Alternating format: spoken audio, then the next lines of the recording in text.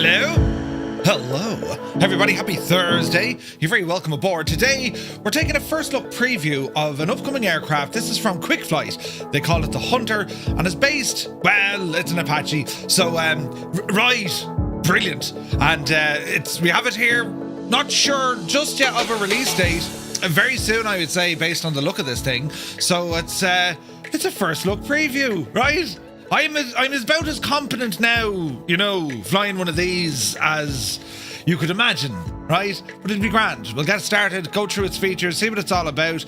We know that Echo 19 have done the sounds, and KwikFlight, well, they've built other aircraft before. This is their first venture into the rotary wing, and it's been published by iniBuilds. So it's going to be grand, right? An Apache, Jesus. Well, Hunter, yes, let's go with Hunter. So we're going to be checking this machine out. Hope you're all keeping well. Hope your day is going great. It could be morning, the afternoon, or indeed the evening. It's still morning in Ireland, and it's grand. Right, I'm busy this morning, backing up stuff and trying to fix stuff and, you know, the things you do. But yeah, I'm looking forward to giving this a whirl to see what it's all about and what it can do. I loaded it up last night just to make sure my control profiles worked, which they do. Took a couple of pictures, screenshots, then I went to bed. It was like Christmas Eve. It was like, I can't wait to get up in the morning and, you know, and do this. So yes, you're all very, very welcome aboard. And as I said, a little bit later on, we're going to do some briefing for tonight's VATSIM flight as we fly from Vagar on the Faroe Islands over to Reykjavik in Iceland. So it's all about the briefing, check out the weather and figure out how the flight is going to go. I ended up at the car park. It is grand, right? We won't worry about it. But look, who's here? Look, Airwolf, top of the morning to you. Irish Jet Red, rather. Good to see you, man. Rain is here. 98 Vulcan, greetings. Oz Nomad, 29 months. Subscribe to the channel. Thank you very, very much indeed for all your support. He says, nice to see some daytime streams. Now you got yourself a real job, right? Normally you're on around 3 a.m. Jesus. Great news, Oz. Great news. Little Trader, top of the morning to you. Hope you're well. Malky Mac is here. Clipped Out Panda, top of the morning. The Limbix is here. He says, good evening, Murph and Fireflies. Currently flying a H125 around the Congo. Lots of trees. Yes, I can imagine. 125, great machine that. The Impossible Face, good morning from a drenched and damp Aberdeenshire. Just a whistle stop before I nip out to work for a few hours. I'll have a great day at work, man. Blinky is here, good to see you. November 7373, Lima Fox says, morning from a rainy Ohio. Good morning from a, well, drizzly owl Tipperary. You're very welcome in. Blinky, 5 streams in a row. Thank you very, very much indeed. Calax is here. Led Ballooner. You didn't catch me out today. Are you up before your breakfast? Good to see you, man. Toombs is here. Looking forward to seeing your chopper this morning. Yo, behave. Right, brilliant. Right, we're over here now, look. Express to boarding, they call it.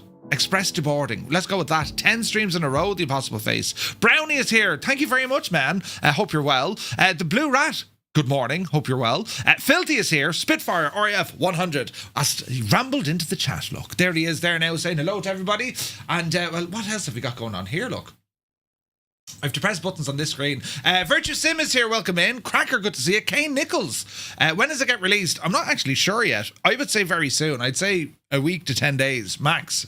Maybe even sooner, you know. Just Willie is here. Good to see you, buddy. Hope you're well. PGM, good to see you. The Starship coming out in June. Ooh, that's a plane I cannot wait to see from Black Square. Oh, man. The Highwayman, greetings.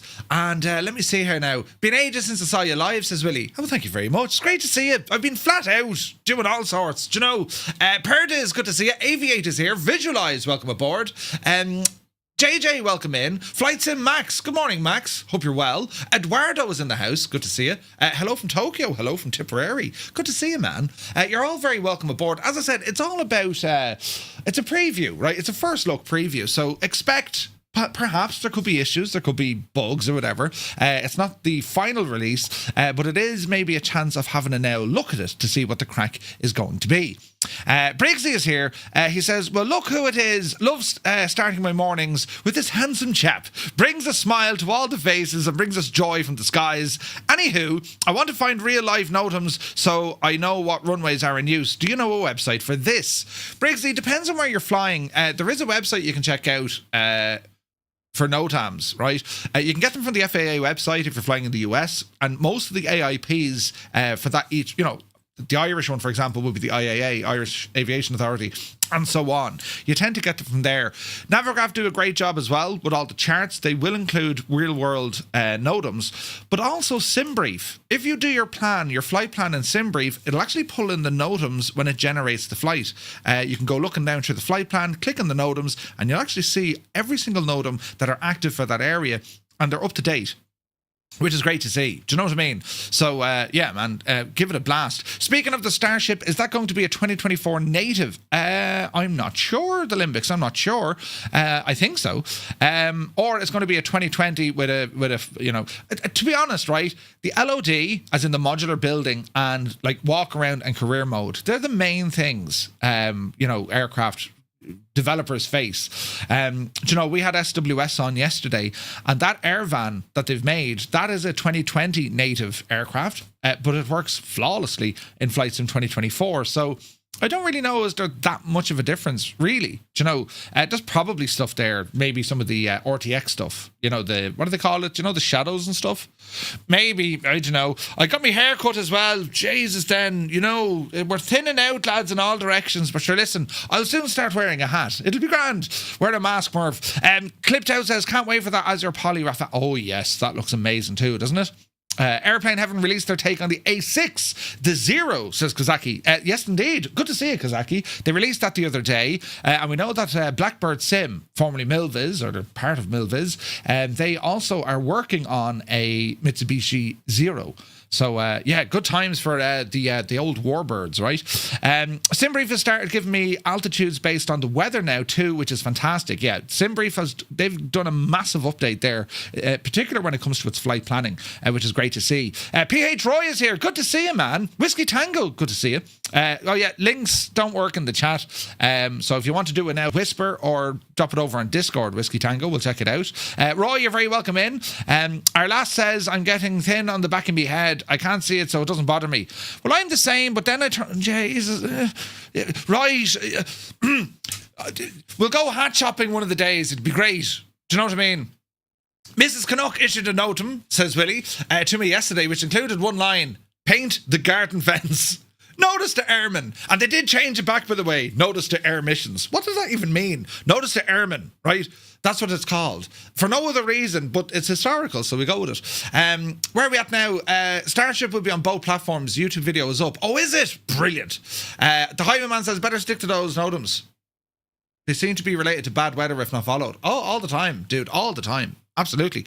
But yeah, this will be interesting now to see what the crack is going to be. The Highwayman says, wife may also stick you in an indefinite holding pattern.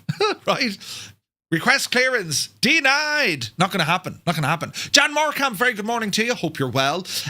With these daytime streams, lads, yes, we are here for a preview. We're going to jump into the aircraft now. But if you've any questions in relation to Microsoft Flight Simulator, be it 2020 or 24, if you're stuck on something, or maybe something isn't working, or maybe you found something cool and you'd like to share it, this is the ideal time. Like these daytime streams, if there's something you'd like us to kind of delve into and take a look, just let me know in the chat. And if we can do it there and then, great. If we can't, I'll plan it in for the next day. Do you know? Because loads of time, lads, loads of time, and all is well in the round. Stevie B's, good to see you. Hello from a sunny Tenerife. Ooh, hello from Tipperary, where it's not sunny. I was told hair loss is the cause by heat produced by the brain doing immense and important work. Well, the Limbics, this is the story, right? If you go bald on your forehead, it means you're a great thinker, right? If you go bald on the back of your head, it means you're a great lover. I am therefore going bald on the front and the back of my head. Therefore, I think I'm a great lover. Brilliant. Right. So that's how that works. Is it a bank holiday in Ireland? Wayland Utani. Good morning to you, Wayland. There's a bank holiday this coming Monday. Yes, the June bank holiday weekend is on the way. Am I on Sim Update 3? Negative. I'm on the public release of Sim Update 2. Right. Can I ask Mr. Two-Tone what she thinks of that? She usually responds with just looking at me, with a face of utter exhaustion and confusion. Yeah, right, that's usually what happens. I'm currently out in the 182 checking out the global AI ship traffic. What's it like, Malky? Is it good? Roy says, I'm bald at the front, top left, right behind the and below. Uh-oh. All wives know that look, right? They go to training, I reckon. You're going to be a wife. Come into this room. This is how you need to look at your partner. Right? Brilliant. But anyway, let's see what the story is now. Hudson is here. Good to see you, buddy. You miss Kilkenny. Your second home. Brilliant. Let me know when you're coming over again. There'll have to be pints. Do you know what I mean? Hudson, it's great to see you. The weather, sure, look at... You know, it's Ireland, like, so we don't expect much. It's cloudy, but it's not raining consistently. It's raining every other minute or two. You know what I mean? Good to see you, though. Big Al is here. Good to see you, Al. Jesus, Al, you're up late. Does it have weapons that you can shoot things yet, says Ernie. Ernie, wait till you see the state of this. This is an important stream because you'll see now in a second, right? Corn Wolf, good to see you. Murph, you divil, you have your hands on the hunter. Yes. Yeah, you looked just like my wife. Brilliant. Fantastic. Plenty of ships as it should be, says Malky Mac with the global AI ship traffic. Nice. It sounds like Yorkshire with the rain. Yeah, very similar. Jan says, Murph, I have a question. Do you plan on updating your LinkedIn profile picture? I mean, it's kind of not up to date. That's a photo from me wedding day. You know, do I have a photograph that I'm not currently looking like I'm some sort of an idiot? Yes, my wedding day. I'm only slightly confused, right? Yeah, I need to do all of that. Jesus. What are you shooting at first? The clouds. We'll get missions and all that. Wait and see it. It's class. Where is this now? Sadly, I tried landing a bell on a ship and I went passing through it. No. Went straight through the ship to the bottom. Yeah, a lot of the global AI stuff, they're not solid. And we kind of saw that yesterday with X-Plane. I mean, anything that they generate, you can land on. If they have a landing pad, a helipad, you can land on them. And I'd love to see more of that on Microsoft Flight Sim because it's class. That was so much fun yesterday. Just, you know, and it's a real challenge. You know, choppers are trying to fly a helicopter is an absolute task. But trying to put them on ships that are moving, plus you're in weather as well, it's a lot of fun. Very challenging, but also very rewarding. Kind of when you get the stuff done, you know. But right, will we jump into it, lads? You're right. It's not me you're here to see. Let's go over here. Why didn't that light turn off? Oh, Jesus, then I'm after breaking me lights. Hang on. I'm after breaking me lights. There's a button here not working, right? Hang on there now. Lights. Title. Why isn't that working now, look? It does 8 actions, right? Murph, did you hear that they moved the Concorde to give it a clean? Did they, Briggsy? It's over at Heathrow.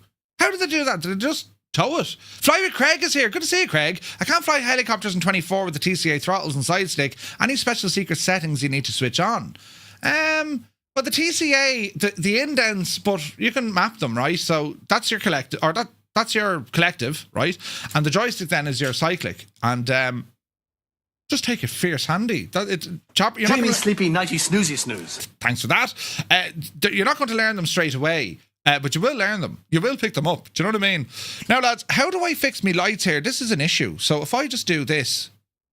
Yes, we're in the dark. Murphy, you've never looked as good, right? And if I close Elgato, I need to fix all this.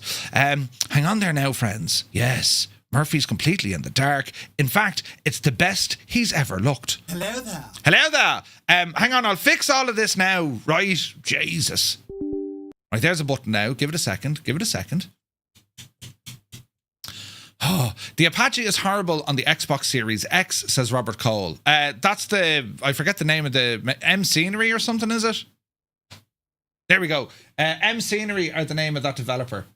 And come on, will you? There we go. M Scenery, who made the Apache, they're shite. They're absolutely shite. So this one is different. Right, come over here now. I fixed my lights. Great news. Brilliant. The snoozy snooze is going to cause medical problems. Listen, I'm telling you, they already have. But anyway, let us get in here and have an old gawk at this. Right, now, bit of volume. Right, so the KwikFlight, and they call it the Hunter, right? They call it the Hunter. But let's read about it, right? Introducing the Hunter of the Skies, the KwikFlight Hunter brings the legendary power of the battlefield to your simulator, to a civilian simulator, right? Crafted by industry veterans for an immersive, thrilling and accessible rotary wing experience, this attack helicopter isn't just about firepower, it's a precision machine built for dominance, agility and intensity. Some of the features of this, so clarifications and outlining the decisions that were made by KwikFlight when they wanted to make it. They aim to implement the basic philosophy and design of several systems and procedures found on the real aircraft, but also keeping them at a simple and accessible level so that everyone can enjoy it, regardless of their experience within simulators, and especially those who are used to military simulators, right? So that's the objective. They're trying to make this thing accessible, all right? They rely heavily on the tools provided in the SDK, that's the tools they're given from Microsoft Flight Simulator, and to implement many systems and enable interaction with them. As such, systems like electrical, fuel, APU engines are modelled based on the real aircraft, and their interaction is entirely realistic. However, we also face many limitations, especially when it comes to helicopters, and even more so with military helicopters, which force us to create many systems entirely on our own. The mission and weapon system are completely new to Microsoft Flight Sim and were developed 100% in-house with the goal of being simple, immersive and fun. Ooh. On the other hand, the simulator does not include an autopilot system for helicopters, so they had to develop that themselves from scratch. So, it's a bold and immersive flight sim add-on. The Hunter is one of the world's most recognizable attack helicopters used by air forces across the globe. Boeing made this machine. In the real life, it's the AH64 Apache, known as a gunship, and then they had other variants like the Lombo and so on and such. Designed for everyone, that's what they're going for. We know choppers can be intimidating, especially military ones. That's why the Hunter strikes the perfect balance. Well, we'll see. Whether you're a newcomer, curious about rotorcraft, or a seasoned sim pilot craving danger, the Hunter is designed to give you instant fun and long-term mastering. Ooh, we like that, right? Microsoft doesn't naturally support combat or military system. Every bit of the Hunter's mission logic, weapons control, avionics, and autopilot was engineered from the ground up just specifically for this aircraft. So there's a lot of work after going into this, as you will see, right? Custom built avionics, right? There's a ton of features here.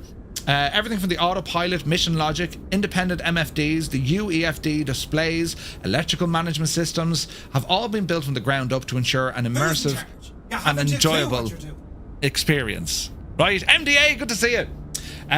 So custom cockpit and external lighting, flight control stability system and an autopilot, fuel management, communication suite including custom mission interactions, advanced weapons and combat systems exclusive to the iniBuilds store. So when this thing eventually does get released, it'll end up probably in the marketplace, and you'll be able to download the weapons pack separately from all of this, right? Steiny, thank you for turning on me lights to bright. You're very welcome in. And Ass is here, good to see you. Stevie uninstalled and reinstalled several times. No way, man.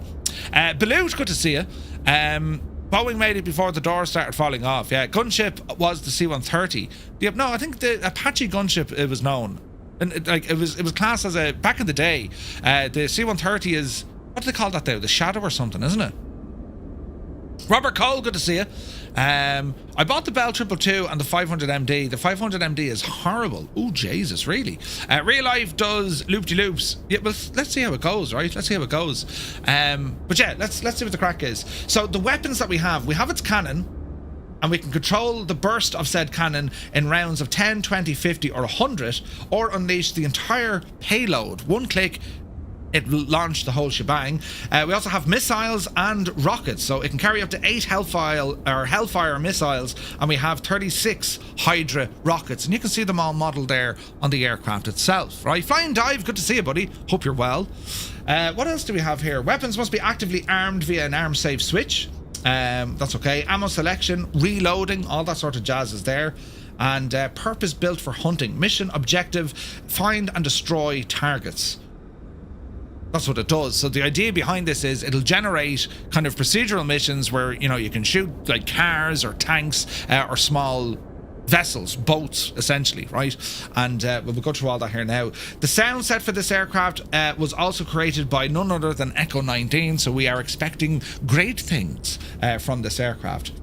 The immersive visual effects, it includes its own visual effects for the aircraft and dynamic reactions to combat scenarios. In actual fact, if you get too close to a target, right, and this happens, if you get too close to a target, you'll hear gunfire hitting the aircraft, and the aircraft will start displaying signs of damage. Not only that, the systems on the aircraft can get damaged as well. Like, what? Crazy, right?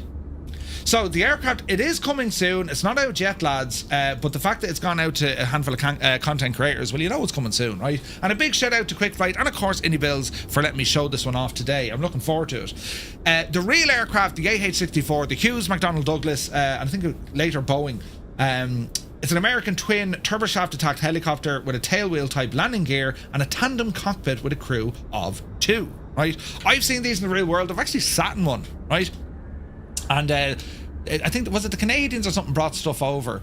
I think it was the Canadians. They brought them over to Baldonnel some years ago, and I'd never forget it. When I sat in the gunner seat, when you move your head, right, the front cannon moves with the direction that you're facing. In the real aircraft, this one, I don't think it does that. It's slightly different, but we'll show you all about the features. Let's start off with the exterior, shall we?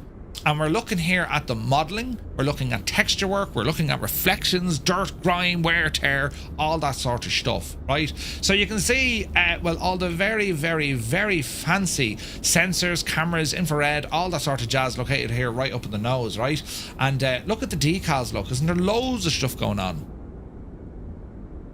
Look at this, look at the detail on this, lads. Like, we can get right up close to it, like, that's like shocking detail, isn't it? So if we see anything kind of weird or wonderful, well, let us know. We can go back to them and let them know what the crack is. Here be this absolute mad lad. And, I mean, look at the DCS version of the Apache, I think is top drawer stuff. But this, in Microsoft Flight Sim, and especially when you see what's possible, unbelievable, right? So all sorts of springs and buffers and all the recoil, like that gun itself, like they're usually mounted on it like a ship or on the ground or on a tank, right? To put it on an airframe in a helicopter, that's why we have all these fancy suspension bits and bobs all around it, right? So moving down, we have our landing gear, which I believe is fixed on this, isn't it? Or maybe they go up. It looks like they go up. They're on a hinge there, so we might be able to tuck these away. Here's our Hellfire missiles. And look at the detail even on the missiles, lads. Isn't it savage looking? And even like, this is the detail even for the weapons officers on the ground loading it, look. They have the switches to either arm or hold the cartridges. Here we are, rockets. Sav. And if you're seeing any kind of... if you're looking at any kind of weirdness with, what's the word I'm looking for? Like screen tearing or whatever else, that's just the good old frame gen, you know? It comes with a number of different liveries as well. This one here is for the air cav, and it actually comes with an RAF livery, some Indian liveries as well. But you can see the details, lads. Isn't it absolutely gorgeous? Like, you're talking all sorts of detail going on in this.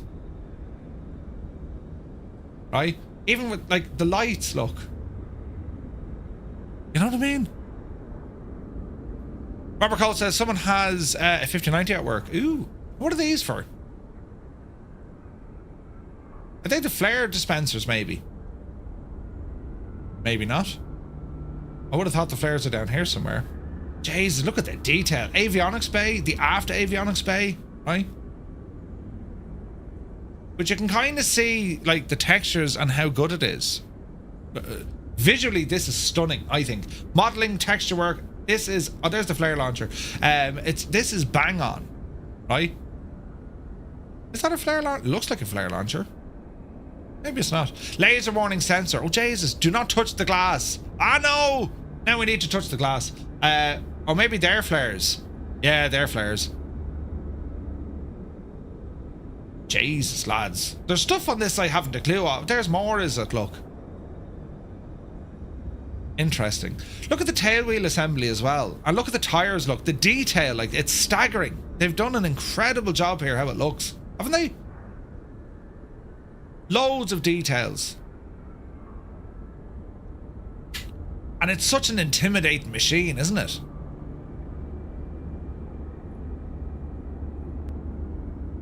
Jesus, even the tail rotor, look, it's like a twin. It is a twin. So you have the first set and then the second set. That's going to look interesting when she's flying. And even the, look at the details on the actual friggin', look at that. Jesus. Any release date? Not yet. It's armed to the teeth, yeah, armed to the teeth. Look at the level of detail here, like. So many times you'll see things like this, you know, the shape of the blade, it's straight, which they're not. I mean, it's a wing, right? That's what your rotors do. And like, even looking back here, like the drive shaft going back to the gearbox going back to a drive shaft. And you can imagine this, everything here is well covered. I mean, the Apaches are built, you know, to sustain usually kind of small arms fire. Loads of little details here. It's exquisite. The modelling and texture work on this is absolutely beautiful, isn't it? Look at that. Jesus. So on the visuals, this thing is spot on, lads. There's nothing here that I can say that's the wrong scale or that looks out of place, or, and even the rotor's kind of drooping down with the weight. You know what I mean? Dave, it's good to see you, buddy. The blades are super unique. They actually push the sound in various directions, so when they're attacking, people won't know what direction they're coming from, says Naze. What? Jesus. Yeah, it's as if the model, it could have been Steiny, yeah, it could have been a model that was bought and then they modded it. It's superb modelling here. You know, I mean, the details, lads. Textures, details, everything. It's bang on. You got a camera or something up here, is it? Or just sensors? Isn't this thing up on top then? Well, isn't this used for, like, you know, defense against EMPs and all this sort of jazz? Isn't it? Very, very cool looking. Sensor array, yeah. It's absolutely class. What else do we have here? We've got a wire cutter here. That I do know from civilian aircraft, right? Air intakes over the top. And we'll ramble into the cockpit here now in a moment just to get a proper look at all our stuff, right? But yeah, lads, I think visually this is on the ball. Like, this is absolutely incredible. And as I said, it comes, look at the reflections there, look. Jesus, lads. Look at the state. Oh, yeah, I think we're going to have a lot of fun with this. As I said, it comes with multiple liveries as well. All right. So, shall we jump inside and take a closer look now at the internals of the aircraft? So, we're in the back seat. And well, some of the textures that we can see here, we have our collective, we have our cyclic, we have our anti-torque pedals. Let's get a bit of familiarization. So this baby hits 88 miles per hour. You're gonna see some serious shit. Does it have a fridge, right? So down on the left-hand side, electrical panel along with our lighting, we have our engine controls, APU, master ignition systems. That's going to be for the battery. Emergency guard, transponder, tailwheel lock. That's all sweet. This just is, yeah, there's no little click spots on the collective. You do have them on the cyclic though. You have a flare launcher, and also with the autopilot is up and running, it has an auto hover, which is class. Park and brake, we have various tests here. We have windscreen wipers. Video system, not sure if that's working. We'll need to check it out. We have our main MFDs. We've more of them up here, and then we have a communications panel down there. All right, so this is in the main, the back seat, as it were. And like the details in here, lads, it's very good. Like, you got scratches on the glass. The interior is modeled to the same level of degree as the exterior, I think. Right? Get around here, we have a look. Like, you can see what the crack is. Very, very nice. And it's not clean. It's not brand new out of the factory floor. This is like something that has worked. Do you know what I mean? So we can't use the circuit breakers. They're not modeled, but I don't think anyone will be too... Like, how do you reach some of that stuff? You know what I mean? So if we move forward now into the front position, again, we have click spots all in here. It's a pure replication of what's in the back, slightly different. So I don't know, lads, is it tactical stuff in the front? Couldn't tell you. Gibbo Ireland, good to see you, Gibbo. Top of the morning, man. It looks as good as a DCS World Chopper. It looks great, yeah. Does it have a drinks holder, right? I hope they optimize textures a lot. My poor 12 gig VRAM can't handle this. Oh no. Mr. Chippy, good to see it. No room for a flushable toilet, says Max, right? I want one of these to land in a local shopping centre car park, right? Yeah, so that's, look at the textures on the seat as well. It's visually, lads, this is stunning. And we got sounds for windows and doors and all this kind of stuff. The gunner sits in the front. Okay. Right. Shall we get to it? So let's turn on the battery.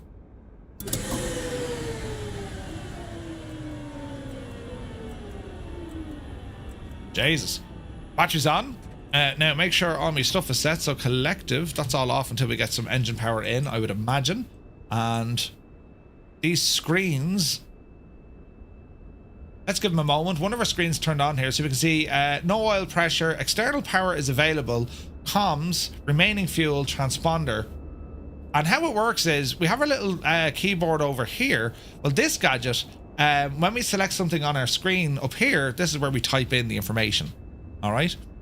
Can you toggle the seat location like the PC-12? No, I think you have to bind it to a button. Something like that. Yeah. The screens will power on with the APU or external power. Right, well, let's go in here and have a look. So what do we have? We have APU, we have external battery.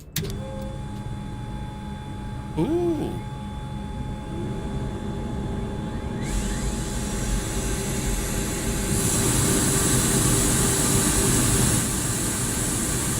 That sounds pretty good.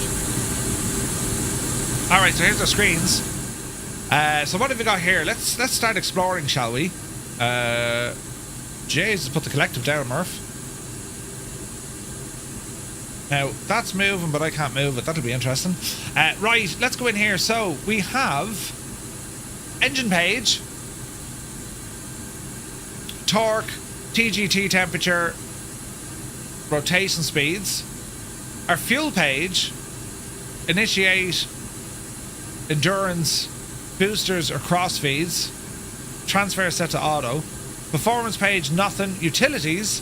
So this is like your autopilot. So this is where you'd select, right, I want an altitude of, let's say, I don't know, 2,000 feet. See the way the 2,000 feet comes in here?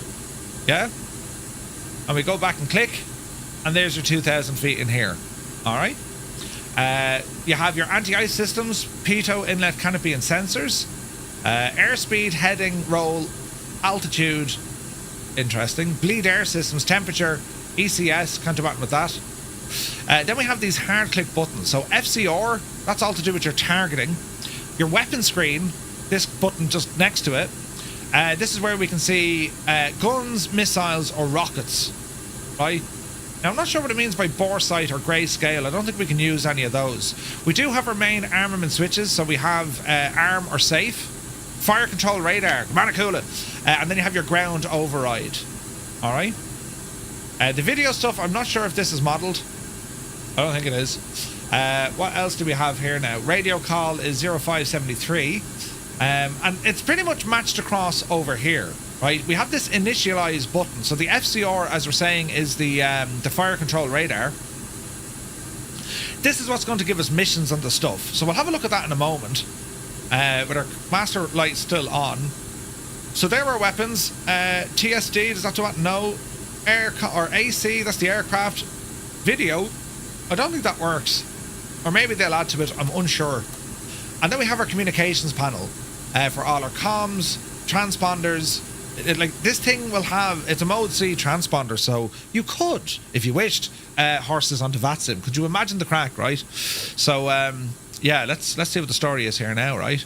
No idea there's this much about us, says Robert. I've only been playing 2 days, fell in love with everything about aviation. It's awesome. Murphy and fire control. Steiny, say nothing. Baloo says, so many buttons to push. This is paradise for Murphy. Let's push everything. Yes. Brilliant. There are some nice sounds. Yeah. Wheeze like my granddad. Screens power on with the APU. Yeah. All right. So, well, let's see. Can we get this thing into action, shall we? So we're on ground power. I think we'll fire up that APU. We have some lights, external lights, formation lights, turn them on, right? Signal lights, standby instruments, bring those up. And let's have a look what we're going to do. So APU, let's turn it on.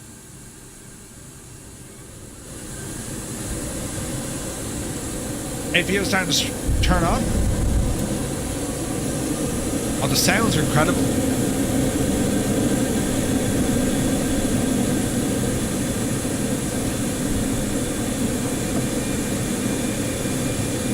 That's our APU on. APU available. External power connected. So let's turn that one off.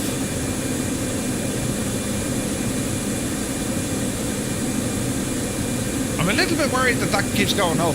Let's worry about that now in a moment. Okay, so what do we need to do to start this? So, we've little checks down here. We've wipers, overspeed checks, and generator resets. Okay. Communications. Alright, shall we fire it up? I don't know what's going to happen here, but sure, listen. Rotor brake goes to off. Tail wheel lock is where we want it. Engine start switches are here. Ignition override, and then we have our power lock. So currently set to off, right? Now, I don't know if this is following the real thing. We'll find out. Engine 1. We have spinach.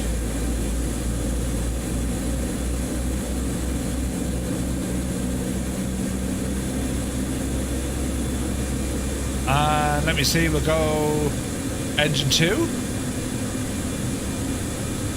Both engines are coming up. Introduce some power. Into idle.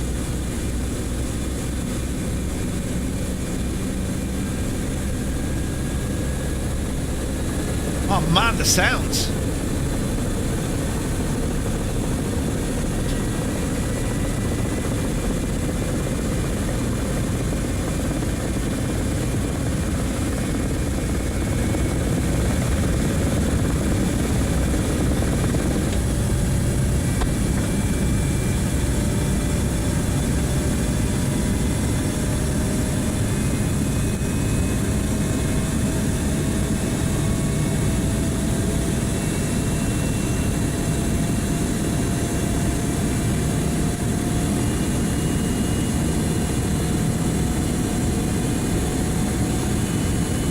We're getting a little bit of shake on the ground.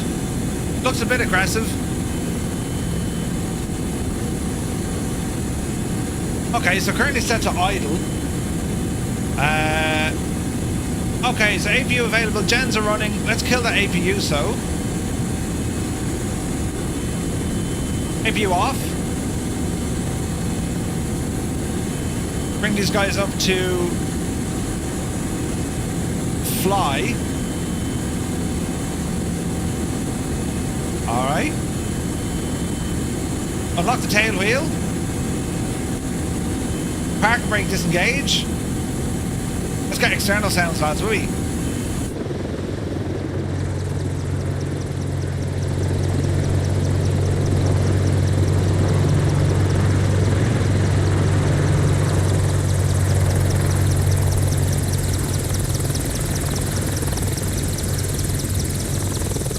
Now, it seems very giddy sitting on the ground, so that could be a bug.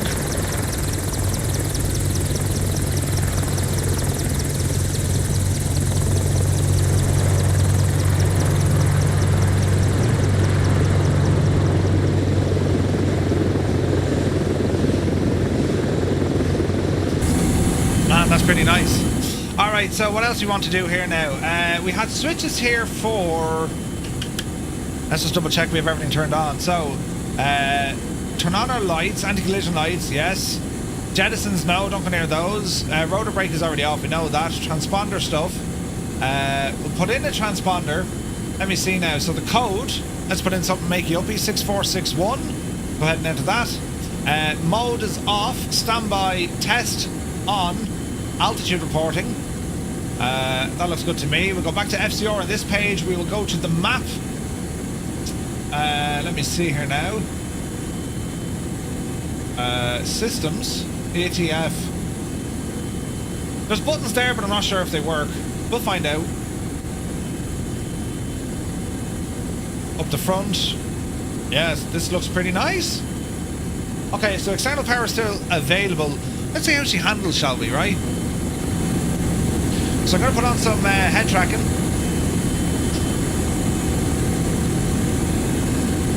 And there's a click spot here on the side panel if we want to bring up a HUD. Look at that, lads.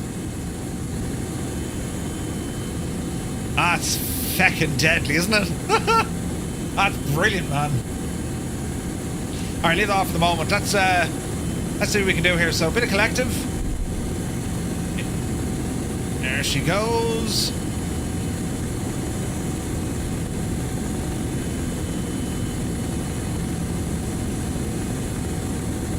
Let's go rambling.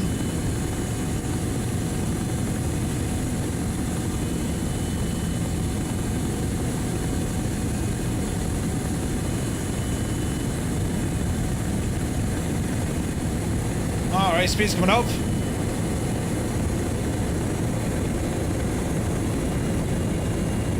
Very nice.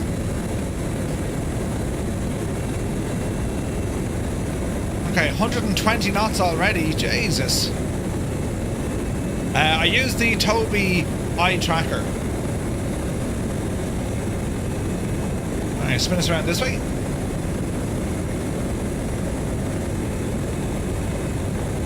Sounds are good, yeah?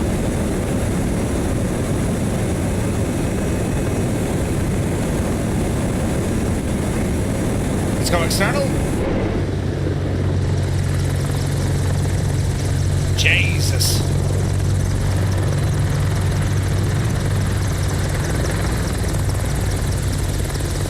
Very nice.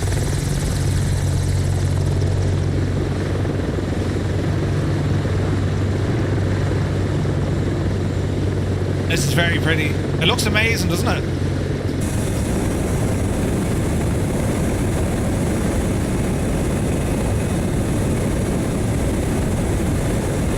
Alright, we'll go over the old little mountains here.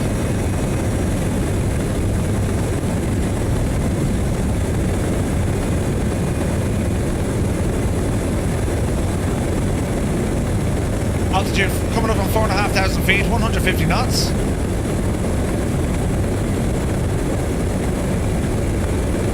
It doesn't come with a water bag for firefighting, no.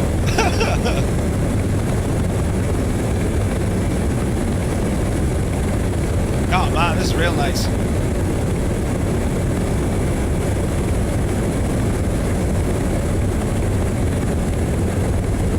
Flies really well.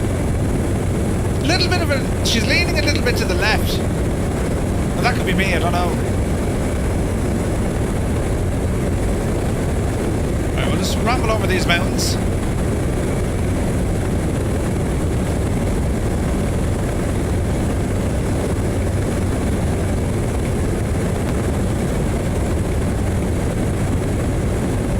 Very nice. It can move 170 knots, lads. Jesus. Altitude low. Getting audible warnings there. Low altitude.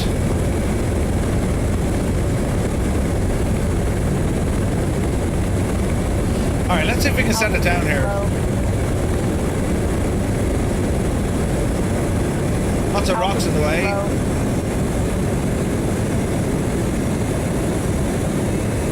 Ease back in that speed. Altitude low.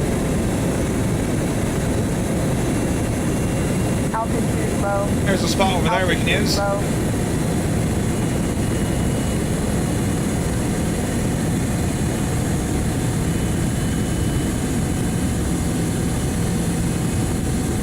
Ease it out.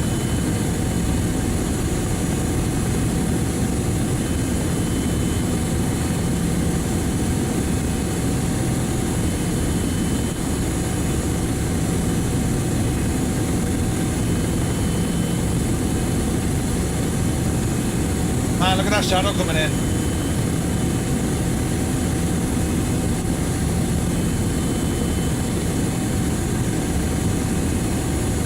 Try not to land on any rocks.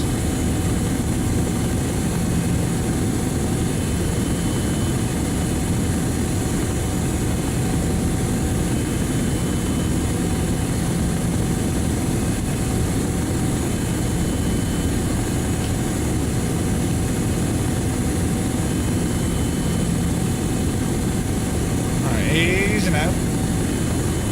Kicking some dust. Oh, look at the dust.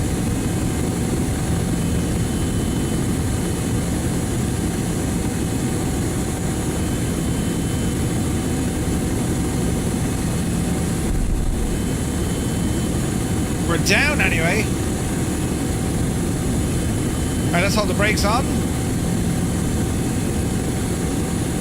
There's a bit of there's like, the screen is shaking quite a bit. Now, I don't know, is that just me PC or what?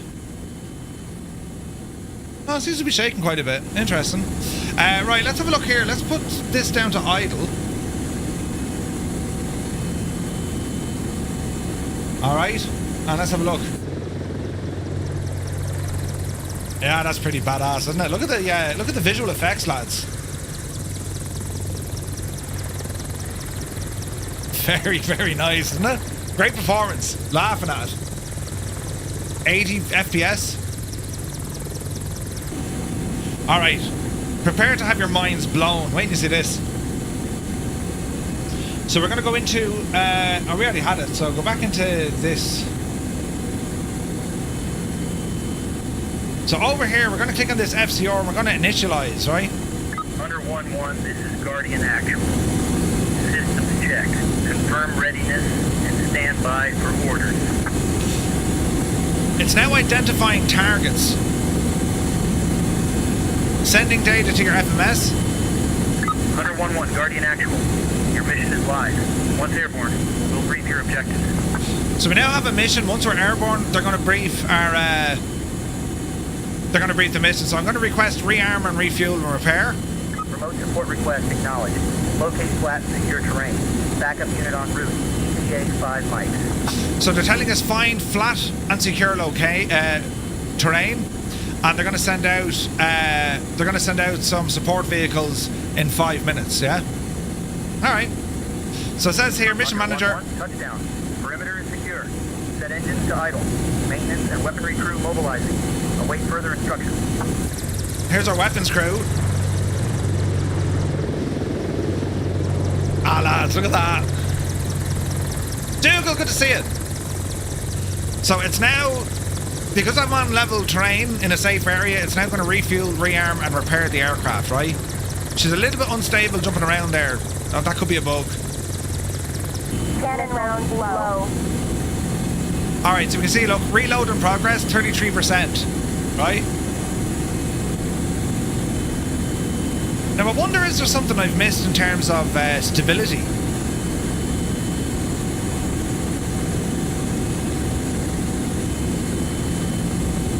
Maybe.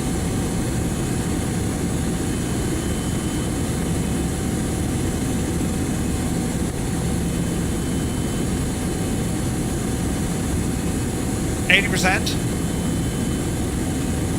Hey, Fornax, good to see it.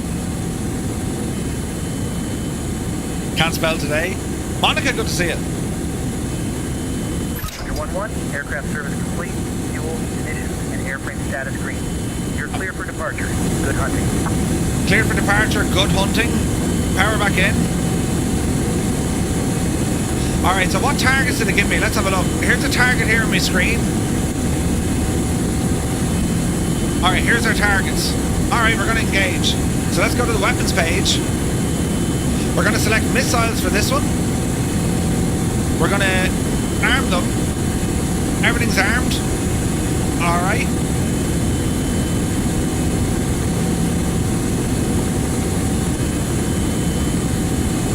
Now, can I get that on my HUD?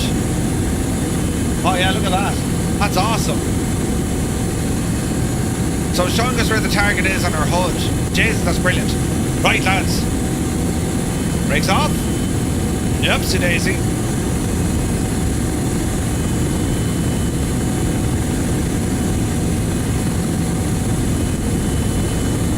Under 1-1, wheels up confirmed. Climb to operational altitude and maintain advised heading. Good hunting. Good hunting.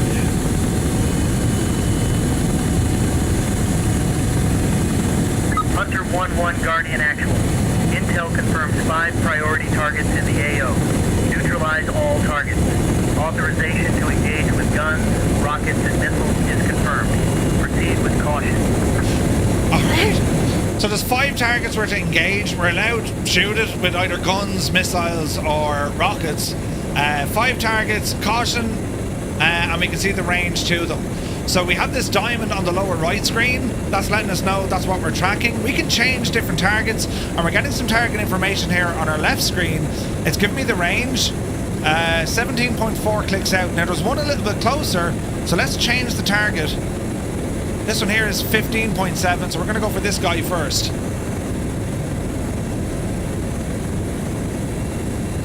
Easy does it now. We are armed to the friggin' teeth on this.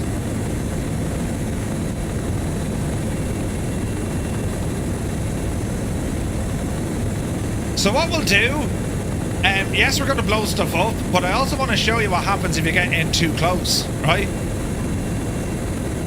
So we're still fairly far away, like we're, what, 14 kilometers out?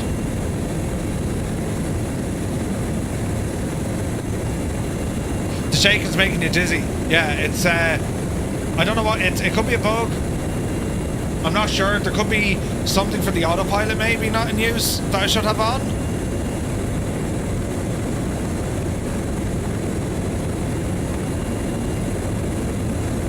Wow, look at that. See the camera on the front? See the sensors?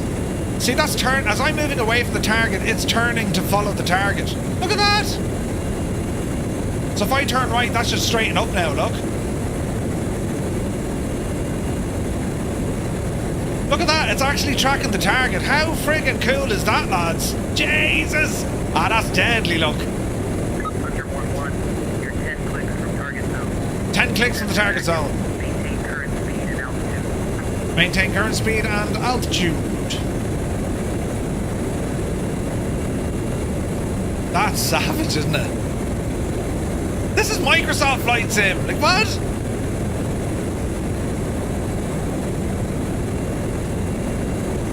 Madness. Altitude low.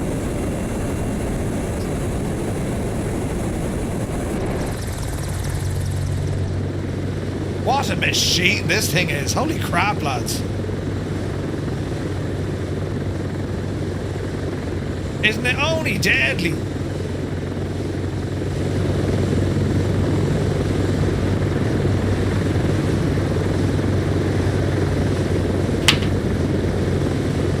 Jesus, don't crash, Murph.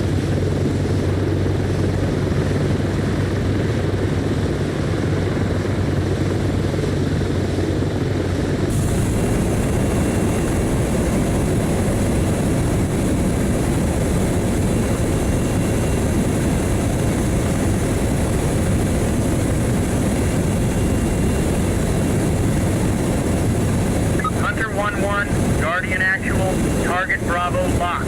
Confirmed hostile, clear to engage at your discretion. Oh, hell yeah. Osflight Simmer, good to see you, buddy.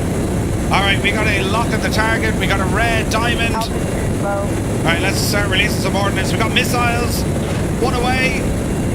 2 away. Low. Good effect. Splashdown! Boom! Look at that, lads! Coordinates to target Charlie. Blew the shine out of him. You had to hope, had you? Altitude low. Alright, next target coming up. Now we're low on missiles. Let's see what happens here.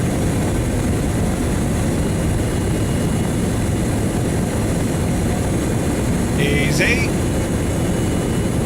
Easy.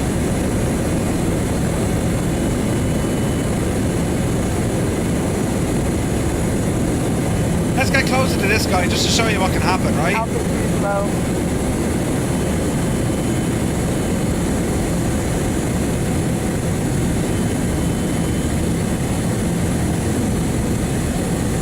Easy. Hunter 1-1, Guardian actual. Sensors tracking target Charlie. Green light on weapons deployment.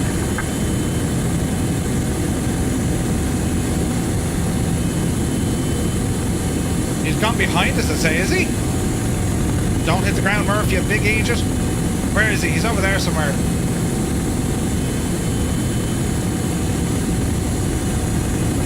Ramble forward.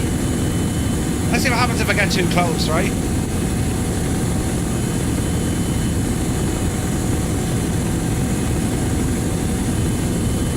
We can't see him yet, but he's out there.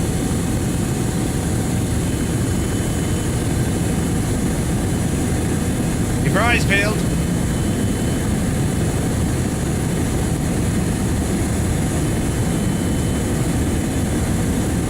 just waiting for the LOD to come up.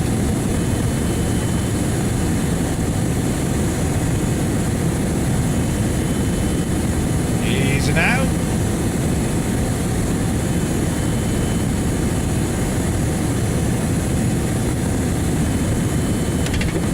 Did you hear that? We're getting hit.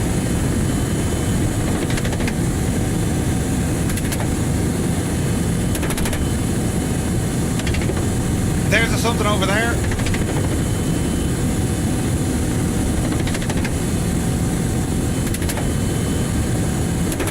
We're getting hit. Deadly. It's a freaking tactical look. Back you devil you. Jesus. Right, let's go back and kill it. Oh no, my weapon systems are gone. Airframe damage, electrical failure, bug out. Ah, Jesus. Get out of there quick. We're still getting hit. We got damage, lads. That's nuts. Airframe, critical damage. Oh, Jesus, critical damage. Get out of here quick. We're going to die. Me chopper is shot to shite, look. Ah, no. Look, we got bullet holes in it. Ah, Jesus, look. Jesus, no. You had one job, Murphy. Just kill the enemy. And what did you do? You got shot. Run away. We're running away. Deadly. Hang on. Get away from all targets here. We need to find somewhere safe.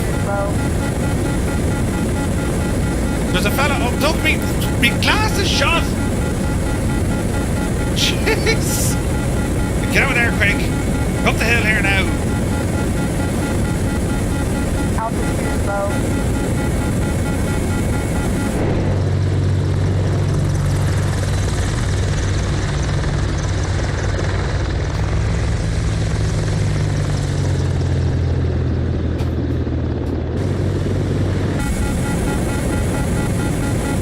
Right, hang on. Let's see, can we put this down and get, like, you know, get rid. Oh, jeez, there's a tank. No! Is it a tank? Oh, jeez, it's marked as a tank. Don't hit his tank. Don't hit his tank. Run away. We are running away. Get over the crest of this hill and call in support. Jesus. Yeah, I know we're in trouble. Critical engine failure. Balls. Engine 2 is shanked. My screen's electrics are gone.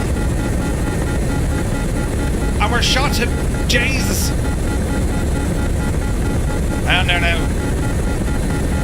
Somewhere safe. Right, easy now. Get that speed out of there. Call in the cavalry. We need to get rearmed and repaired. Find somewhere flat and safe.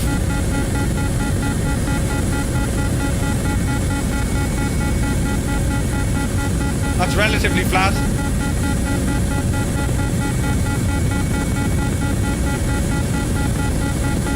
Kicking up some dust. Get her down, get her down, get her down.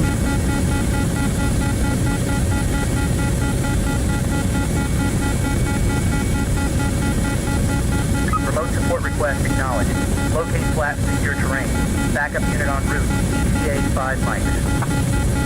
Alright, chop her down. There's a big rock there. Right, we're down. Airframe critical damage. Set to idle. Hunter 1-1, touchdown. Perimeter is secure. Set engines to idle. Maintenance and weaponry crew mobilizing. Await further instructions. Quick! You can't get here soon enough, lads! Jesus! There they are! Brilliant! Jesus, I landed on rocks. Right, lads, fix me up quick! Jesus, I landed... the refund? No, there's no refunds. Check off. Cannon round low. Reload 18%. Ah, Jesus, lads. Brilliant.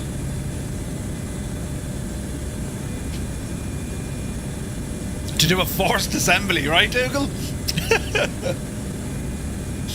Alright, she's reloading. We got our electrical power back. Now I'm going to go back and, like, you know, kills them all. I'll kills them all. Jesus.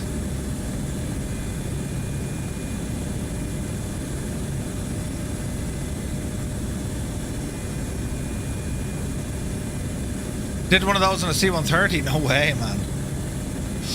Alright, 85%. We need to go back there and, like, get these lads. And we got rockets. We got the whole lot. Hey, Schultz, good to see you. Hunter 1-1, aircraft service complete. Fuel, munitions, and airframe status green. You're clear for departure. Good hunting. Good hunting. Right.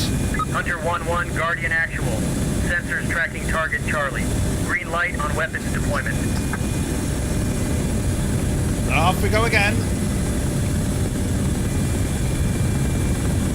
Mission resumed. Oh Jesus, hang on, we're still in idle. No wonder it's not liking it. Jesus. There we go.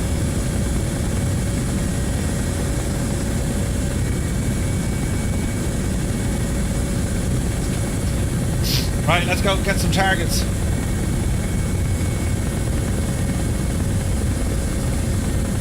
Right, we got a dude right there. Weapons, what are we going for? We're still on missiles. Missiles will do. Altitude low.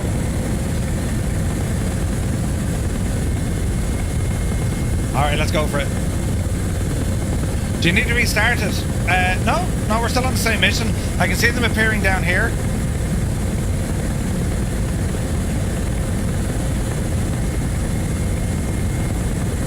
So we're not messing around with these lads now. This is just going to strike them from very far away. It says off on the ECAM. Oh, we Jen! Balls! Altitude low.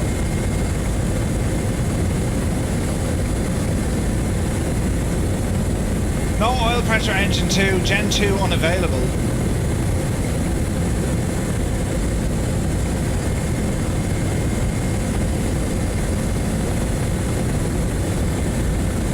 Could be a bug, Naughty.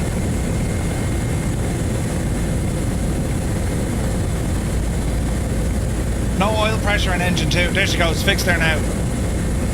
Maybe some sort of a restart, maybe? Right, where is this guy?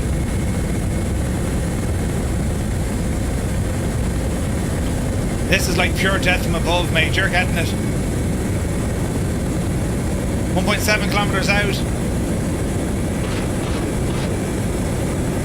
Boom shakalaka. Confirmed effect on target Charlie. Proceed to target Delta. Next.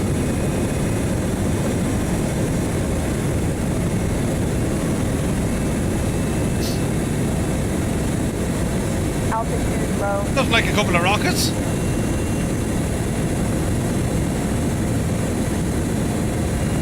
Yeah, I think you just have to kind of restart the engine. Let's go for guns on this one, will we?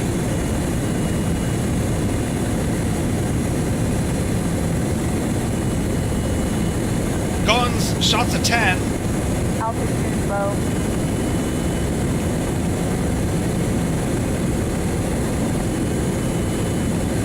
Alright, 5 clicks out. Altitude low. I love the way everything kind of follows at the front. Isn't that awesome? Altitude low.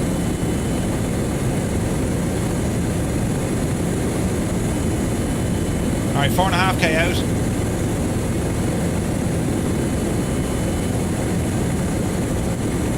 Next target after this is behind him to the right, so we'll scoop in this way.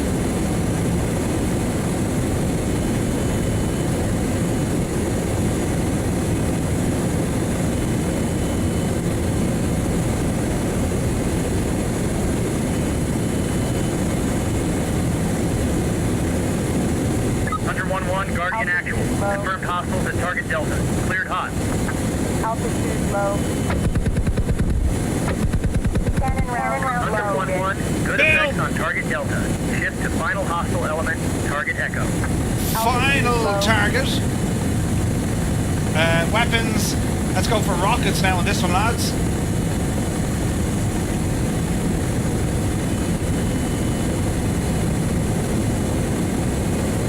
Alright, he is 10 clicks out. Altitude low. We weren't giving them a minute.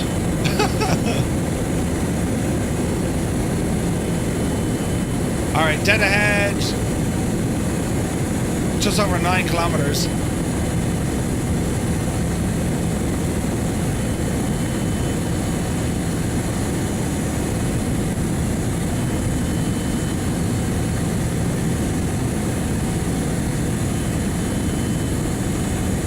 Easy now.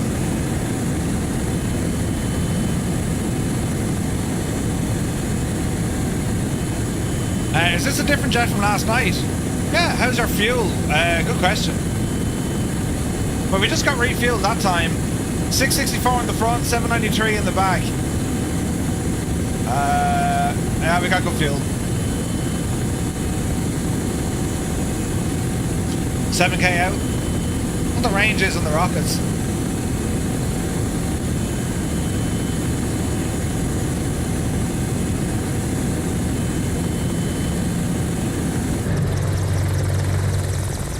Isn't it class looking? It's only deadly looking.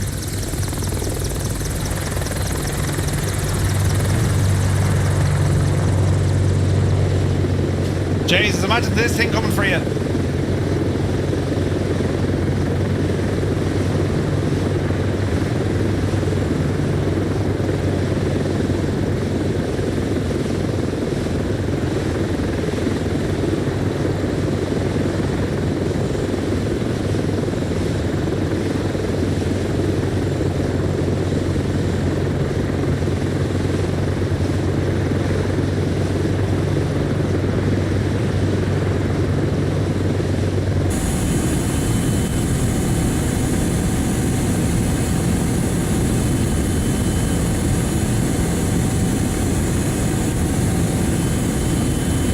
Imagine this in VR, yeah, this would be friggin' nuts in VR.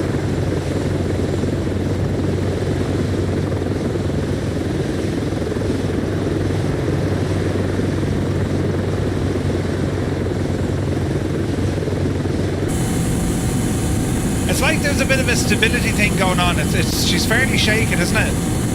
Like 5 kilometers out.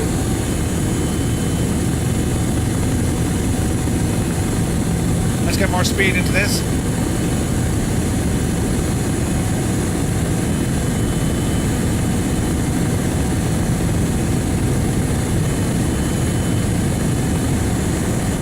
Never got to see these in action. They always stood way off the reef. Yeah, yeah. That's right. Like you wouldn't hear or see these.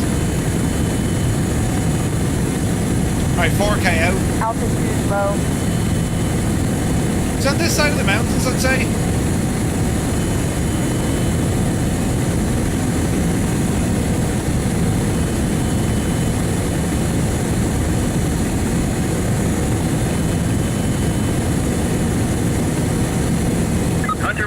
Guardian actual, target echo confirmed and locked. Cleared hot. We are 3 kilometers out.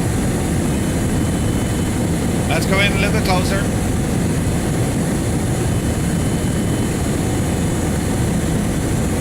So we're locked onto the target. We can now fire because it's red. It's going to hit it. Let's get some rockets out of here.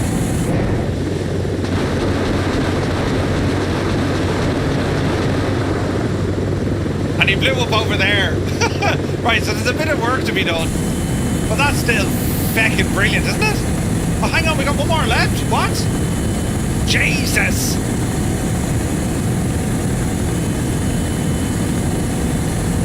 We've more to go. Have we any rockets left? I've a few. Jesus. Altitude low. Let's see what happens. Is the shaking not a normal thing in these warbirds? I'm not quite sure. Is there a good manual with it? Yeah, there is. There is. It's been overkill, Murph. You're grand. Loads of rockets. Alright, this guy's 6k out. There's another one after this. Balls. Yeah, think it spawns somewhere between like 3 and 8 targets each time.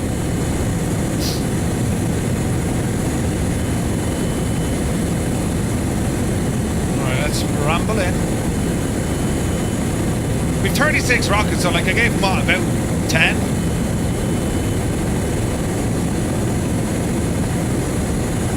Five kilometers. He's the far side of this hill coming up.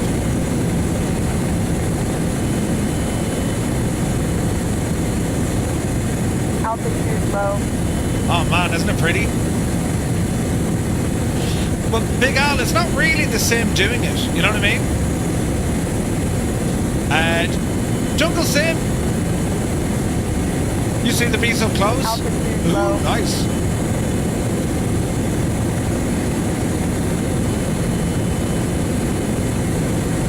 Alright, I got one more. After this guy. Altitude low. Hunter 1-1, target actual, target locked, cleared hot. Alright, so he's behind the mountains here, so we've got to be careful. Altitude low. Or maybe it's not. Altitude low.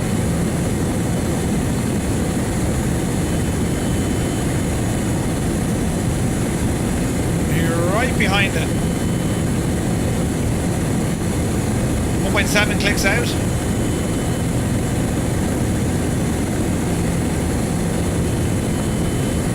1.5.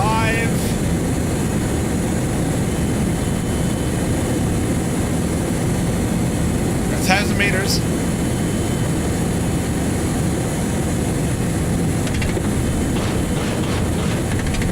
We're getting hit. 4 rounds gone to him. We're still getting hit. Hunter 1-1, target actual, target destroyed. Good effect. Alright, last one. Jeez, we're taking on fire there. Did you hear that?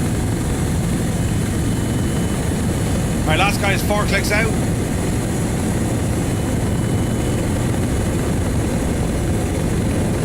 We're coming in at speed. Altitude low. Hunter 1-1, target locked. You are cleared hot. Cleared hot. Missiles. Let's spin around this way a bit.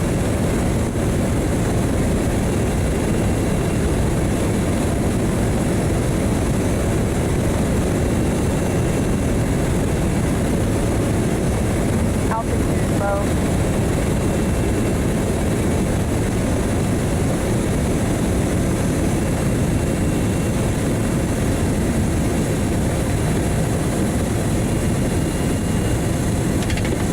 Missiles low. Missiles gone. Hunter 1-1, target actual. Splash down. Good effect.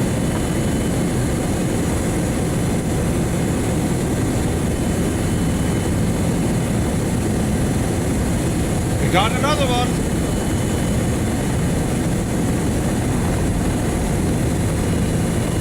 $8K's out. Missiles are low, so they're still telling you. Well, they're telling you what the crack is, yeah? Let's go back to guns for this one. Oh, we're out of guns, balls. Missiles, no. Rockets. We got 11.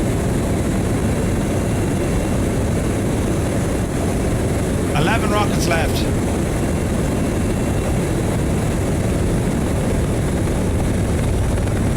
Up the hill. Ah, the roars of the chopper.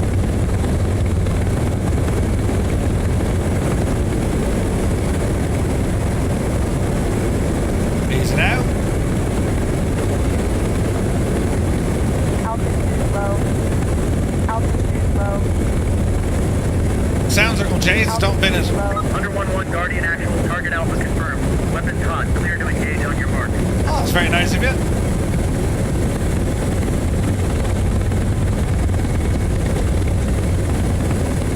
Alright, rockets. Let's be having it.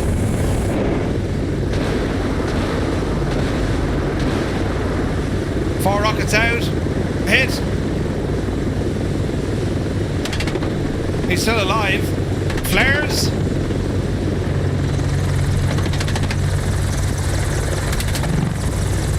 More flares.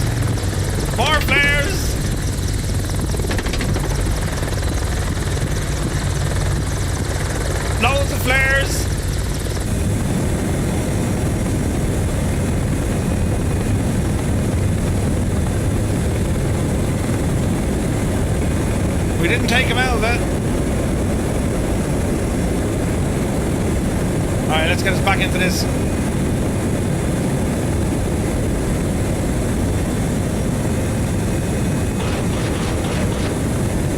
All sorts of hell gone his direction. Boom!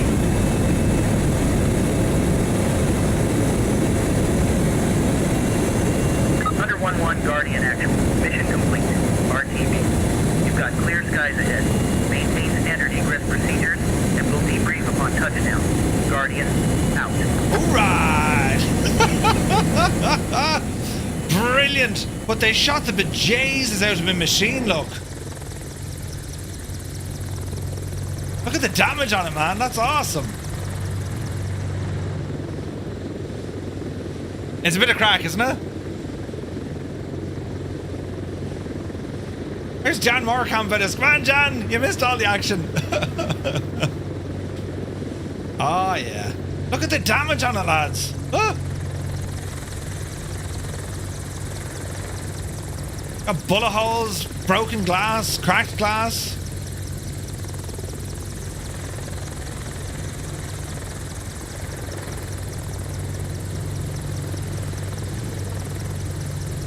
That's awesome. This is Microsoft Flight Sim 2024, yeah, 100%. So, airframe damage, electrical failure once again. Jesus, we're getting shot to be Janie. Where am I?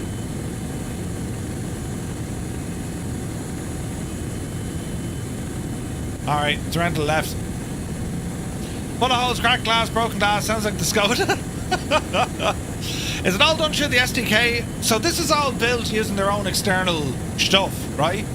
Now, bearing in mind, like, this is only getting damaged from its own engine, as in, you know, other aircraft or other people can't damage it, right? When you get close, that's triggering, you know, enemy fire, and then the aircraft is picking up damage, and it's damaging the systems, and it's able to show damage on the aircraft itself. But it's, I want to say it's scripted, if that makes sense. The same with the targets when they appear. They only appear for you. The weapons, when you fire them, even though the trail of the weapon is slightly off, your target, like, for instance, if our target was on the top of the hill, we could fire a rocket and you'd see the impact on the bottom of the hill, but it hits the target on the top of the hill. So, there's going to be limitations with it, for sure. But, like, how they've managed to put all of this together, between, you know, the mission officer talking to you, able to call in ground support to get refueled and repaired, right, rearmed, your onboard computer telling you if you're low on ammo, and it's very, very good, you know. To make any, yeah, 100%, like, to make any sort of combat in Microsoft Flight Simulator, huge job. You can only do what you can do with workarounds. They've done a good job. I think so. I think so. It's very different. We've nothing like this yet in Microsoft Flight Sim, and like, this is, I think, the direction that Miltech are aiming at as well. That's what they want to be able to do. But I think KwikFlight, they've just done a stellar job. There's a couple of small things with the aircraft I'm finding. It's a little bit shaky, right? It has a tendency to roll left on me, so I need to double check that that isn't me. As in, that could be just a Murph thing, you know what I mean? Gibbo, brilliant. But in terms of the chopper and how everything tracks and how it moves, the sounds are absolutely incredible. And it flies really well, and it's not hard to fly. It ain't hard to fly. So we'll head back up towards our airport here. What do you guys think? Hey Alison, good to see you. If anyone asks, you weren't here, say nothing. Good to see you, Ali, hope you're well. But do the wipers work?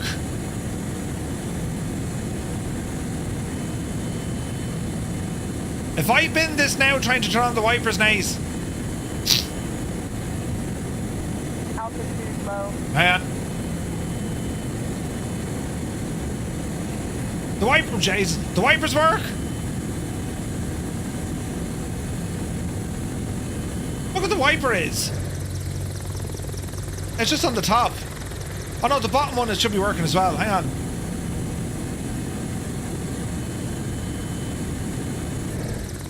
Maybe the front one is shagged. That's possible.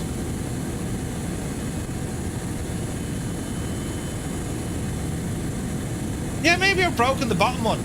Or maybe it's controlled from the front seat.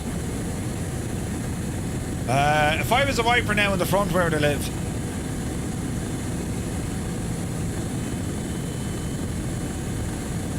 Ah, there we go.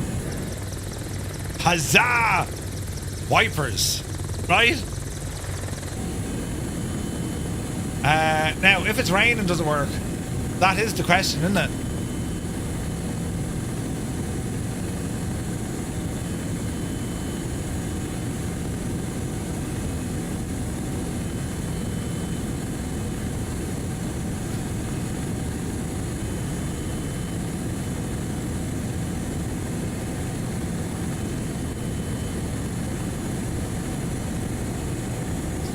Well, this is stupid, Murphy.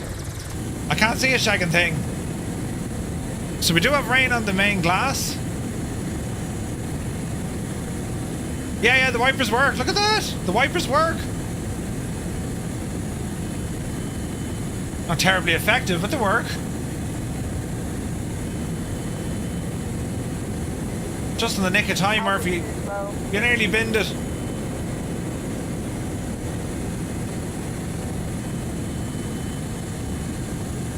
Altitude low. Okay, we need to get back to the airport because, like, our chopper's shagged. Do Halfords do they sell the blades, right?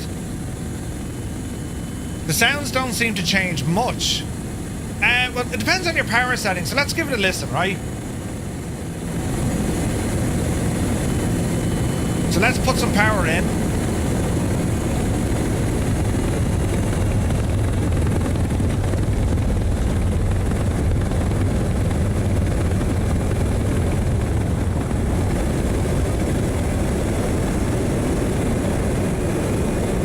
You're definitely getting the thud of rotors.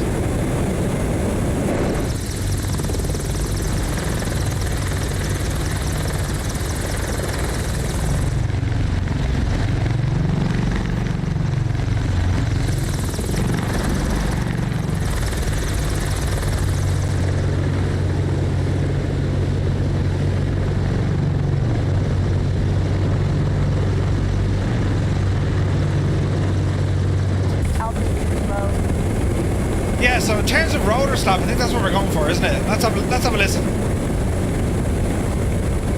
Altitude low. Altitude low. Altitude low. Does a little bit?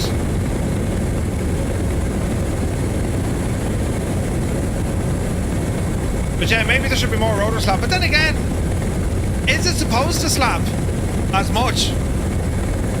Like, some choppers do, some don't. The Apache doesn't do a blade slap. I was thinking that. I imagine it's the shape of the blades, right? You definitely get the roar when you add power. Oh, Jesus, I've binned it. Oh, no! Oh, jeez! It's alright, say nothing, lads. No one saw that. What's the big splat? We got hit by small arms fire. Or it could have been the tank. I don't know. Wind effect, surely. I did this when I was an Apache pilot. But I can hear the wind stuff alright.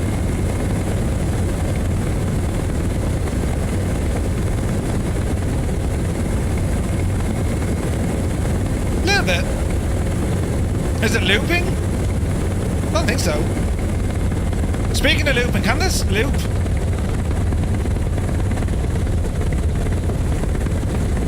Now the airframe is damaged, but sure, let's see what happens, right?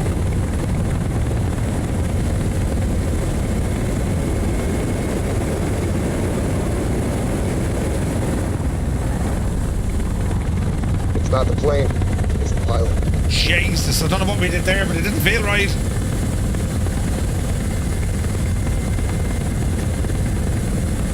Really shouldn't be doing this, I'd say, with all the damage we have.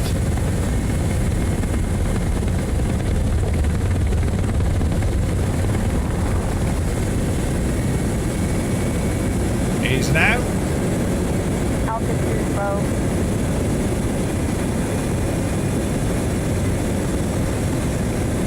All I saw was a touch and go, yes. The low beeping loops.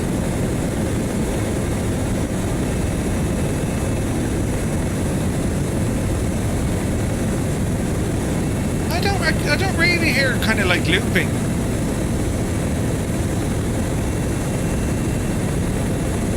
I don't really hear it. Sarah, don't mind, good to see you. Riders fan, is it possible to shoot the weapons even though there's no target? Oh yeah. That's not, well, weapons, right? Well, I'm out of guns. I'm out of everything. Oh no, 2 rockets. Rearm. Rockets. Rockets depleted. There go me rockets. Guns. I'm out of guns. Missiles. I'm out of everything now.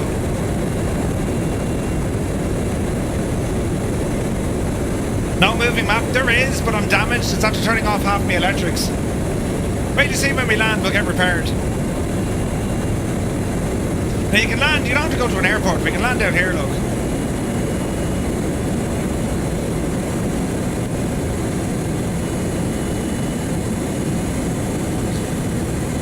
Although we might as well go back to the airport, it's only over there. Like, we picked up damage on this flight. I mean, you can see damage all over the thing, look.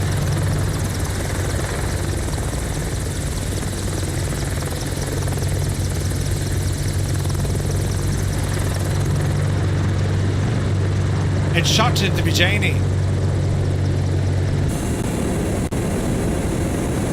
Not them sort of rockets.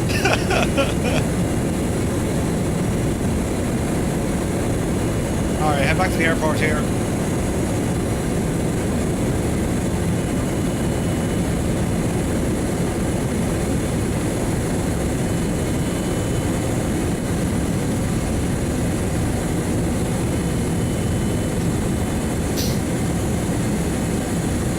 Now. Altitude low.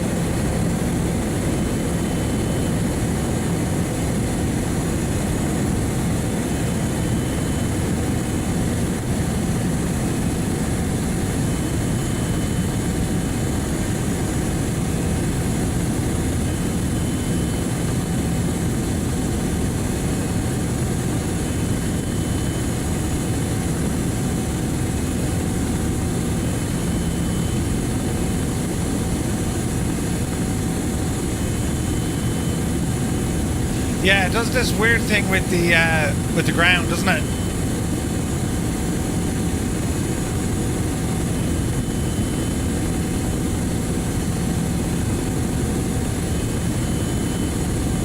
It's like a weird shake effect. That's definitely a bug.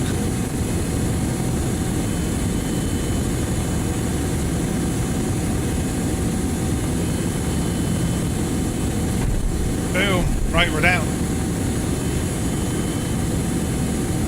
Yeah, so see the way it's shaking the horizon on me? Let me see here now.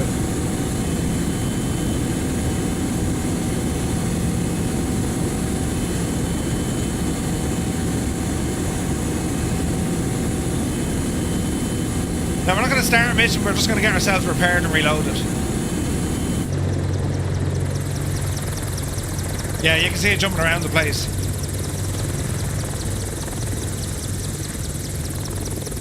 Twitching like hell.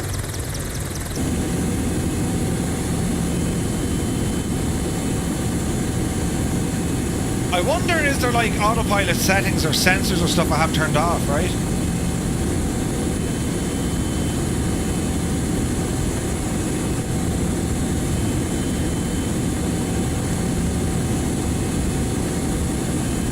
Hello there. Emergency hydraulics, guard, transponder. Yeah, I think there's like a something there.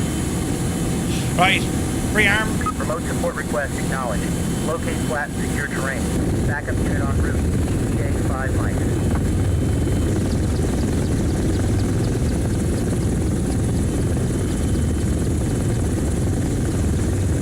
Right, good to see you, buddy. How are things? Hunter 1-1, touchdown. More of us, pilot. Good to see you. Engines to idle. Maintenance and weaponry crew mobilizing. Await further instructions. So here's our crew coming in. My camera was miles off. But like, you can see the damage on it, look.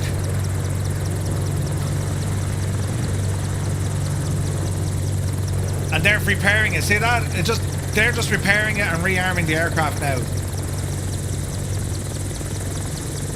Do you see the ordnance start coming back in? There's some hellfires going on. Yeah, but see it hopping around on the ground? That's a little bit of an issue. It's not a little issue, that's an issue. That'll kill you in VR.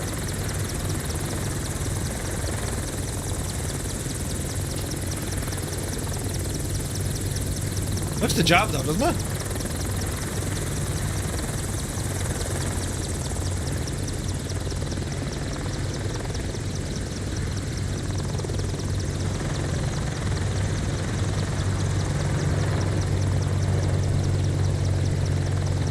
Who tried to shoot it down?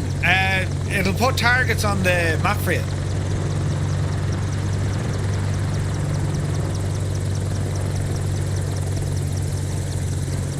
Alright.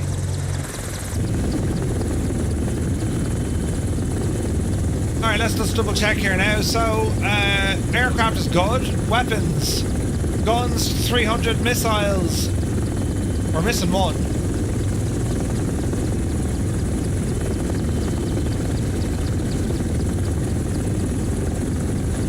Remote support request acknowledged. Locate flat and secure terrain. Backup unit en route. ETA 5 miles. This will probably double up this scenery now. I wonder will it? I imagine it will. I've requested a second one. I imagine this will just double up everything that we have here. I assume that doesn't happen in the real life heli. It's called ground resonance. It happens when you get rid of the dampers on small helis. What's your fire key binding? It's down to toggle logo light. That's what your fire command does. You've toggle logo light and then there's another one for flares. Low. Okay, will it give us all the beans now?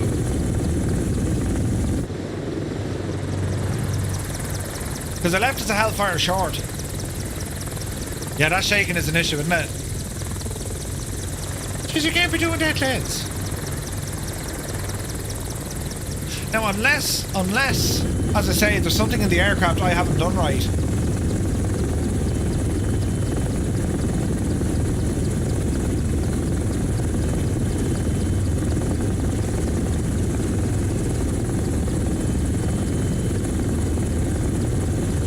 You can't jettison the canopy.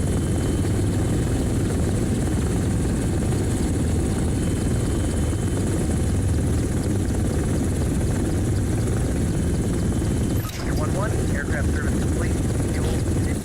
It's leaving us one short, that's interesting. Right, let's bring these guys down.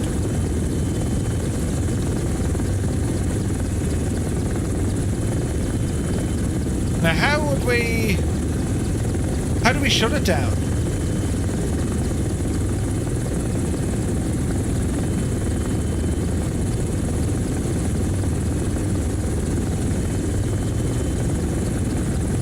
How would we shut this off?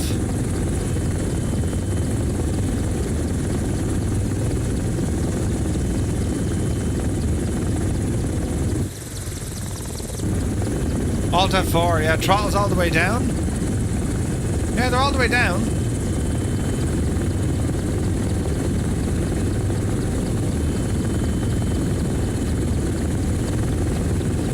Rotor brake? Yeah. Yeah, ignition's off, starter's off, yeah.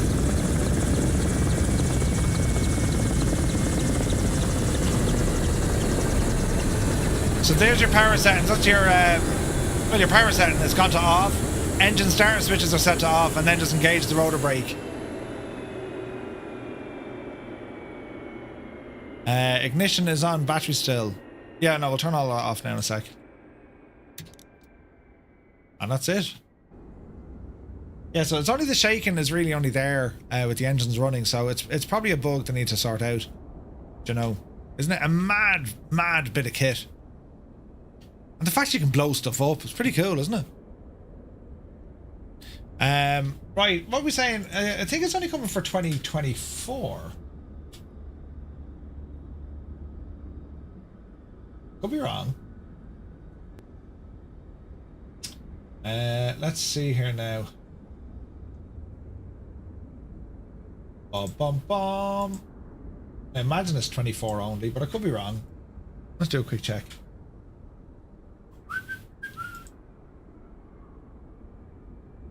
Oh, it's coming out in 2020 as well. Both platforms, lads. I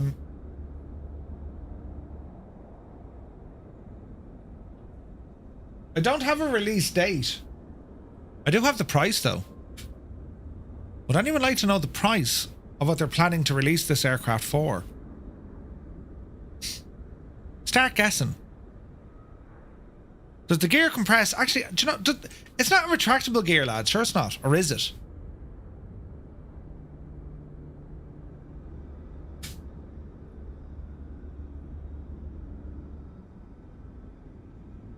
Jesus, 60 quid? No, it's not free, does it?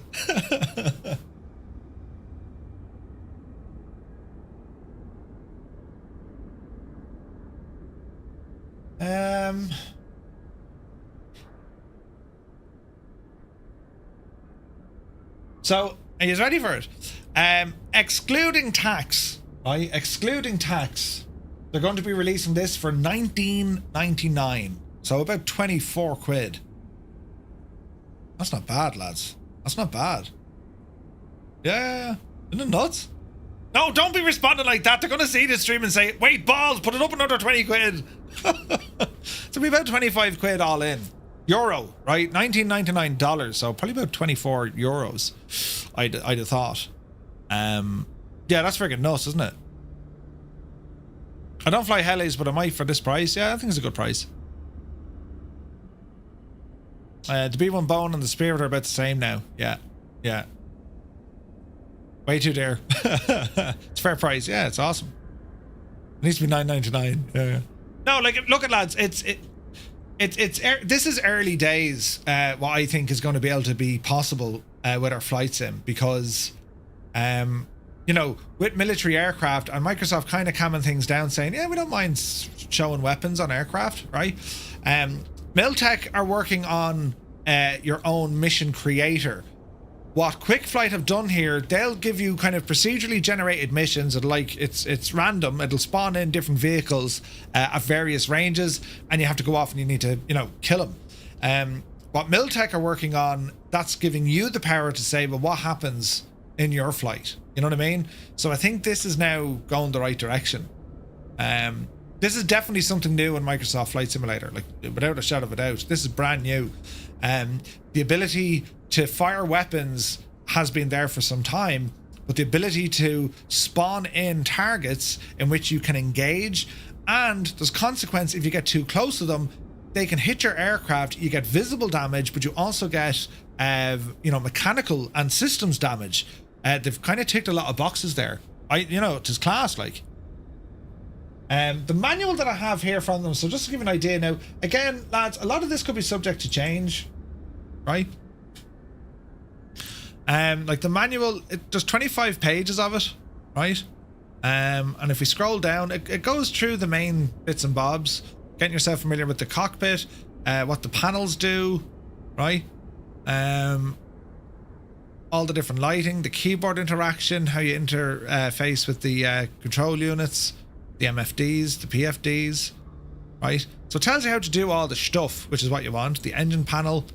What else does it have? It goes through the fuel, right? So the fuel transfer system works. Utilities page. That's for like your autopilot, right? Pitch, bank, altitude, attitude. Communications page. Auto hover if you have the autopilot set up, which is nice. The chopper will just hover itself, right? Flares. So you can launch flares, there's a flare button, or you can toggle smoke, keybind, that's in the SimVars. Keybind, toggle smoke, that'll launch your flares. Then we have the weapons page, and it's toggle logo lights is your trigger, right? So you can bind that toggle logo lights to whatever button or switch you want. The guns let you choose how many bullets to fire at once, or it'll follow the whole lot. Each bullet deals 1% damage to the target. 50 bullets will destroy half the target's health. Missiles, it carries 8 Hellfires, powerful, each one deals 50% damage. Missiles travel at around 1.2 Mach, so your target is 1.5 kilometers away. The missile will hit in about 3 seconds. Rockets, 36 Hydras, 18 on each side, 20% damage per rocket. And like missiles, they'll only hit the target if it's locked, otherwise they're going to miss completely. And how this works is that little diamond screen. So when your targets start appearing, it's that green diamond, yeah? And you'll see your target information, and you'll see that we saw that green target, that diamond, yeah? That's what you're chasing. It's only when that puppy turns red that you know you're going to get the guy. You're going to be able to kill it. Then you have your forward arming and refueling, and we did plenty of that. And then, yeah, the handling of the flight model. So it's pretty good. Like it's the manual is sufficient. It's telling you everything that you need to know. You know what I mean? But yeah, I think sound wise, there's 1 or 2 little issues that I'm finding. Nothing major though. Like that shake is the biggest thing. They need to fix that. But I think it sounds great, it flies great, and it's a lot of fun outside of just, you know, a civilian Apache, right? They call it the Hunter.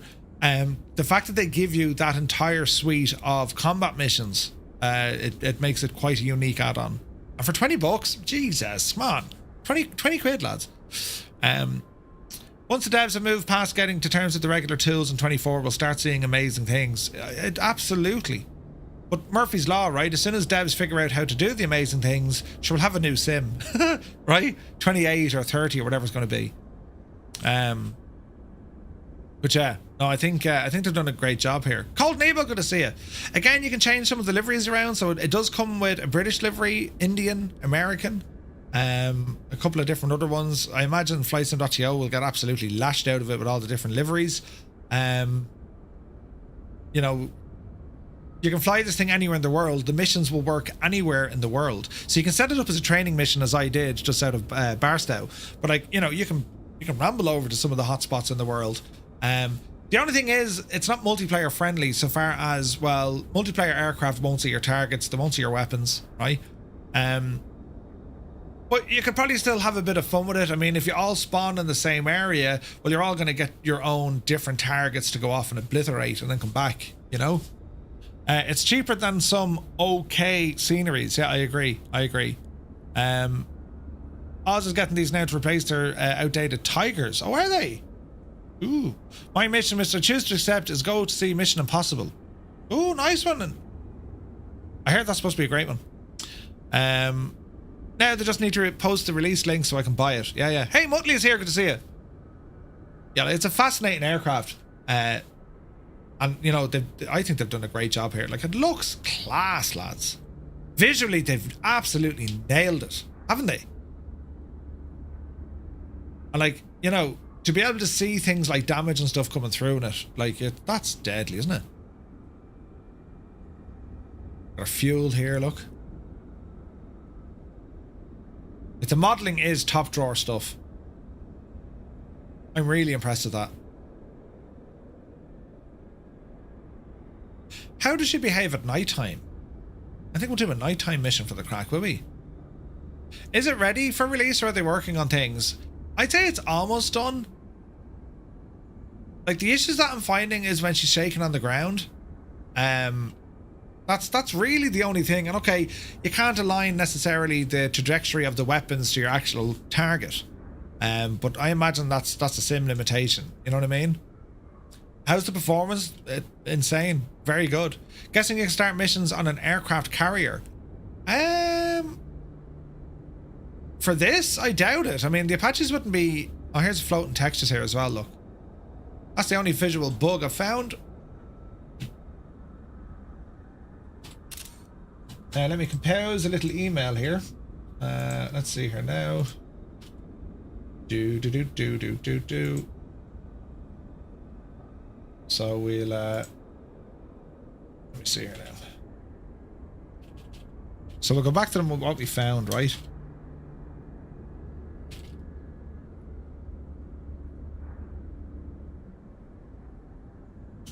Photo below. Hello there.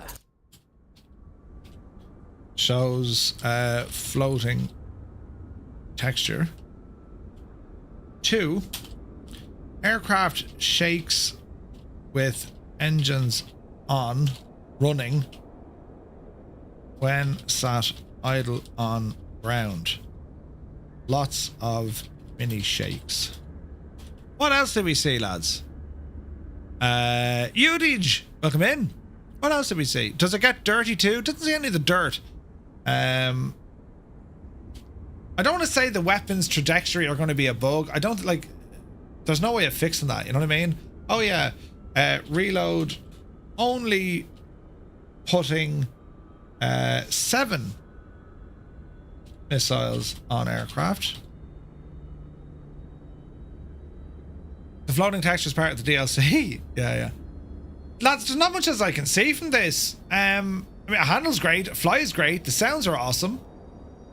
The wipers work. Is there anything you noticed? Sounds, maybe? Gibba was saying maybe more wind sounds on the aircraft itself. 4.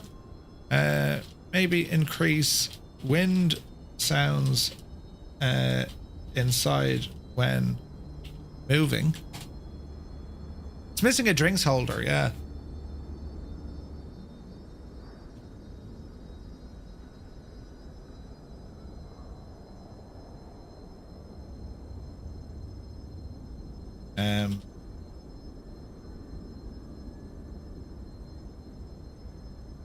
Right.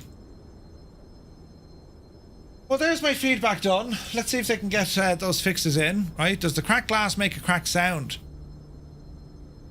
No, so you can hear stuff hitting you. As it, they're just sound effects, but there's no kind of sounds, you know. Are you going to fly it? Yeah, we'll fly it again. But we're going to take it out for a spin now, but we're going to go nighttime to see how everything looks at in the night. Will we do this? So let's see. Let's go kind of 8 o'clock at nighttime here, and let's see what we can do to get this machine up and running. Right, so close the gunner seat, and let's go ahead and get some power in.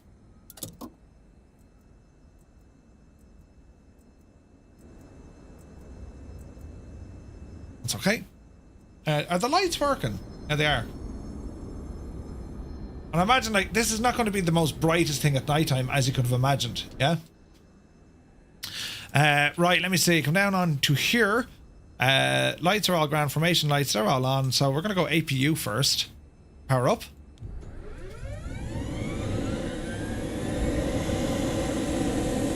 Taking damage sounds were repetitive. Yeah. The video screen, I'm not sure. You'd have seen it on by now. Okay, so flares we have. Guns, 268 rounds. Now, I wonder, can we edit this from in here as well?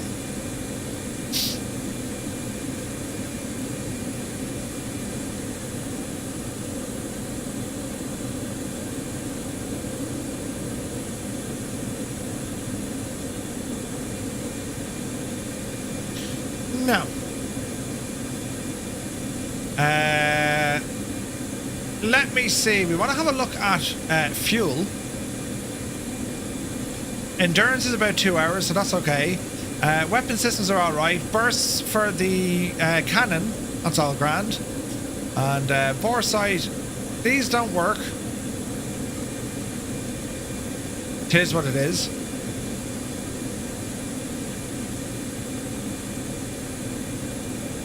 We'll look at the engine screen as we're warming up. Let me see. Request. Mission manager. Request. Rearm. Refuel. No. So we should have a mission loading in. Yeah, we have a target almost 40 kilometers away. Right? So let's see what happens here. So APU is running. rotor brake off. And let's go for a start.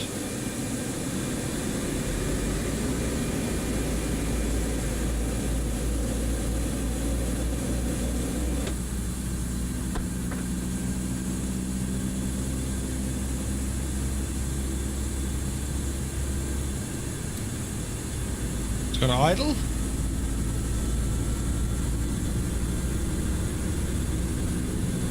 NG's coming up on both sides.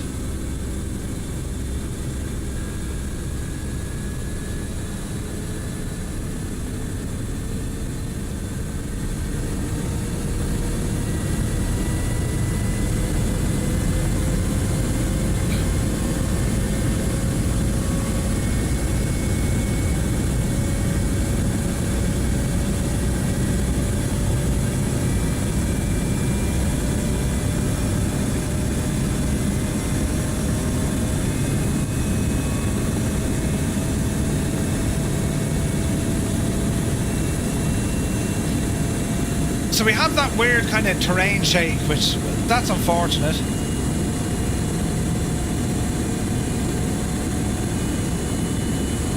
Our lights are good.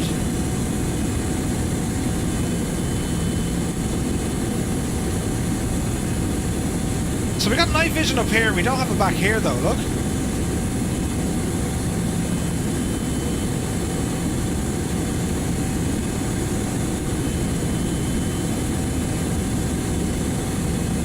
Yeah, that's interesting, isn't it?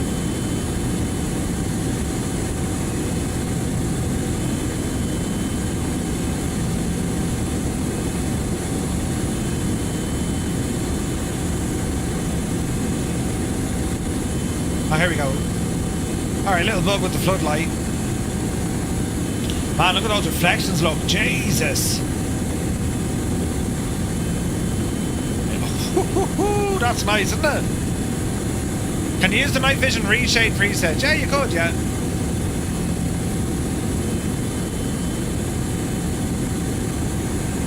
You absolutely could. Right. APU can come off.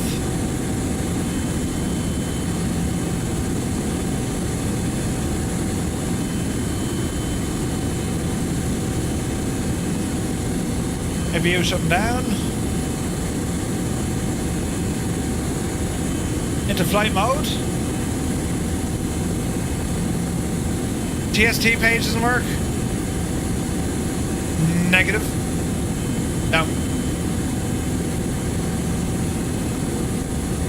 Now if you're looking at this, you're wondering why is Murph's screen all green. I'm using a reshade preset,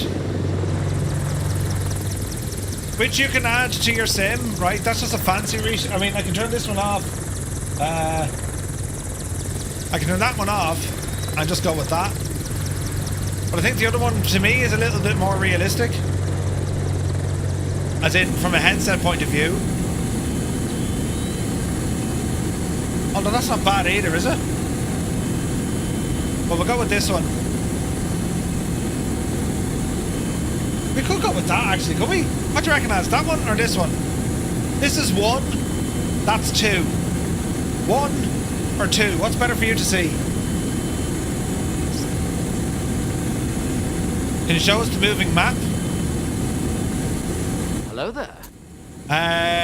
Montana, dude, good to see you. Alright, you like 2, it's a little bit brighter. So your moving map is pretty much here, and you can zoom in or out. So if we want to see our targets, we can see there's a target about 40 clicks away. And actually, sorry, he's 23 clicks away. It's coming up here on our screen, so we need to keep an eye on him. Alright. Don't think there's nothing we can do with, you know, the video page. Video page isn't modeled either. Alright.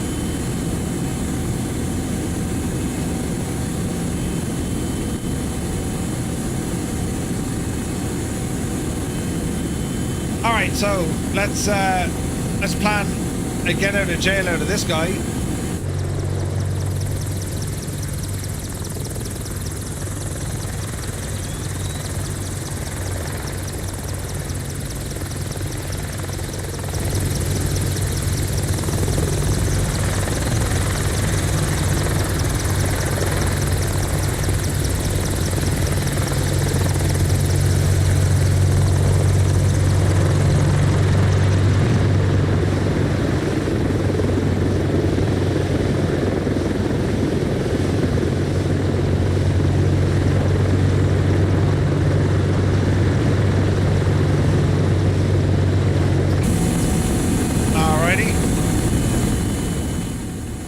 Okay, so you can see all our targets here. Confirmed. Climb to operational altitude and maintain advised heading. Good hunting.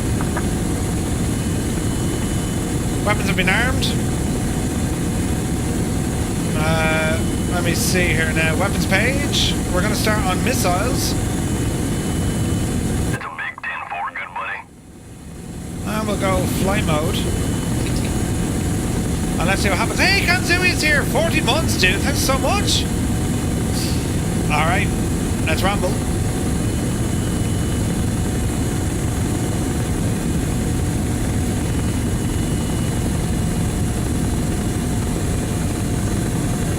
Like, this is Microsoft Flight Simulator. Isn't this absolutely friggin' nuts?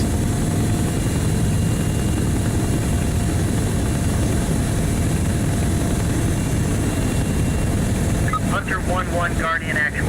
Intel confirms 5 priority targets in the AO. Neutralize all targets. Authorization to engage with guns, rockets, and missiles is confirmed. Proceed with caution. That's a big 10-4, good buddy. Airwolf, thank you very much indeed. 37 months, buddy. Thank you so much. What a ledge.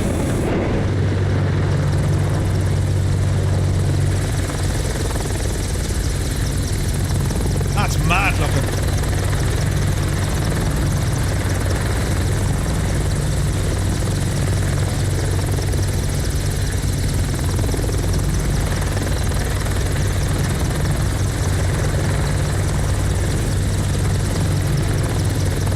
Mrs. GBHI, welcome in.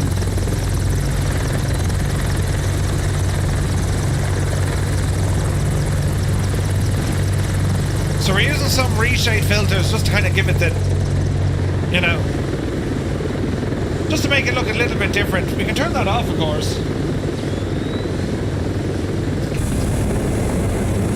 And this is how we're looking.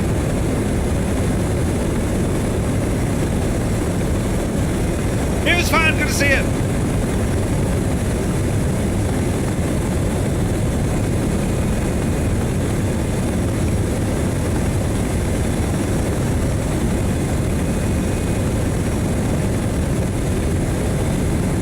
Nighttime attack, that is savage.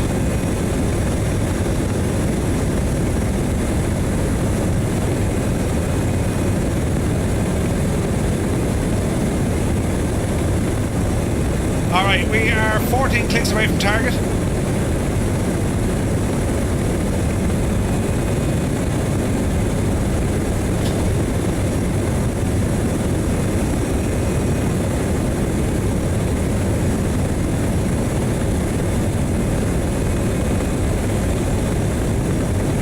Yeah, it's a lot of fun. It's really good. Jesus. Cold Devo, thank you very much indeed for the bits. Starting a hype train, you mad dude. Right, multiple targets. Let's pick the guy who's closest to us. There we go. Dead ahead, 7 kilometers. Bring our altitude down a little bit. Easy.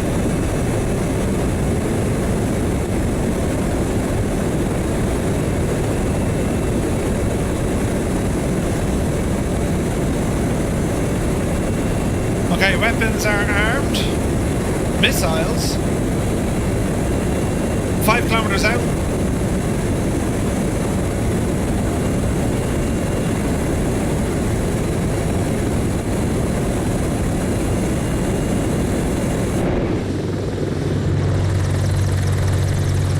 There's John Morecamp. Isn't it class looking? Jeez, look at that.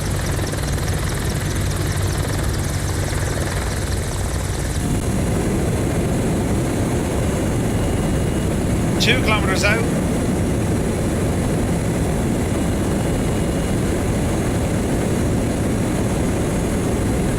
You behave. Buttons, Airwolf, thank you very much indeed for the bids. Jeez, we're getting hit up. Why didn't you lock on? Get out of there.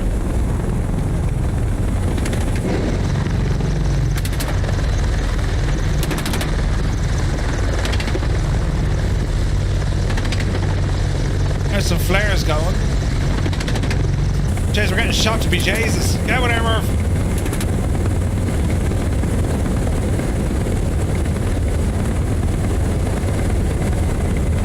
I didn't see the lock on, did you? I imagine that's because of the filter. Turn that off for a second. I guess let's turn back in. Easy now.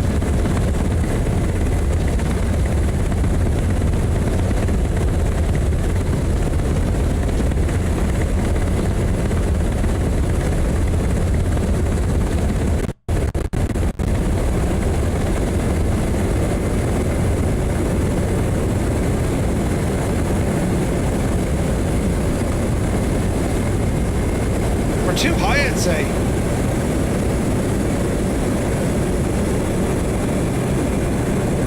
Watch speed.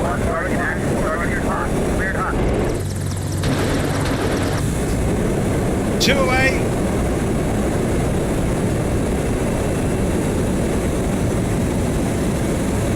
Boom. Altitude low. He's still alive. Altitude Jesus. low. Oh no, he's gone.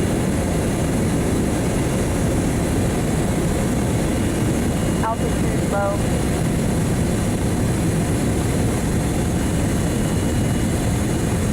Easy. Give us a bit of twilight here. There we go. Alright, next target, 5 clicks.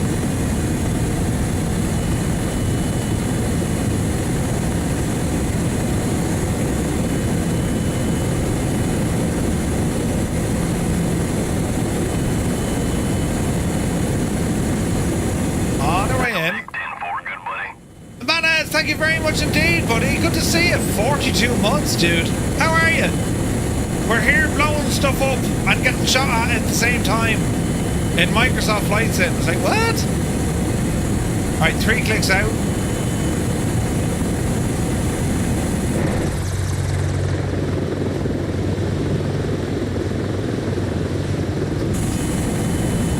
We're just waiting. 1-1 Guardian actual, target Alpha confirmed. Away! Boom!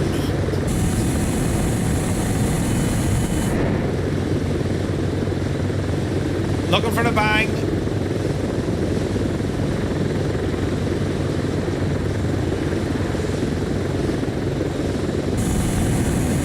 Yeah, we got him.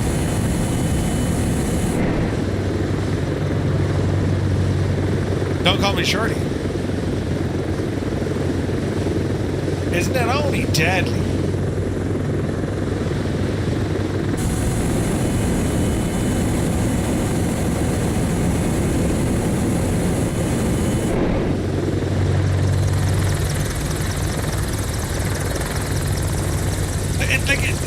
I didn't miss him. What are you talking about? I don't think I missed him.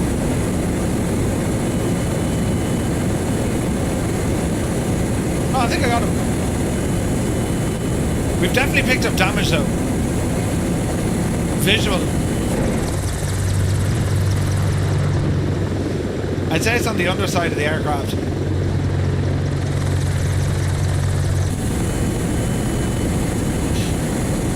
Alright, 5k out. Let's go to some rockets for this one.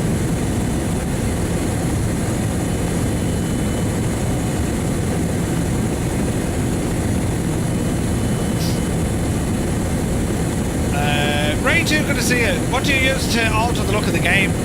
So it's called Reshade. Yeah, 100% too. We can turn them off. So, instrument lights, grand, but external lights will be off.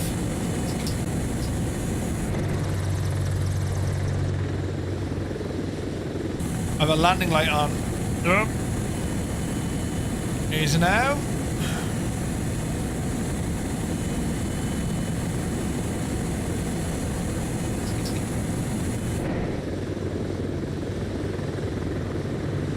Yeah, I don't know how to turn off the landing light.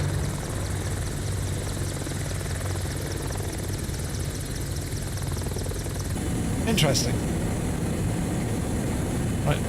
targets here on the left.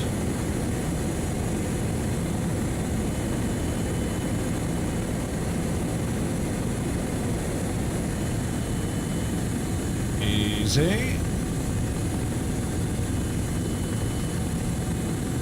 2 kilometers out. Watch the power. Gets turned. Hunter 1-1, Guardian actual, target Bravo locked. Release the hounds.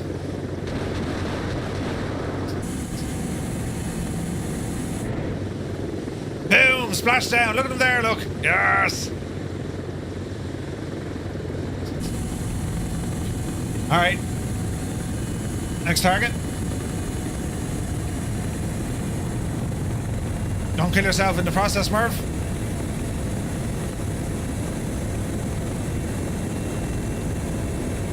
So this guy is only 5 kilometers out. So what I might do here, right? Just to show you kind of how they look. Brighten it up a little bit.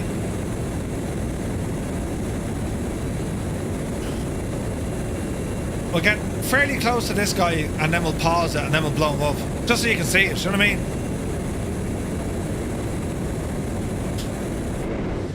Jesus, it looks savage though, doesn't it? Absolutely incredible.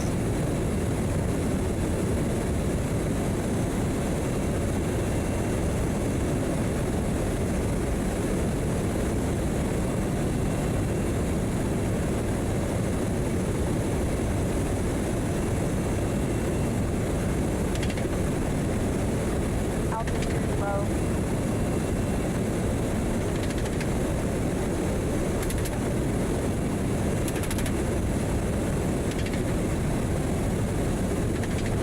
So we picked up damage, right?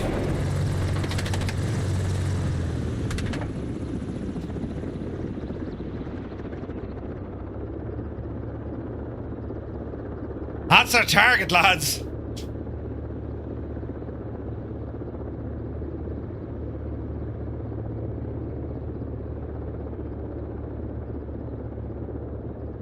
If that isn't a screenshot, Jesus! Alright, let's get him out of there. Jesus, we're getting shot to Jesus, look! Electrics are dead. Total system failure. Critical failure. Oh no!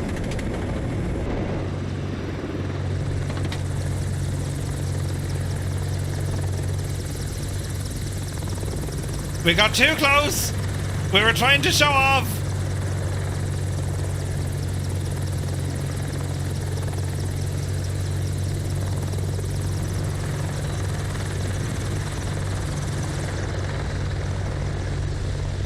Jesus.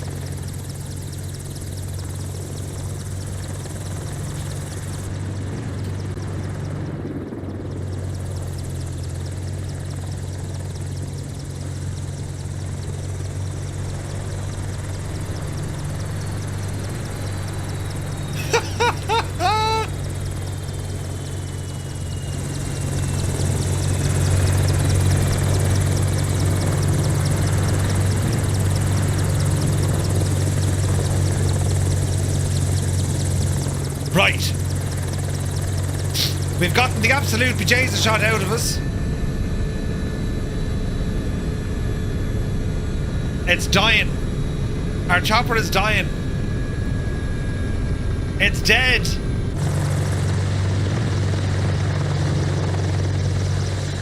Chopper is dead.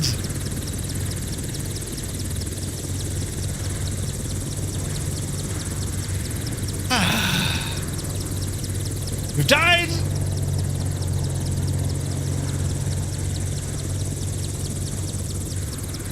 Let's inspect the damage on her, look.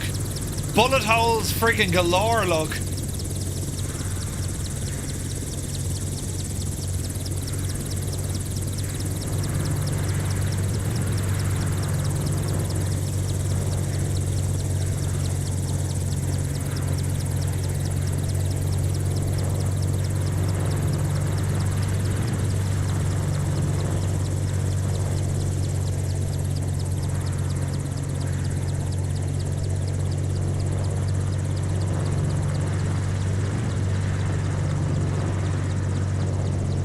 Yeah, she's dead. Aaron, sure, listen. Could be worse. Oh no, it doesn't get any worse than this. It's like dead. I've no electrical power at all. Get the APU back up. Now.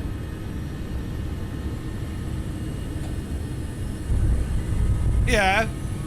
We'll get life back into the old Betsy yet. Request! Send help! Remote support request acknowledged. Locate flat and secure terrain. Backup unit en route. ETA 5 mics. Am I still getting hit up?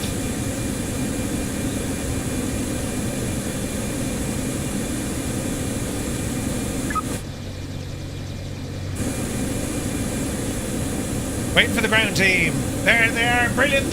Just in the nick of time, lads. Brilliant. Copy Hunter 1-1.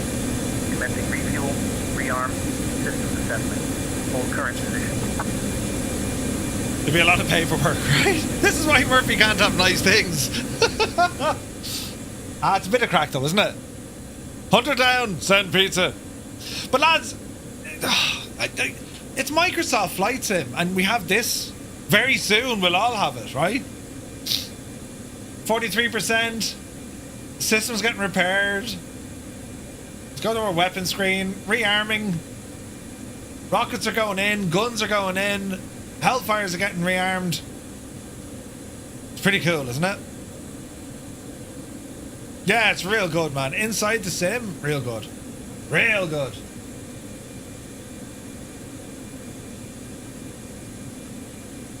It's what you want, man.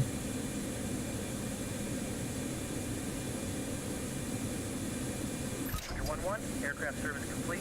Fuel, conditions, and airframe status green. You're clear for departure. Clear for departure. Hunter 1-1, Guardian actual. Sensors tracking target Charlie. Green light on weapons deployment. Alrighty. Let's get back in the game. Imagine in a group flight with a... Yeah, could you imagine?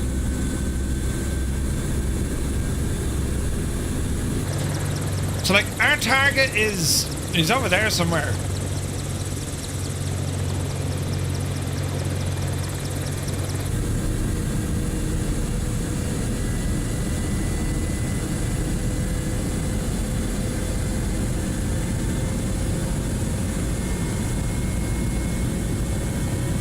We will never allow projectiles to be fired within Microsoft Flight Sim. Well, technically they're not. It's hosted outside of it. It's just using the engine. You know what I mean? Right. I want to offer violence. Target. Oopsie daisy.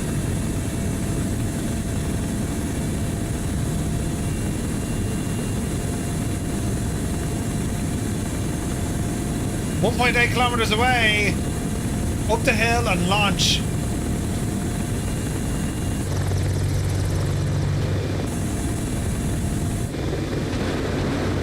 Missiles away. There he is. Boom. Is he dead?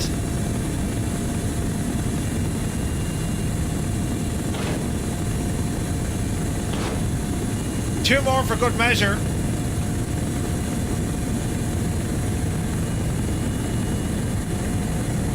That's a tank. He's still alive, is he? Confirmed effects on target. Kablamo! Good luck to you, tank. Yeah, you thought you were so feckin' smart, didn't you? How'd you like them apples? Yes. Alright, next target 7 clicks out. Oh, how are you? How did you carry all your stuff home from school? Your bag weighs 60 kilos. Imagine that now, you know, and I'm here sat blowing stuff up. No. I don't lift 60 kilos. What?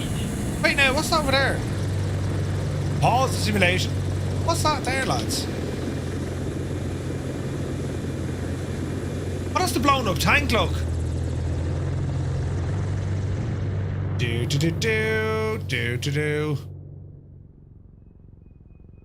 Ah, yeah, you're not so fucking smart now, are you, tank?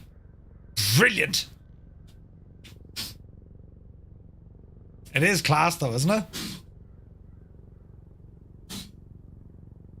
That's what you want. Chewie, good to see you. That still sounds correct. The product will never be in the marketplace. It's purely entirely external. 100%. Yeah.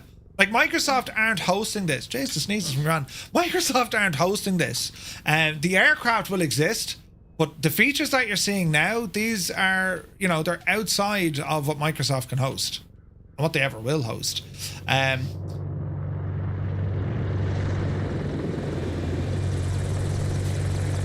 It's so much fun though, Chewie. You need to give it a blast. Like, it's ridiculous fun, man.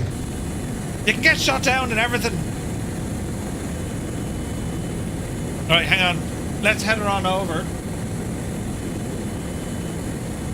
So this guy is just 6 kilometers away.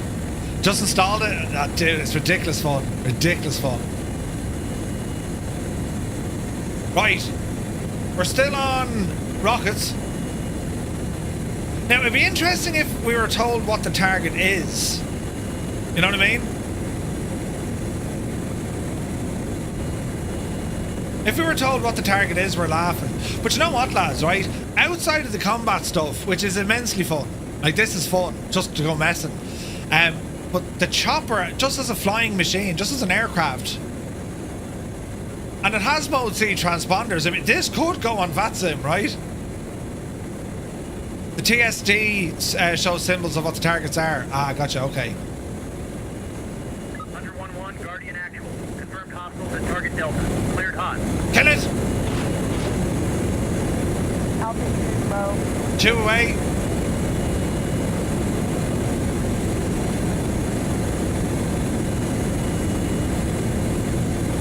Yeah, no, like, I mean, you can use military aircraft on VATSIM, but don't behave as if you're, like, doing combat, you know what I mean? Is this guy still alive? He is. We're picking up fire. 2 more away. Boom! Off he goes. So you heard the gunshots. We were getting hit there, yeah? Next target, 5 clicks. Let's switch weapons here. Let's go guns on this guy.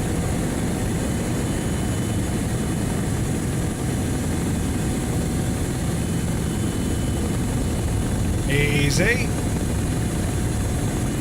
Don't even care about the combat. I just love the chopper. It's awesome. It's beautiful.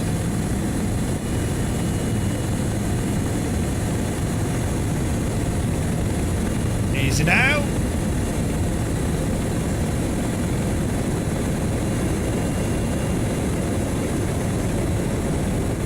It's 3.5 kilometers out. Hunter 1-1, Guardian actual. Target Echo confirmed and locked. Cleared hot.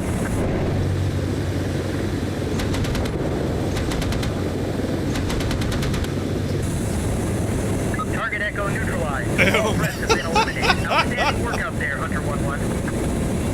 Alright. That's pretty cool, isn't it?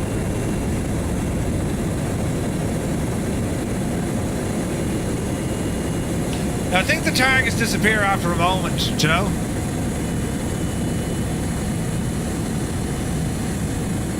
That's what you get for carrying a 60-kilo bag.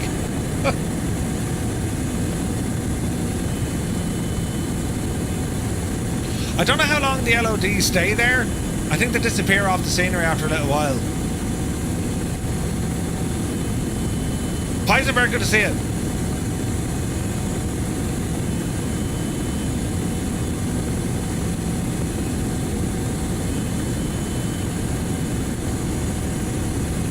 I never turned off my APU.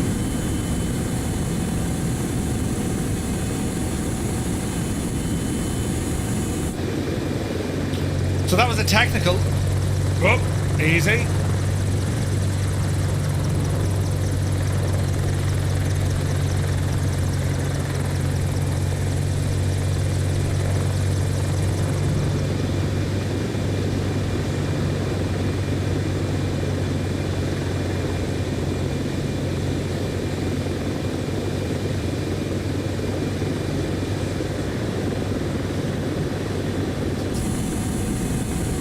Alright, drop her down.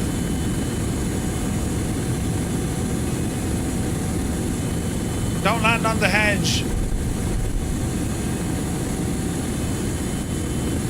Alright.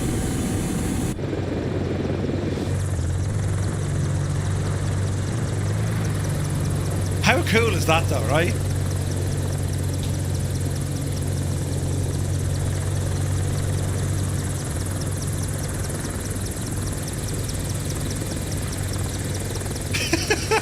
Right? And not just deadly looking.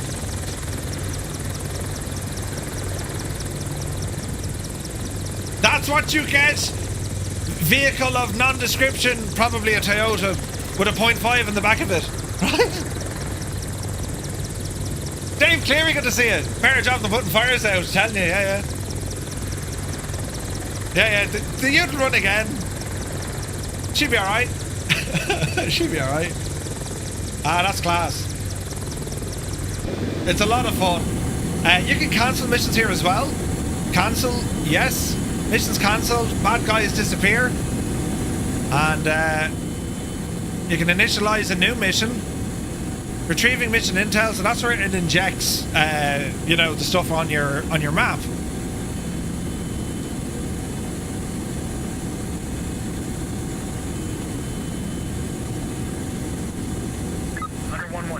There's the targets. Your mission is live. Once airborne, we'll brief your objectives. So this one, 1, 2, 3, 4. Jesus, 1, 2, 3, 4, 5, 7 targets on this one. Let's get another refuel here as well. Locate flat, secure terrain. Backup unit en route. ETA 5 mics.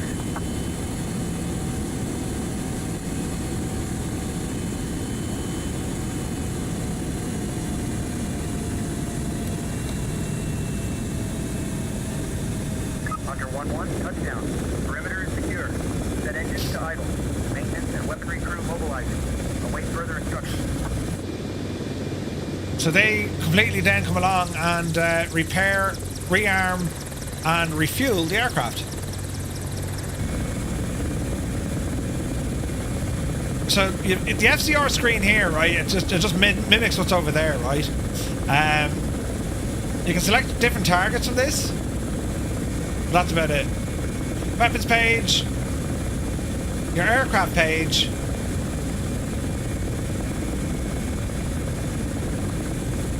You can see it refueling here now. Endurance time, about 2 hours. Will it work inside cities? It'll work anywhere. When is it out? No release date just yet. We found a small handful of little issues. But you can see by it, lads. I mean, a lot of work has gone into this. I think you're really going to enjoy it. It's a lot of fun.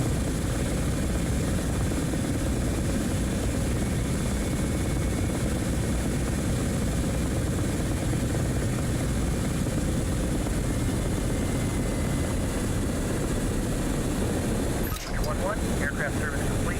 Fuel, munitions, and airframe status green. You're clear for departure. Good hunting. Alright, so clear all that.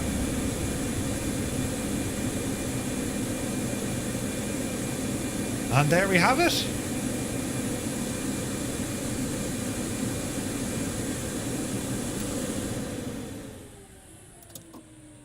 No external power available. Alright, keep it on the battery. Isn't it mad? Quite mad. Sounds amazing. It does. It looks the part, doesn't it? She absolutely looks the part. Right, lads. So this is from KwikFlight, and yeah, I would expect to see a release very soon. Very, very soon. Boston, good to see you. Asked you a question before. Since there's already so much physics in the sim, why would Asobo not want to make the sim simulate combat or damage? I think the biggest challenge is for Microsoft when they're looking at that. If they were to put combat in there, it changes the rating of the game, meaning that it's not for everyone. You know, you need minimum age and all this sort of stuff to get in there.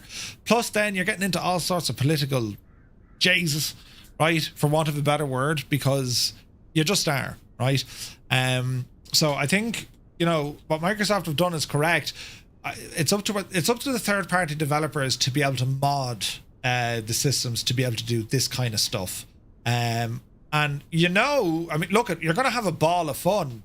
Microsoft are going to have a ball of fun playing this, but it's the fact that these guys have figured out a way to make this happen, and there's more on the way. As I say, like Miltech, they're working on a lot of stuff to bring missions and all this sort of stuff in. Yeah, that light seems to come on with the battery. Like there's a ton of different options, tons of different options that we're going to start seeing soon when it comes to this sort of stuff, be it with combat. We're already starting to see missions. I mean, if you consider what say Intentions are doing with SkyOps, search and rescue and air ambulance, cargo, VIP, and that's very, very immersive. Wouldn't it be pretty sweet if we can get say Intentions working like this, right? I think that could be incredible. But I think like Microsoft had an excellent combat flight simulator way back in the day. Combat flight simulator, it was a thing. I mean, I think there's definitely scope here for Microsoft to bring out a combat thing, but I don't think it doesn't fit their kind of corporate kind of image. I think at the moment, they had game studios running that stuff back in the day. Micropose, wasn't it Micropose? Yeah, it was Micropose. But look, in terms of what Microsoft Flight Simulator is all about, creating that digital twin, creating a one-to-one replica of Earth on a one-to-one scale, digitally, that's what they're all about, and bringing in aircraft and physics and weather and scenery and all this jazz. It's your third parties who will go on and do this kind of stuff. Like I think. One way around it, I think if Microsoft decided, look, okay, let's develop some of this, they would probably do something like a laser tag system, maybe, but I think it gets into like the political bureaucracy, red tape of, oh, look, if they're doing this, they agree with that and they encourage that. And the world has just gone friggin' nuts now, lads. You can't do stuff like that anymore without someone somewhere getting offended. Do you know what I mean? So it's just like now, they would have no interest at all, but it is rather cool though. Great stuff here from KwikFlight. Got friends is good at reusing light events for different shared multiplayer effects. Yeah. It's only a matter of time. It's only a matter of time before this will all be done. How they code it, couldn't tell you. But yeah, it's going to be interesting for sure to see how this one. How much fun you're going to have with it, because it is fun. And like apart from the combat stuff, it's a really nice chopper to go flying in as well. It's built to be a war bird. Like she's built as a gunship. That's its only role. I don't think the Apache does anything else. And of course you've all licensing stuff there, hence the name, right? Like it's Boeing and Hughes and all that. They own this aircraft. You're asking a bit much considering how much trouble they're having showing even the right multiplayer aircraft. Yeah, like I think stuff inside the sim. No, this is going to be down to third parties to do this stuff. What Microsoft are doing in terms of the world creation. That's the development of the platform and make the thing stable. I mean, that's what you want. That's what everyone wants. Not everyone wants this. A lot of people do. Don't get me wrong, but most folks just want the sim. And I think that's thankfully that's what their focus seems to be right now. It's getting the sim to be more stable, get rid of all the bugs, and really push on forward with it. Is there anyone here, perhaps anyone watching, who has no interest in this? Is this just like, not my cup of tea? Because it'd be interesting to get the other side of the coin as well, right? I mean, a lot of folks have no interest in the combat side at all. Other folks who like it, you're going to get the hardcore DCS guys. They're probably saying, yeah, look, it's fun and whatever, but it's not real, is it?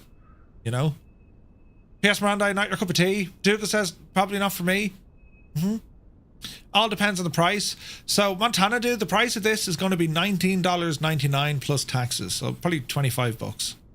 Mr. Square Lee, good to see you. No interest in it? Don't like combat? Yeah, like you'll have a lot of folks who just they've no interest in the combat element whatsoever. Not something I would play, but I probably enjoy watching it. Yeah, me too. I used to play the Top Gun game It came out years ago. Yeah. Not real interest now. It's kind of like DCS as well. I mean, like, if you're a DCS pilot, you'd probably look at this. You know? A casual simmer, I think you'll definitely have fun with it, right? You'll definitely have fun with it. I was in the army for 10 years. You don't need it. Yeah. Definitely for you. From me and the wife. Hello, 777 and the new Rabbit Thumper. Welcome in. You want combat, go to DCS. DCS is a complete combat suite, far superior. Yeah. Yeah, no, I get that. And like, this isn't trying to be a DCS, right? This is a module for an aircraft. I suppose you have to say, well, it's very hard bringing military aircraft into the sim. Especially those that are like, there's no civilian variants of this, right? I mean, you look at the older warbirds. Some of those are flown in racing, right? Or they might do, you know, aerobatic displays and all this kind of stuff. Something like this, you're limited. This, we say, and a handful of other choppers, you know. For group flights, it could be fun having something with a bit more oomph. Yeah, 100%. Combat flight sim, yeah. Not the current combat side, but the heli is iconic, so I'll get it for that. Yeah. Even though that is the unit on the helicopter. No way, Mrs. Squarely. Aircav, sweet man. First aircav, nice. Definitely an advancement in the immersion side of the aircraft. Limitations and uses, but something I wouldn't spend a large amount of time doing, says Crafty Tigers. Yeah. I think single player is an interesting track. It's going to be compared against DCS, but Microsoft Flight Sim's strong point has always been multiplayer. The laser tag idea is probably a better pull. That's if they go that road, you know, but they probably won't, you know. I think it's class. I think it's a lot of fun, and to be able to do this, have this level of stuff now within Flight Simulator, listen, it just doesn't give options to folks. It keeps, I think it's good for the sim, right? It keeps folks in the sim. Combined arms on the Apache is thousands of hours of gameplay, or with the Apache is thousands of hours of gameplay. 100%, yeah. But again, Epic, like, this would be a much more, this is a way more accessible product, we would say, right? Because, you know, the learning curve in DCS would be learning curve in Flight Sim, not as much. It holds your hand quite a bit. And yeah, very, very different platforms. Very, very different platforms, you know. But there's no comparison between the two, you know. But yes, I'd buy it for the fly the BJs out of it. Yeah. Like, to fly it in Flight Sim, you know what I mean, in the world. It's all about this digital twin that they've created. Like, I mean, look, lad, you can literally go anywhere on the planet and it looks that good. Like, isn't that staggering? Do you know? It is absolutely staggering. I love it. Absolutely love the sim and what they've done in 2024, and it's only getting better. Give it more time, you know. It's getting better. So, yeah.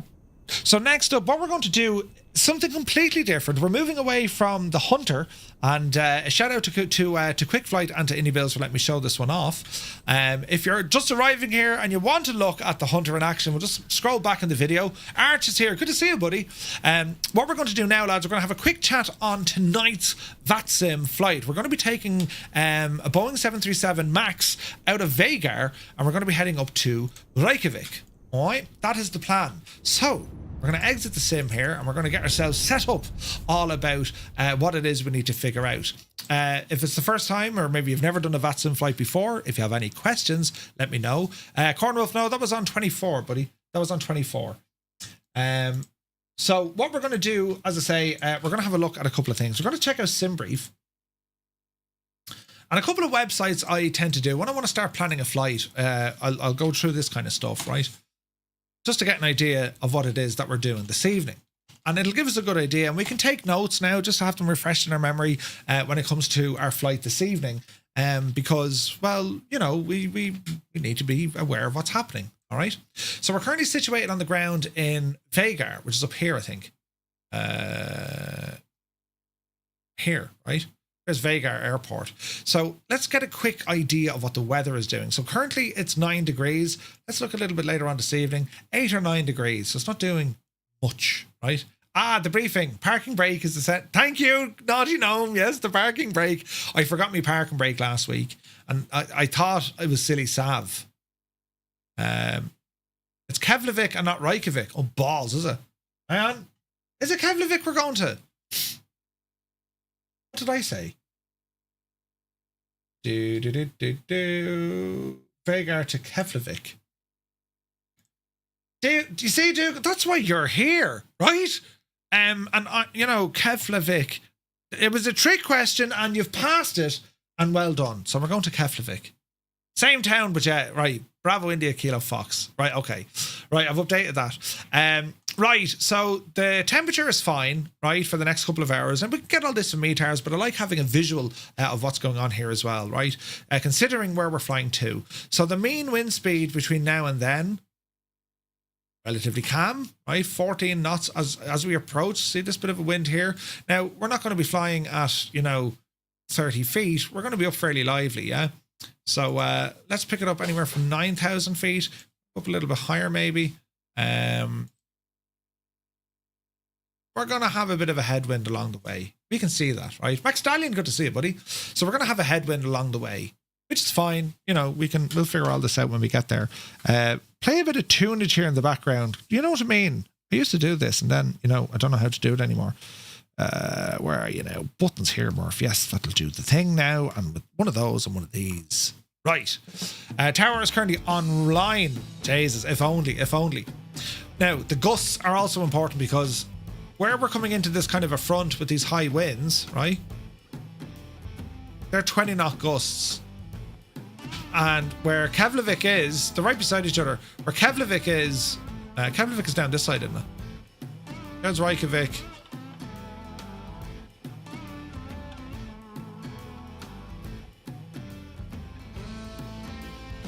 You're talking probably 11 knot gusts, right? Now the air pressure, this gives us a better overview of what's happening. So currently dominated by low pressure, and that low pressure is moving. We can see that moving, yeah?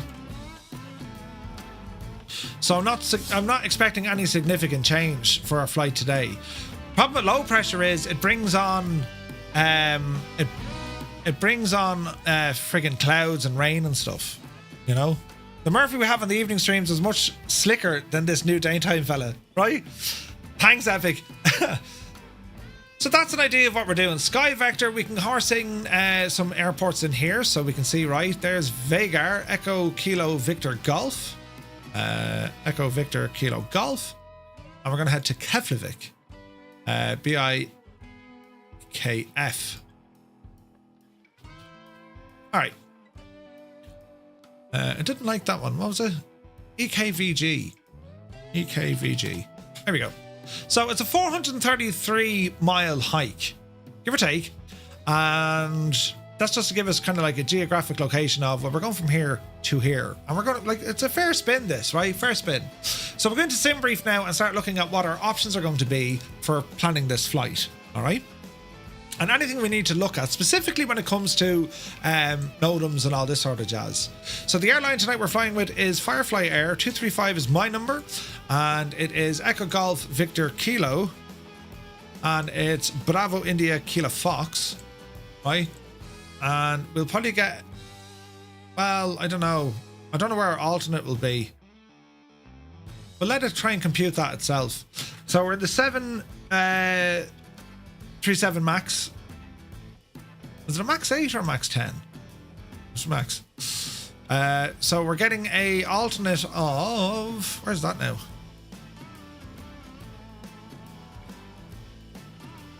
Akuri Airport. All right. Scheduled block time just under 2 hours. It's giving us a departure out of runway 30, arrival onto runway 28. It's the May to November SID, and it looks to be the Nasbu to hotel arrival. Now we'll double check this with what Naughty has planned. So if we go into our VATSIM channel over on Discord, let's see here now. Naughty, did you put the full flight plan in? You did, of course. So let's have a look here. Look. So Naughty's saying, so our routing is going to be my G3 and Nasbo. All right, so we're going to grab that. And there's also scenery here we can grab. So our departure scenery and our arrival scenery. I think I have the arrival scenery, so I'll need to install that later on, right? So what we're looking at here, this is bang on, right? My, Nasbu, and then the other one, all right? So that's looking good. What else? We can analyze the route. And with all these new options that we have now with Sky Vector, or with SimBrief, I beg your pardon. They put in a whole load of stuff, right? So we can put in ETOP stuff, we can put in SID stars, see all the different procedures now on the map, see this? Right? So we're rambling in on the NASBU. Grand. And we can also see the departure. We're taking the May to November. Straight out. So that's looking pretty good. We've NATs. Show me the westerlies. If there's any Sigmets, turn on all the stuff here for a second.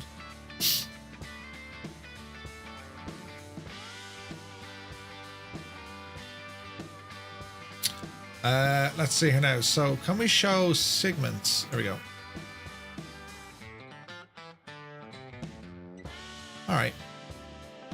Fairly straightforward, lads. There's nothing mad about this one. ETOPs don't need to worry about. Route calculator. So algorithm. Generate a custom route if we wanted it. We can go by distance or VOR. We can use degrees, whole degrees, estimated altitude, and then we can kind of go through validation for that as well. Include the following. Well, we already have our route here, so we don't need to do much more. Alternate airports.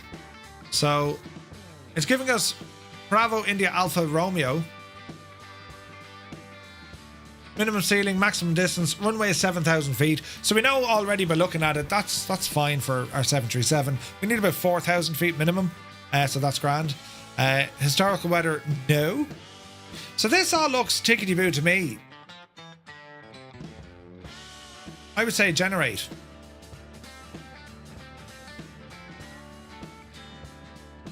So, loading the briefing. So, what do we have here?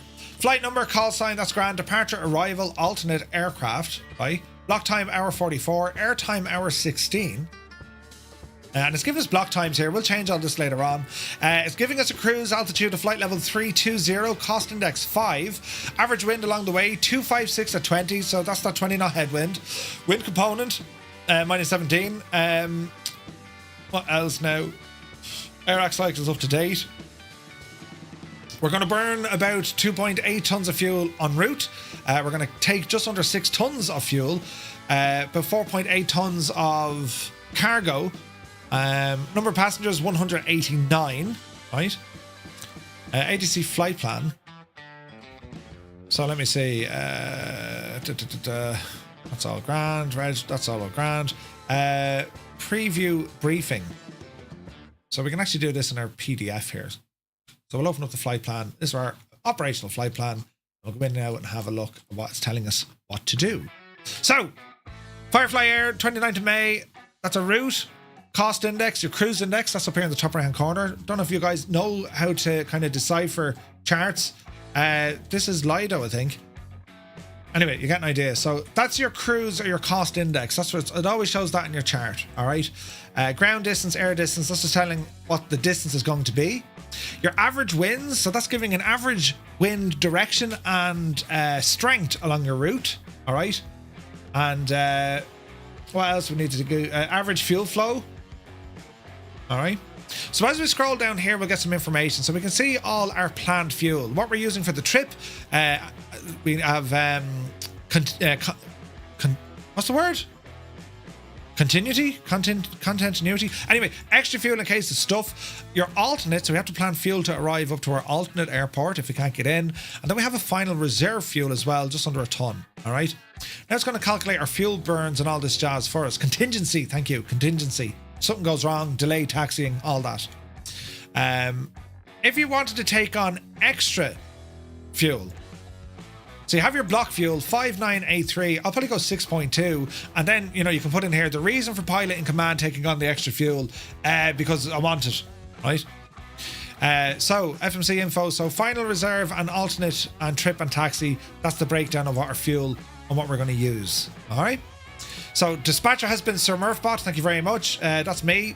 Now we'll go down into the alternate route so we can see our track distance, direct, how we're going to get there. Yeah. Flight level, what we're going to be at, and the time. Our routing tonight is going to be from Vagar. It's on the Mai to November departure, direct to Mai, direct Nasbu, and then it's going to be the Nasbu 2 hotel for an arrival into Keflavik's runway 28. All right. Departure ATC clearance, we'll get that later on. Flight level change. So flight level 1, that's all grand. On down here. So here's our timings scheduled. So estimated out, off the blocks, on, in, and block time. That'll all change tonight because this is using like what time in 20 minutes. Here's other weights: 189 passengers, cargo 4.7 ton, payload just under 20 ton, zero fuel weight of the aircraft. The estimate is going to be in around 63.5. Fuel on board is 6 ton. Takeoff weight will be 69.3, and landing weight, we'll figure that one out. Probably 66.4. It thinks, right? It thinks. Train clearance check disabled, so we'll have to check our charts for that.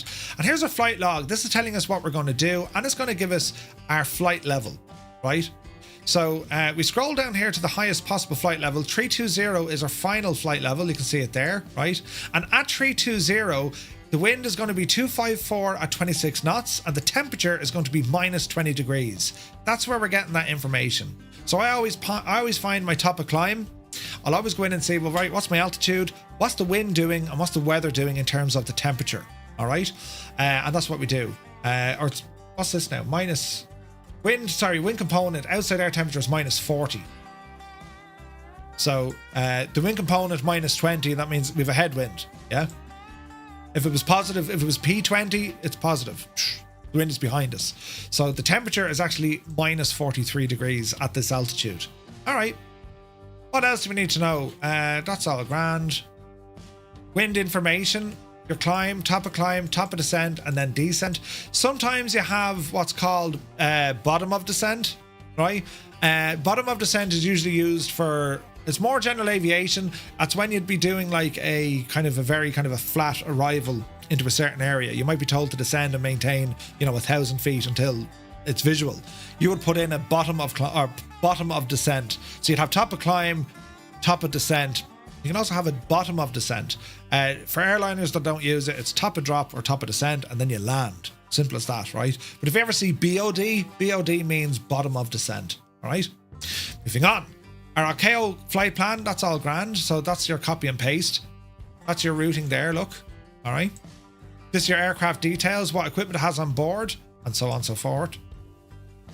Dispatcher briefing. Nothing there I need to worry about. Runway analysis, takeoff and landing report. Takeoff data, so it's telling us the runway is 30. The wind 014. The QNH is 1,005, and you get all the different information based on your flight plan of what it's actually doing, right? Which is deadly. Baron, good to see you. Yeah, we'll have to check out that video. We'll check out that video now in a minute, actually, of the Starship. Arrival, flaps 30, landing distance for flaps 30. So it's giving you all the briefings that you need. This is just nice to know stuff.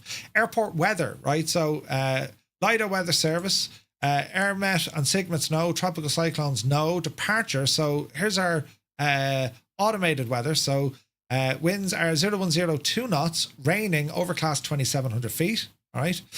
Destination, winds 250 at 10, good visibility, scattered clouds, QNH 1004. Our alternate 350 at 8 knots, few clouds and scattered clouds. So it's not too bad. Doesn't seem to be raining up there. So there are airports. Next up now we have the NOTAMs, notice to airmen. And these are kind of like published information that are important to us when we're flying in and out of these areas. It could be anything from like, the runway is closed, a taxiway is closed, there's bird activity, whatever. But we need to have an idea of what's going on in the real world. And this is real world stuff, right?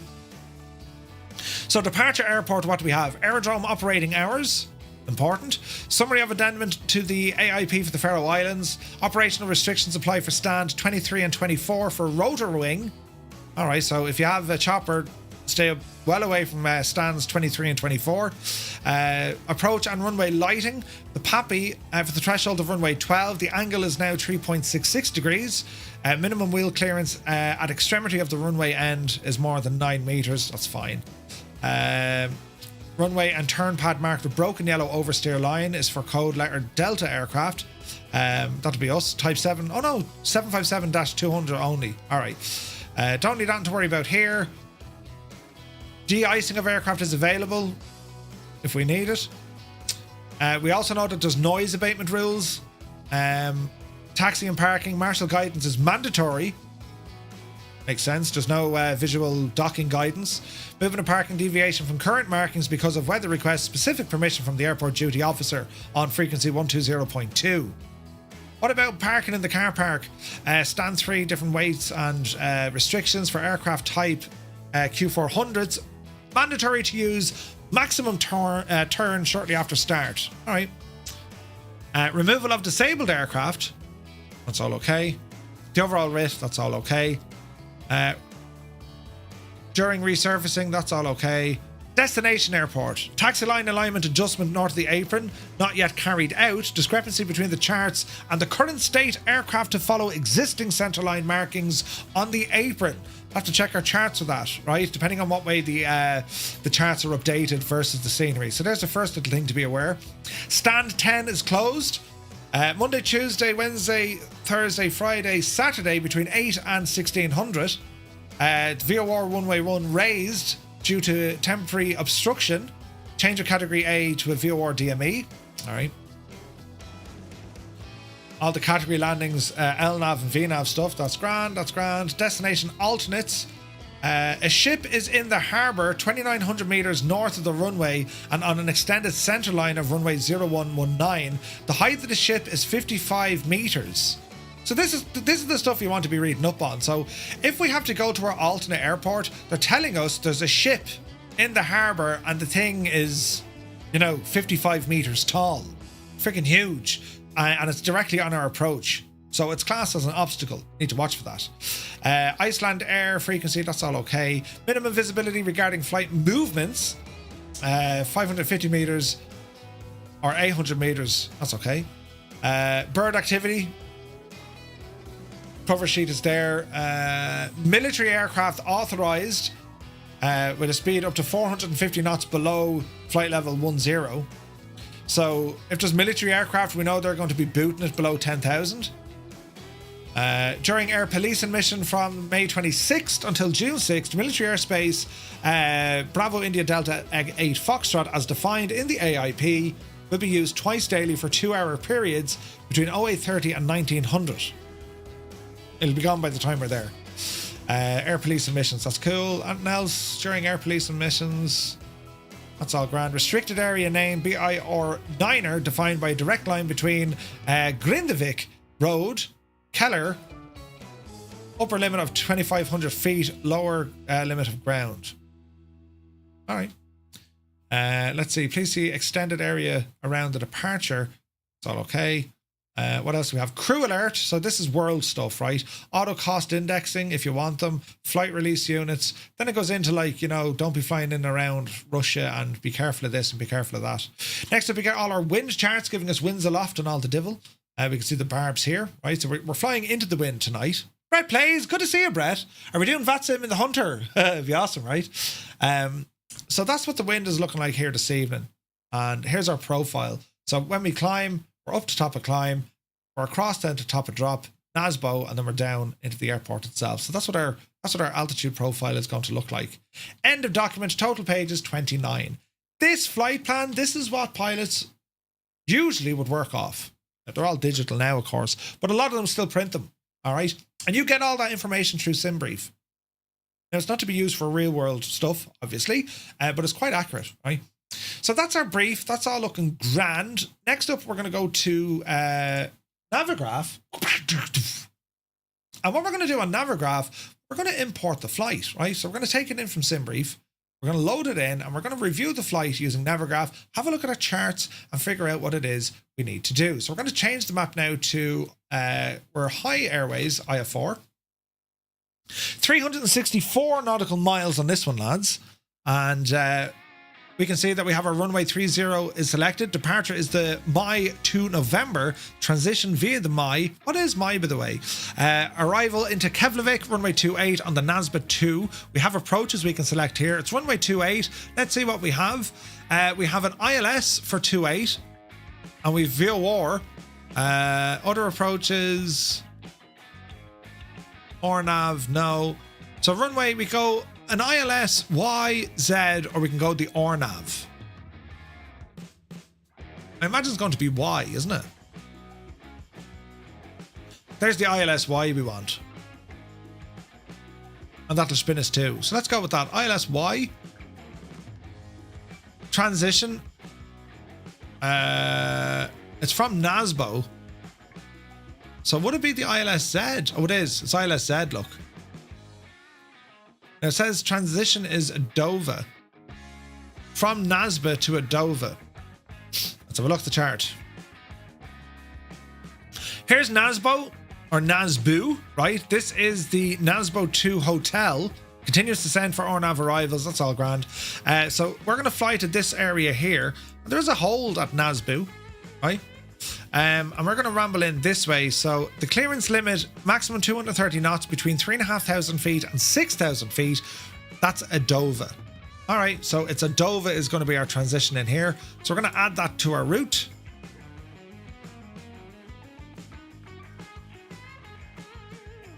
Okay. So our arrival is the ORNAV for runway 28. So it's an ORNAV. Beautiful.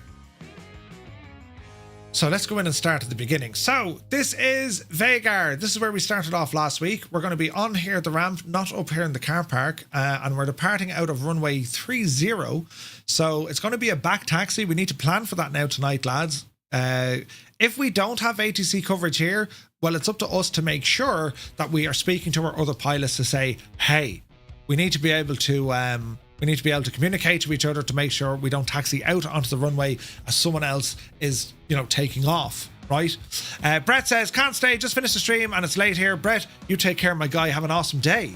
Max says, Murph, does the FFA livery for the base game A320 work with 2024? Yeah, I think so. Yeah, should do. Or is that a new 2024 aircraft? I'm not quite sure, actually. Great question. So yeah, we know later on we need to be very, very careful here. Depending on how many pilots we're going to have, we'll probably have to space out our timings, right? And if we are taxiing, we have to back taxi down an active runway, then we blast off. Communication is going to be key. We'll have to be listening out for other pilots, but then we need to tell them, hey, I'm now clear of the runway, or I've now departed. So that's going to be vital for us, right? So we do have a little maneuvering area down here, our little turnaround section down the very, very bottom of the at the bottom of the runway. All right. So that's fairly grand. There's nothing to worry about in terms of where are we taxiing to or from. This is as easy as you're going to get it. Push back, taxi onto the runway. We're gone. All right. Great. Our en route stuff. This is where our various altitudes come in, so you can get an idea of the route. So when we take off, we're going to follow our SID. We'll go through the SID in a moment. That's what it is. The Maiden, it looks like. It's NDB, is it? That's what we're going to use for our first nav aid. All right, let's have a look at the SID. So we're down here, runway 30. We take off, right? Here's the Mai to November maximum. So we have constraints here, right? There's an ILS for 28, is there? I might go with the ILS, though. 230 knots, all right. It's an NDB here. 337 is what we'll tune in. Once we're at 3.8 DME, it's a left turn. Or is it? No, it's not. What way is it not taking us? Oh no, it's just straight out, isn't it? Yeah, it's just straight out. Alright, okay. Recommend when surface wind direction from below. That's grand. So, contact Reykjavik when instructed by Vagar. Special authorization required for Danish Civil Aviation Authority. If RMP capability is lost, pilot shall inform ATC. Alright, okay. The chart shows multiple departures. Yeah, we're heading straight out. The SID requires minimum climb gradient. That's not going to upset us. Ground speed is going to be up here. We're going to be climbing minimum 1,000 feet a minute. So we're fine. SID routing. So it's going to be runway 30, VG 740, 772, 774, and we're holding at 230 knots. So we're going out this way. We don't do 778. 776 is our last little waypoint, which is this guy here, and then we head straight out. Very straightforward departure, lads. Very, very, very straightforward. So maximum speed 250 below 10,000, but for this here, for this SID, maximum 230 knots at this waypoint here. So watch your speed on departure, but we're not turning, we're not worried. We're heading straight out, all right? Airport elevation is 280 feet. Transition altitude, 7,500 feet. So that's all grand. And you're doing an ILS. I might do the ILS, so let's change this fella. Let me see. There's an ILS. Oh, there is an ILS. Why did it go for the RNAV? Did I press the wrong button? There's the ILS dialed in there now. Right, grand. Right, let us look at the star. So this is our arrival. We're going to be flying to Nasbu. Information we have, again, we have speed constraints. So we have to be under 250 knots below 10,000 or instructed by ATC if we have ATC up there. Loss of RNAV capability, advise ATC. Vectoring may be used when necessary. Descend as cleared by ATC. Non-ORNAV aircraft see unable or must state unable ORNAV and expect radar vectors. At first contact with Keflavik approach, state your call sign and ATIS received only. This is important. First contact with Keflavik approach, you state the call sign and ATIS received only. So the call would be Keflavik Firefly 235 information tango. For instance, that's all they want us to say. So there's a note, write that down. We don't need to tell them our altitude or our speed or our intentions. We just start off your approach, give them your call sign and the information that you have from the ATIS. Change to Keflavik QNH at transition level or when passing the last flight level restriction if higher. All right. So 7,500 feet, sticking onto old or to the local QNH. All right. What else do we have? So our routing, we're on the Nasbu, right? So it's going to be to Ertur, KF127, 328, and then Adova. Follow cleared or expected start until initial approach fix. Then start your approach to the assigned runway without delay. That's if you get lost communications. All right. So we're going to ramble in from Nasbo and we can see, look, there's holes here. If traffic is heavy, we might have to grab a hold at Nasbu or over at Ertur. We could be held there, so we need to watch that, right? All right. Now we have the ILS approach. We're coming in from Adova, which is here. So let's have a look. ILS frequencies, final approach. Decision height is going to be 369. Or 200 if it's going to be radar. Missed approach, climb on course 282 degrees to 3,000 feet. Expect vectoring by Keflavik approach. If you lose communication on your missed approach, passing Lerva at DME 11.7, turn right to intercept the radial 330 of the Keflavik VOR and hold at Topsy at 3,000 feet. We're going to ramble in this way. We're going to be fully established here. If it goes south, we get out of there, then it's a right turn after 11 miles and we hold at Topsy. Fairly straightforward again. What else do we have here now? So our descent profile, 2,500 feet coming in at KF128. And we're on a, what are we on? 3 degree, 4 degree. All standard stuff. There's our Pappy. So we have Pappy lights on the runway. That's what they're going to look like. Missed approach is climb to 3,000, turning right 282 and then circle. What else do we have here? Straight in landing, decision height, or decision altitude or decision height. And then your localizer. That's all grand. It's fairly straightforward. Once we land then, what's going to happen here? Well, we're going to come in on runway 28. Let's start our plan. So we're not going to exit before here.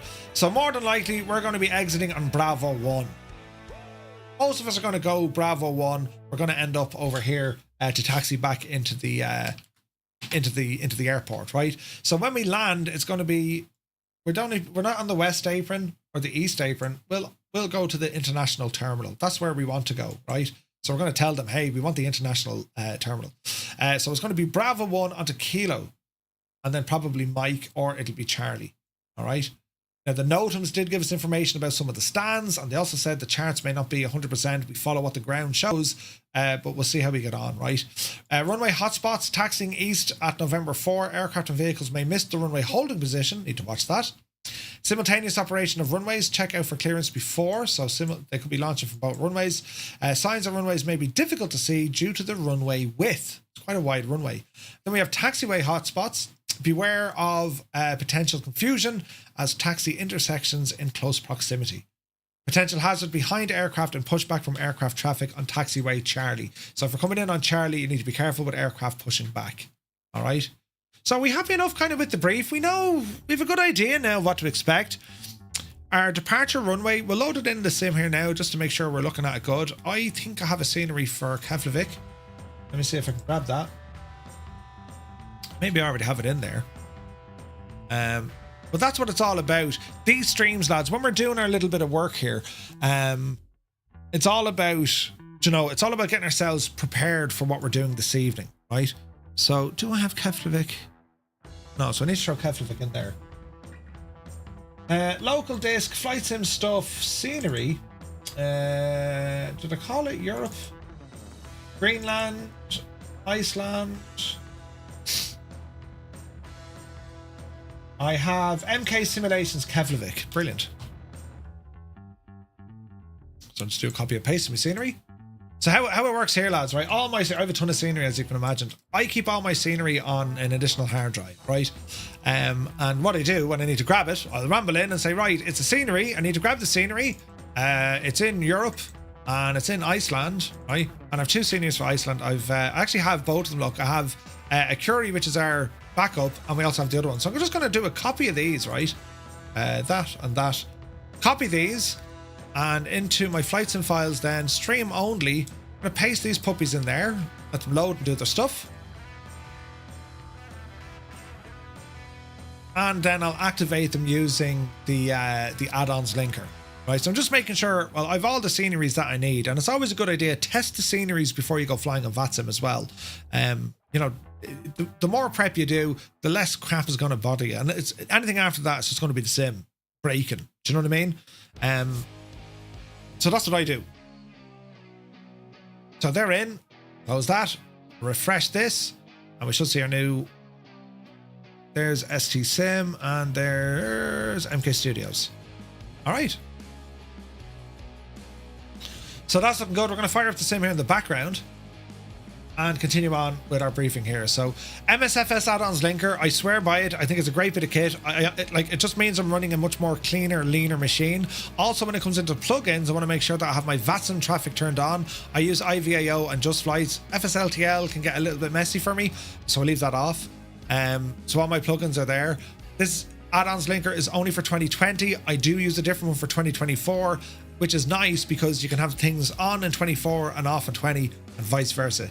Dead handy, lads, dead handy. So right, our scenery is up and running. Everything that I need for the stream is up and running. That's all grand. The sim is going to fire up here in the background, and this is what we're going to do. First, we're going to load into Vagar, have a quick look around, make sure everything is chickadee boo, and then we're going to load into Keflavik. So Keflavik or Reykjavik I just put in.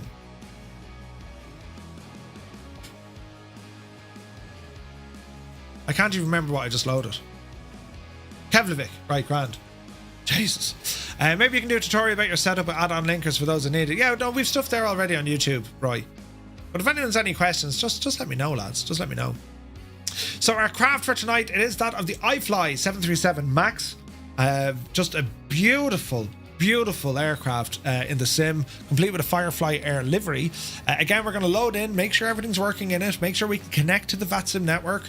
While we're sitting here, let's go in and have a gawk at the VATSIM network. So we're going to go to VATSIM-radar. This is, without a shadow of a doubt, the most precise and brilliant VATSIM tracker I've ever used. I'm rooting for Navigraph to get better, but at the moment, this is better, right? This is just better. So there's no ATC available up in Iceland at the moment. Oh, there is. We have a tower. Oh, look, we have tower up. Look. All right. Any traffic up this neck of the woods yet? Not a whole lot. Dublin Tower's online. All these aircraft you're looking at here, these are all the best. Base scenery in 2020 is good too. Paid scenery isn't needed, but obviously better. Yeah, don't panic when you see it. The I fly in the PMDG are the planes that fly the most, or you miss the most. They're coming very soon. Very soon. I fly should have theirs soon. Yeah, Naughty Gnome, that'd be friggin' awesome. Hopefully they can control when we arrive tonight. Yeah, it'd be awesome if they can, you know. Craig, yeah, you can actually save this as an application, which I usually do. It's down here. I just didn't use it today, just to show you the website.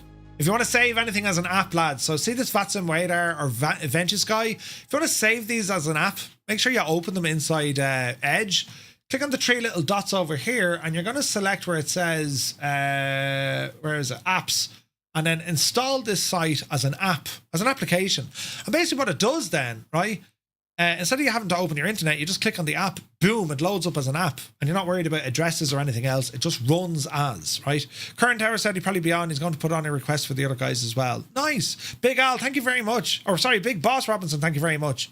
Yeah, full-time gig, man. It's mad, isn't it? Yeah. Yeah, you can do it now. You can only do it on Edge, I think. But basically, any website that you're constantly in and out of, you can save it as an application.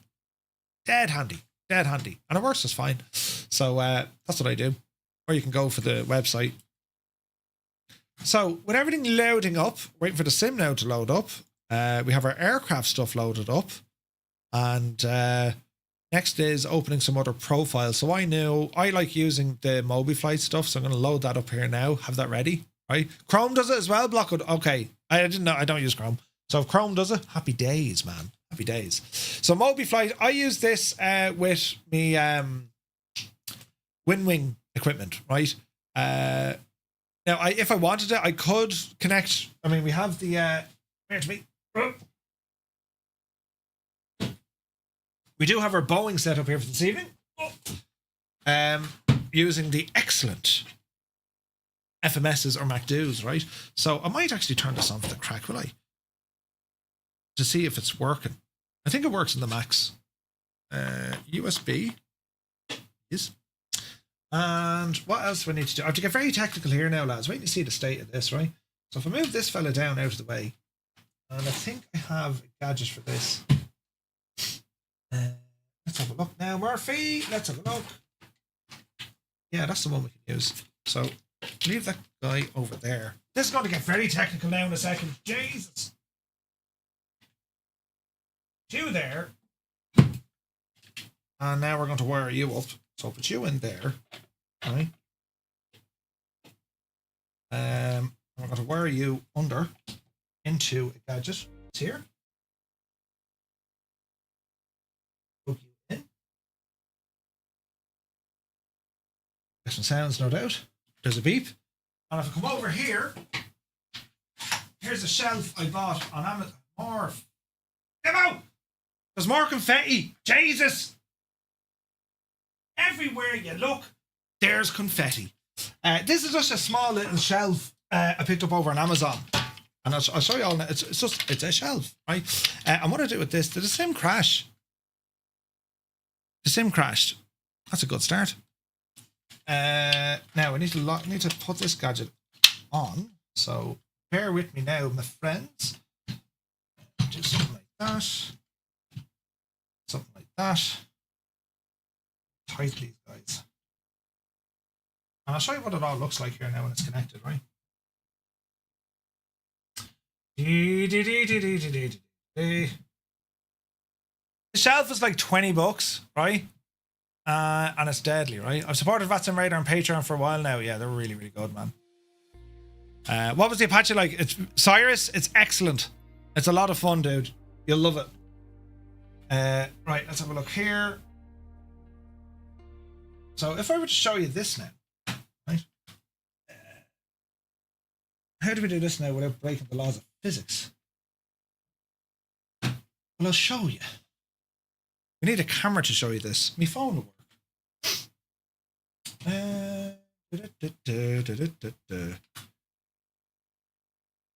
Okay. Go to share. And we're going to open up a gadget over here called Lonely Screen. Yes. Give it a second here now, bye.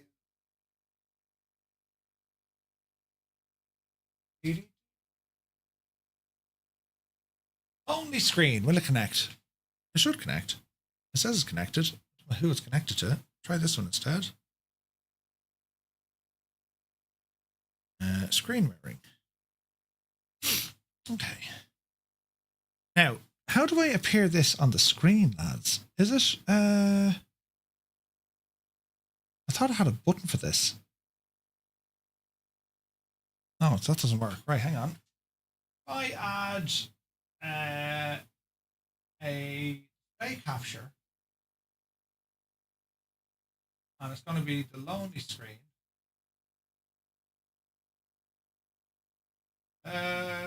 Do.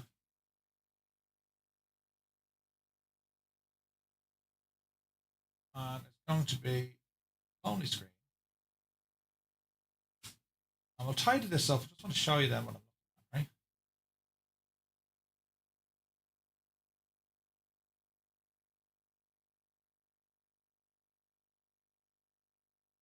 This is my old phone, but it should work, right? That's FSU IPC still doing this thing. Right, so if I go to, cancel that. If I go to camera, right? Hang on, I can fix this. We're getting there, lads. All the job stuff, look. All right, bring that down. And bring this down. Something like this, right? I look okay so far? So this is the little shelves thing that I made, right? Oh, Jesus, don't drop the phone. This shelf here, right? Basically what it is, it's from Amazon, and it bolts onto your desk, look, right? You guys can see that? It just bolts onto your desk. And what I've done, right? The WinWing unit, if you look at this, right? It's Velcroed on. And there's reasons to my madness. I've just put in a couple of Velcro stickers underneath the unit itself, right? So you can see that. So it sticks onto this and it just doesn't move, right? It doesn't budge. And the shelf, I mean, it's solid, right? It doesn't budge. So what I do is I just line it all up, drop it in, and that unit is now secure, and you know I can interact with it any way I want to. I have another one down here, look, with a wig. And I've done the same with this one. It has Velcro on the back of this as well, look. So it just means, you know, depending on what unit I need to use, I can just interchange them out, and then I have the wires chased up. Well, you don't want to see what the wires are, but the wires are chased up, right? So that's where they live, right? And it's absolutely fantastic. It's brilliant because the difference it makes, yes, we know it's already running. The difference this makes, it's not in the way of when I'm flying, right? So you can see where my arm is there. I'm not going to press down on it because, well, that's the location of my stick, right? I mean, that's where everything is, right? And that's just kind of the way I do it. I mean, my throttles and stuff are over here, right? There's the awesomeness Virtual control box, right? And look at this. When I go to change gear, look at the lights. That deadly. Or if I want to turn off all the lights in the panel, I can just come along here and just turn off the lights. Turn them back on. All right. And I also have this. I have this MyApp gadget here. Super handy for your ATC stuff, because everything's bound together. Do you know what I mean? I'm just Prox. Good to see you, buddy. Welcome in. And that's what I use, right? So that's you know, this is everything that's in front of me here. This screen here that I use, right? This is connected. So I have a PC over here. Like, just follow this camera here. So that's my main PC, right? That's Iceman. Or what do we call it? It's not Iceman anymore. Iceman's dead. We gave it a new name. But that's the PC. Over here then, right? This is just like a fancy charger for like AirPods, and you know, throw my phone in there. It'll charge. I can put my watch on that bit, and like, you know, the AirPods sit here. It's that way. They're charging. Bit of an iPad on it, right? But I have a micro PC just there, look. See that guy in there? That's a little mini PC. So that wire coming out of the front of him well, that's actually feeding this. And this is Navigraph. But this is a cheap touchscreen I bought on Amazon for like 80 quid. This was 80 bucks, right? 80 bucks to give you an iPad equivalent. And it's a touchscreen. And it's powered by USB. And it's quite responsive, as you can see, right? And I can import my flight now. So if I go flights, let's import a flight from SimBrief. Get the most recent flight. This will load up our flight then for tonight. There you go. So I can track all of this using this. So like, you can get an iPad, which are, you know, it's 300 or 400 frigging quid. You can get like the other stuff, but like it's make it cheap, right? I mean, if you have options to do the stuff, that's what I do.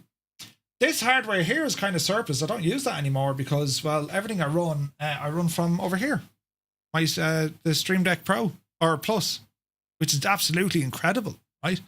And okay, you got to tidy wires every now and then. Oh, Jesus, tidy wires every now and again. But you get the idea, right? Then I have my Toby, that's my eye tracker there right in front of us. And that's where you guys live. There's your tat. All right. So, yeah, that's the story with the shelf. And then when I'm finished with everything, right, multiple options here, but if I'm finished with it, I mean, there's little release hooks on this. So if where are they? They're up here. So if I push these in and I'm finished, right? And I'm just pressing buttons, so I can't show you exactly what I'm doing. Why aren't you moving? 1 and 2, is it? Hang on, put the phone down. Ah, you muffet.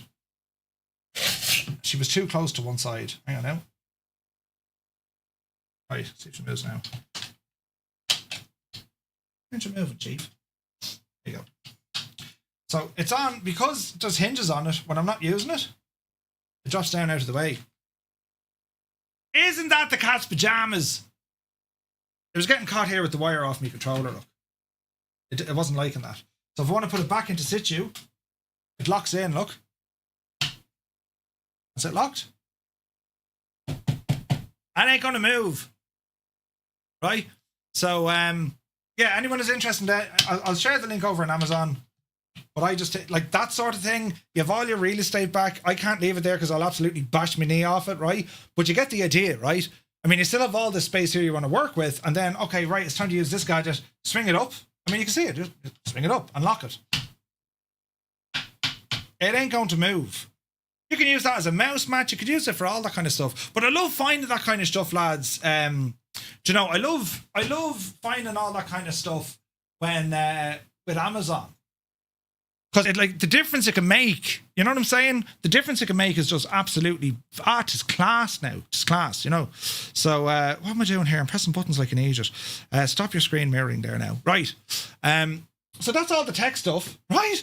Now, WinWing software needs to be opened to make sure this works. SimApp Pro. Isn't that the ticket? And let's see what happens here. How can we have mounted your stick on a...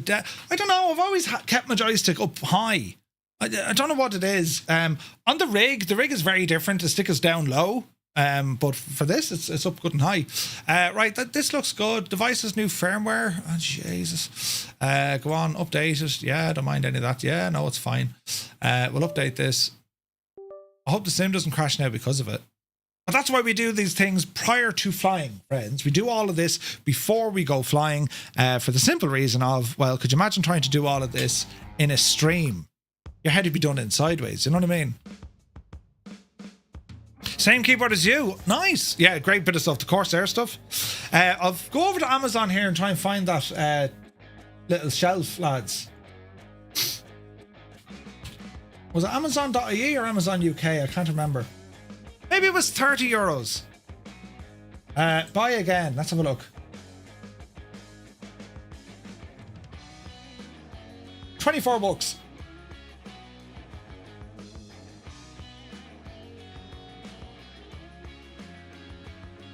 So here's the link coming in. And it's that exact style. There's the link there. It's that exact style. Because it's long. You can get other ones that are square and all this. Get the long one. Right? Deadly. 24 quid. So get the 300 by 150 because it's the perfect size for those MacDo units. Flight planning 3N. This is the standard one for like a 737. I probably need to get the other one. Let's go to Wing.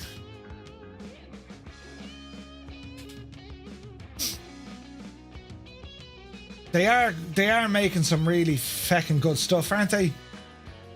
The PAP 3 looks amazing as well, doesn't it?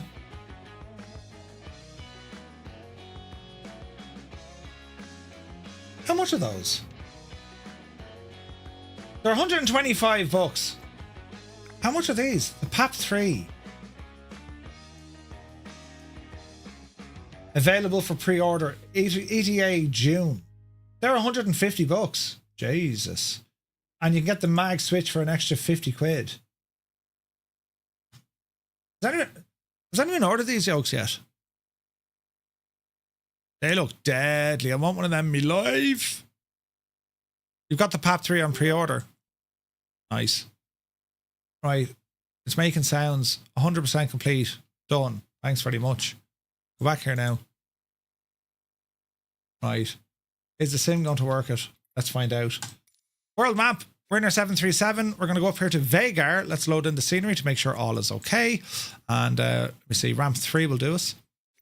Flight conditions. Keep it all on live. Live. Yes. And all players needs to be turned off because I want to go VATSIM on this one. So we'll go ahead and launch this up and see what happens, right? Will the auto switch off based on sim conditions? Ah, okay, sweet. Right, what do I want to do here? I want to turn on some VATSIM. So it's VPilot getting activated. And as I say, lads, that's what we do. If you have the opportunity to do all this prior to your flight daily, do this because it means when you're ready to fly VATSIM at night time, well, all the heavy lifting is done. Yeah. So we're going to let a couple of things load up. Chase plane being one of them, and GSX. So chase plane is alive. There's my views. Chase or GSX is having a moment. Nothing new there though. Sim volume seems low, but we should be okay. What are we doing in here now? We're going to go to ATC and we'll open up VPilot. GSX. We're not flying, you muffet. Okay, so there's our aircraft. In the lashings is the rain.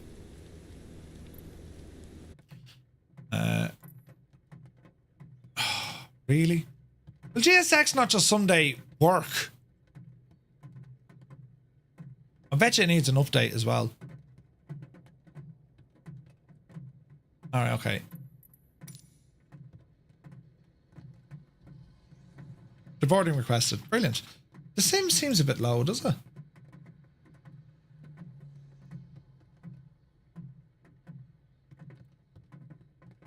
Why does chase plane have volume?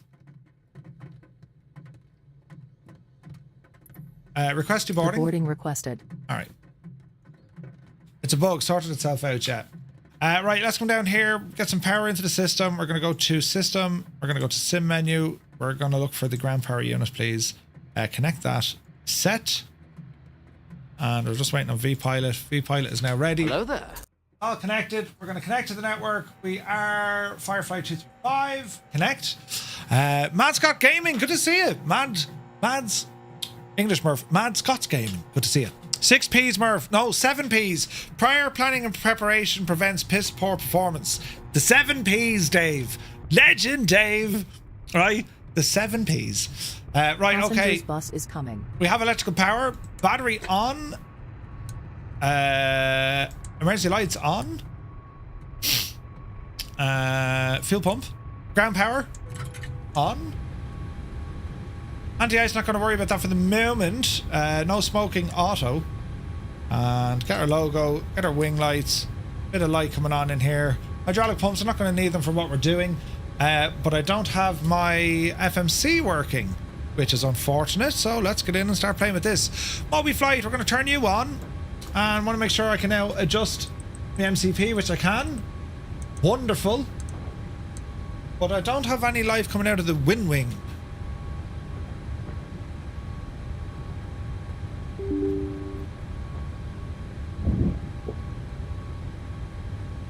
So why aren't you working? Passengers deboarding starting.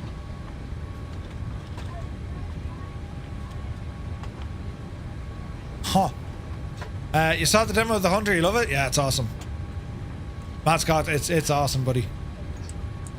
Right, how do we get this working? Right, we're gonna have to go Moby flight, aren't we?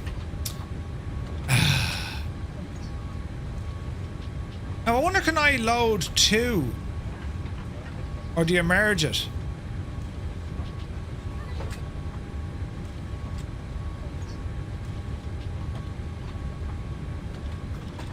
Let's do some homework. So we want the Wing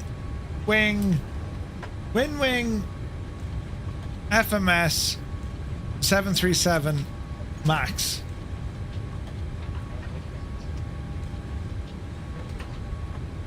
Do.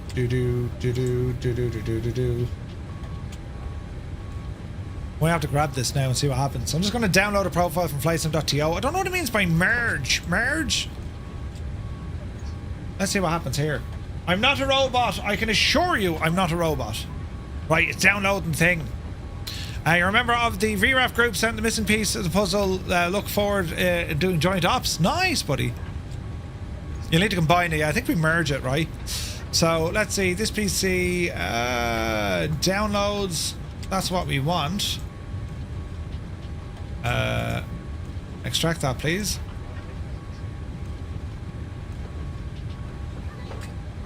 Cut desktop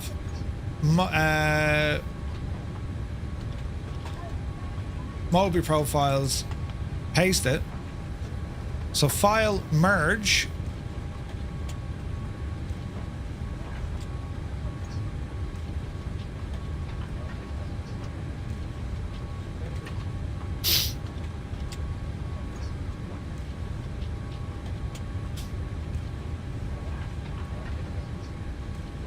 Okay, half of it is working, half of it isn't. So if I go FMC, no. Menu, no. Moby looks handy. It is, but it's not working.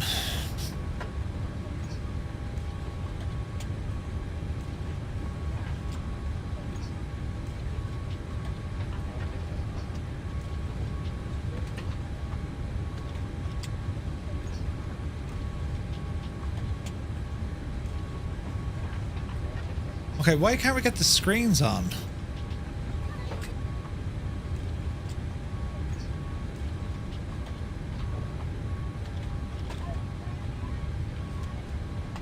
Okay, so Moby, run. That's working, but my screen isn't turning on. Oh, we love to have issues, don't we? You only have outputs for FCU there. Do I?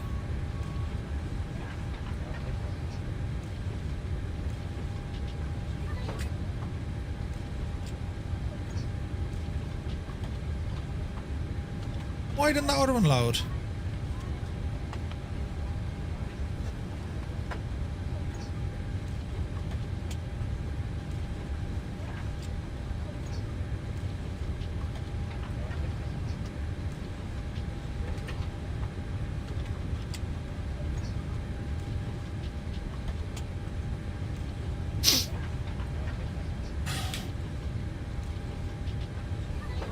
Why is that all the FCU stuff?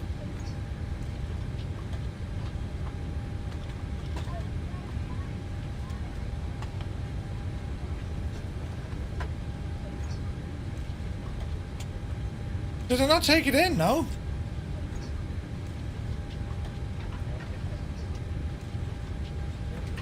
What the juice? Desktop, right? Moby.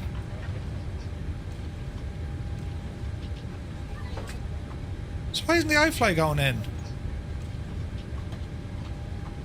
Go home, Moby, you're drunk.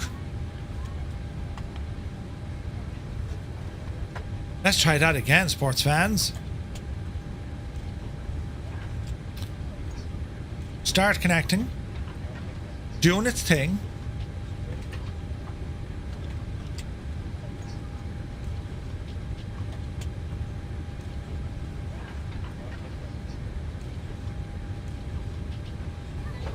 Why isn't the file appearing?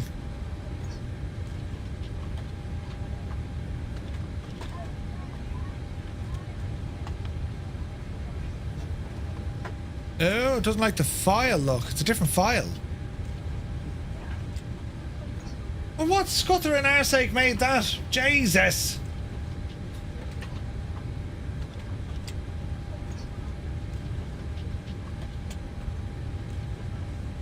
Bum, bum, bum, bum, bum, bum. Did Murphy not read the instructions?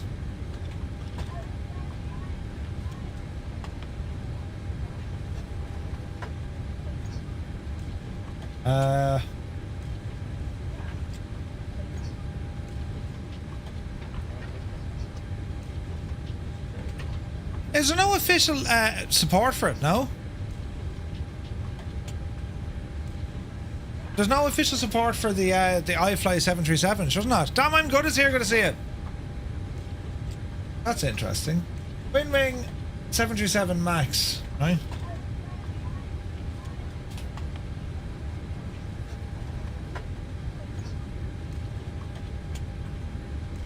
I'm in a glass case of emotion.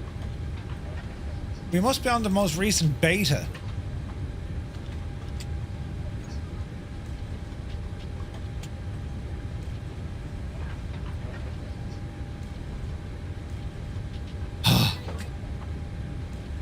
Yeah, possibly naughty.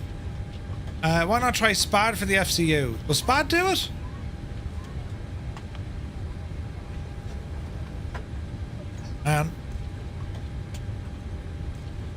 New version, right? Grab it there and we see what happens, right? Do. SPAD will work, will it? Okay. Well, let's see if this works, then we'll try SPAD. Because I have both. SPAD saves all. Right.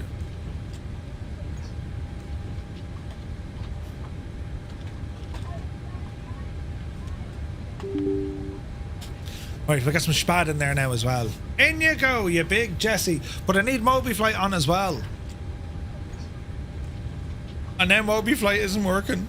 It's... oh, no, here it is. Loading. Start connecting. MobiFlight came up my screen. This is a good start.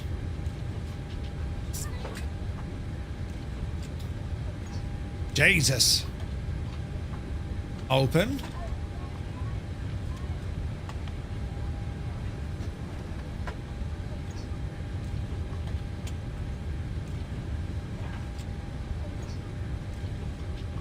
Why didn't that work?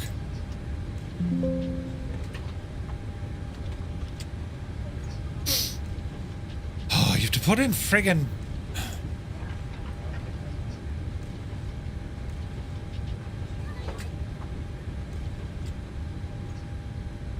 Passengers bus is coming.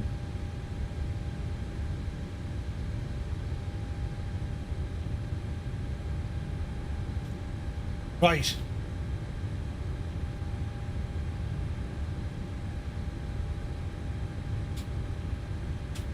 What have I to do? Why does it want me to install WebSockets? Should I go off there now for a minute? Right, stop that. Open this. We're looking for the iFly, this one. Run that.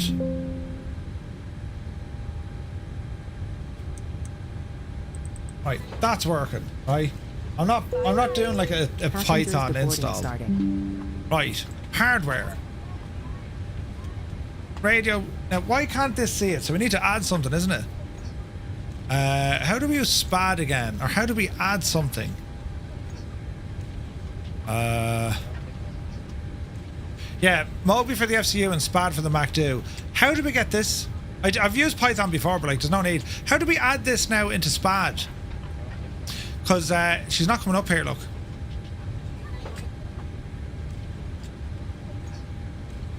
All of this will put you off hardware, yeah. Device is not appearing, need to enable it. How does one enable the device? Gear icons. Configuration.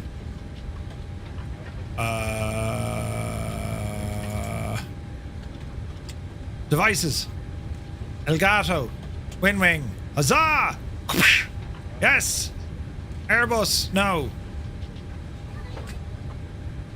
Why is it only looking at the FCU?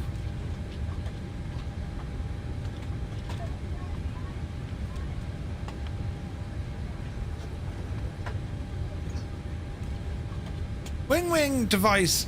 Yes. Hang on, lads. We'll finish. Can I get a refund? No, there's no refunds. No refunds. Right, let's see what happens now.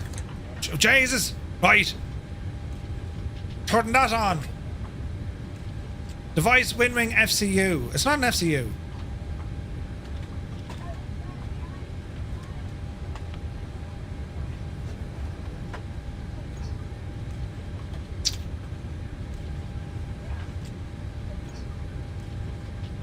Let's see. Activate that as well.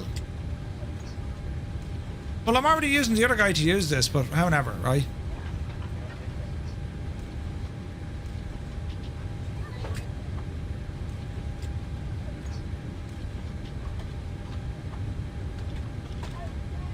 You have to be in beta mode. Beta mode of what? This is how I get when 7 levels into problem, forgot the first level, right? Full send into terminal. Spad Lavar doesn't want it. Want updated, yes. Please select the simulator where you want it. There. Hello there. Right. You need Spad Beta.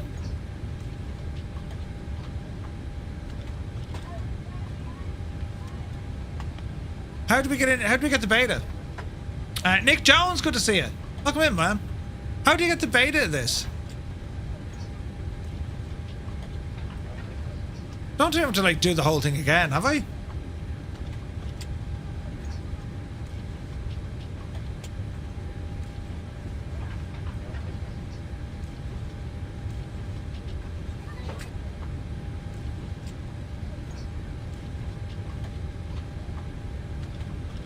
Logitech plugin has been detected and running. I'm not using that from Logitech.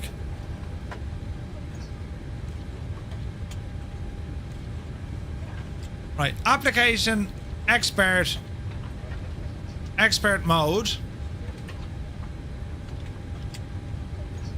beta. Roy, genius.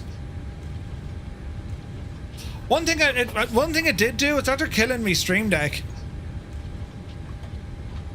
That's never fun.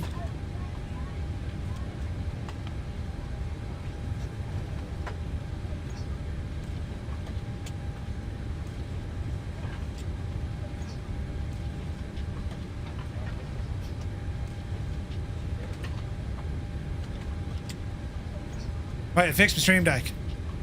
Update complete. Right, hang on now. That's working. That's working. That's working. Right, so I'm happy all that gear is working.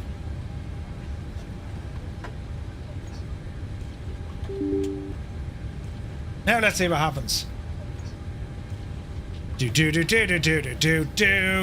Airwolf, good to see it. Please wait while the minions do the work. This is all terribly exciting. Oh look, it's doing things. Look. Right. Devices. Ah, brilliant. CDU. Yes. FCU. Multi-panel Stream Deck. Can I remove that? CDU. FCU. Right. How do we do this now? We need to go to profiles, isn't it? Online profiles. Search for install devices. Right.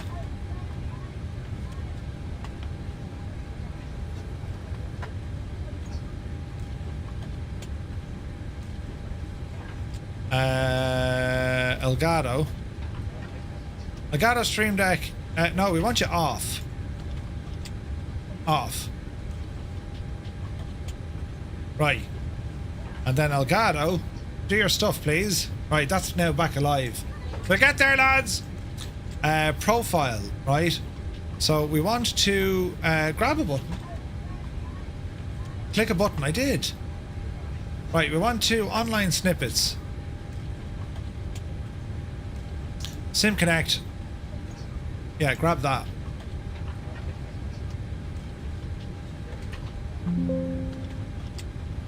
There's life. Next.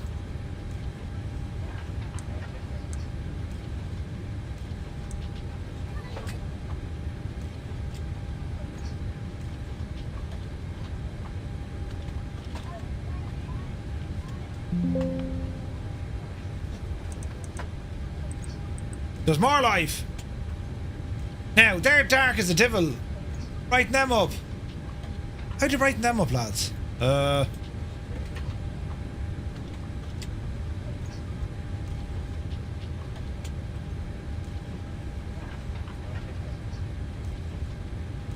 are they so oh no, the bar. No, it's quite dark over there, look. Why is that now?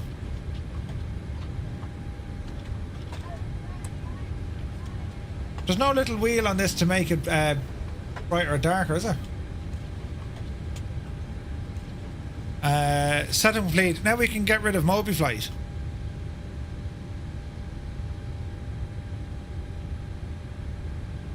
I didn't like that.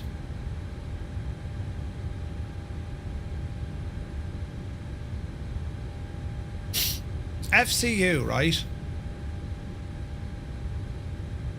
Where do we put in like the virtual power, lads?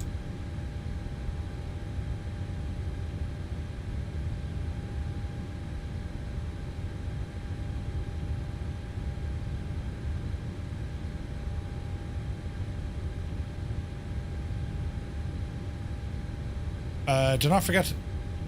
Imagine all this faff and flat. Yeah, it'd be brilliant. Why is that turn off? So it's actually lost. I closed Moby and I've lost this. So what have I to do? Reload it?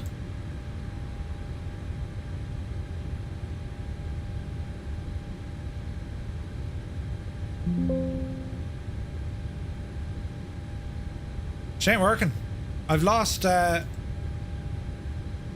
all my stuff. Why isn't that working now?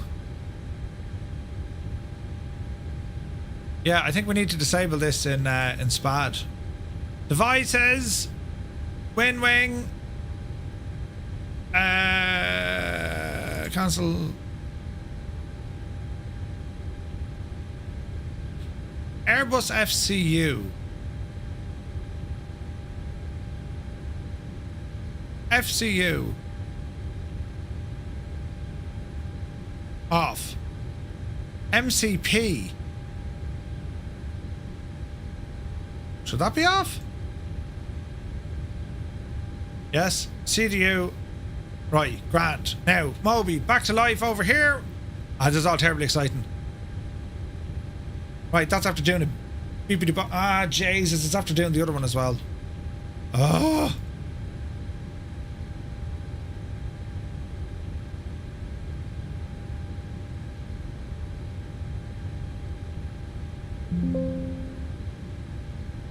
I don't want to install the shagging pipe.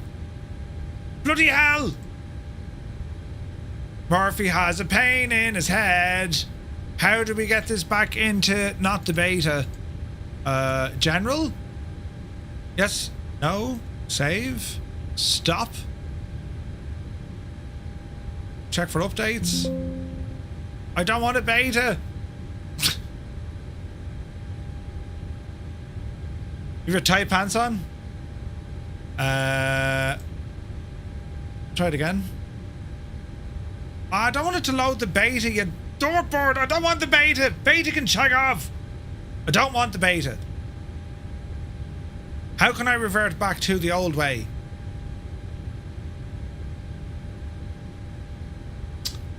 Oh.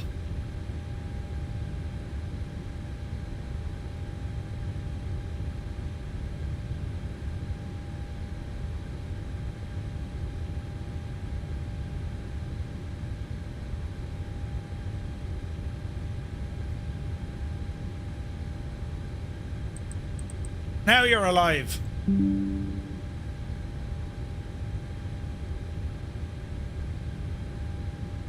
Logitech MSFS plugin has been detected running. How do we find that?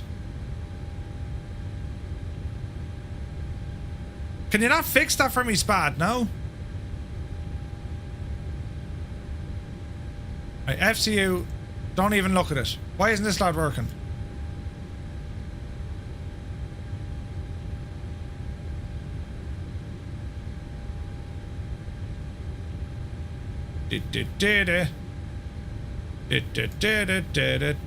Yes.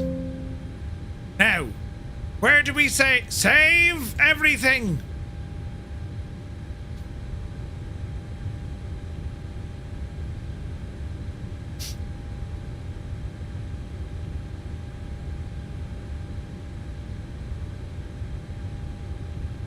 Why is this working? It says it's offline. Jesus.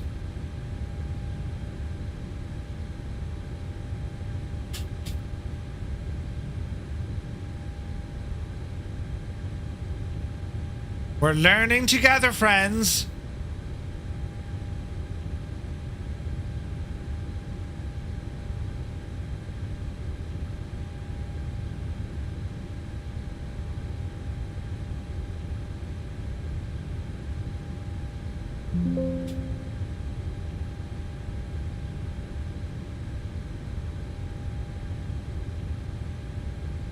How do you switch off the Logitech stuff?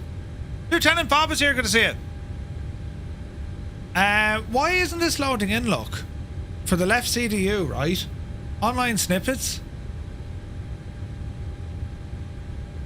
That's for the PMDG. Devices.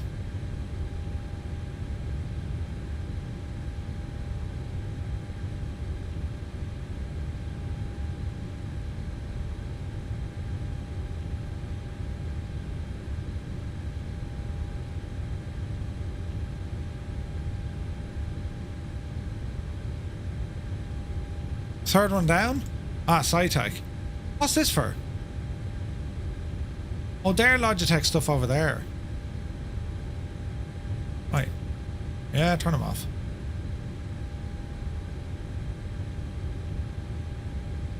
I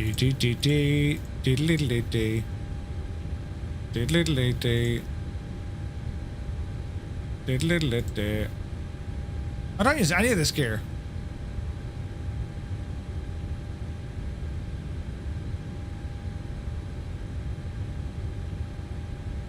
Right. Save. Now we're getting somewhere. Sanford and Son was great. It was good. Brilliant. Now, what am I trying to do here? I'm not getting the... look at this. I'm not getting the profile for the left CDU. It's just coming up blank. So I'm trying to figure out how do we get this one, right? Only for the current aircraft. And what do we want? We want the iFly, isn't it?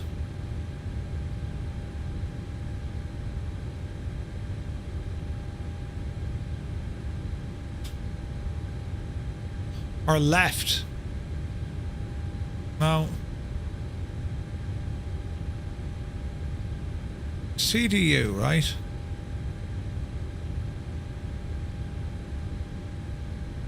Oh, Jesus.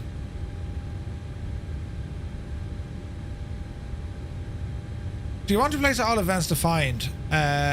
Select no to add to existing. Great.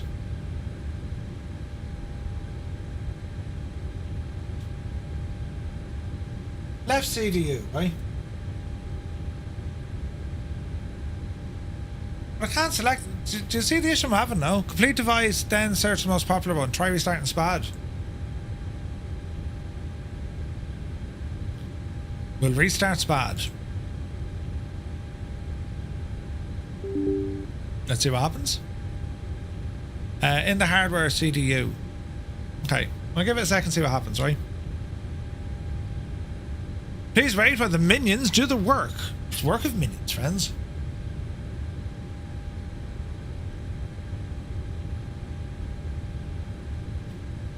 Now, that turned off MobiFlight.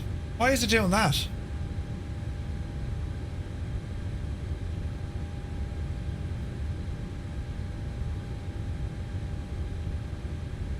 Like, I don't understand it. Why is this now shagged?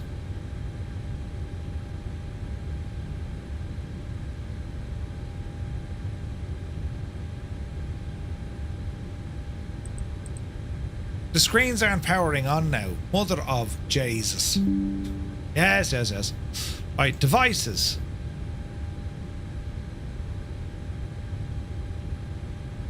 It's a left CDU. Yeah, but click a button and switch. So the left side. There's no screen working though. Right?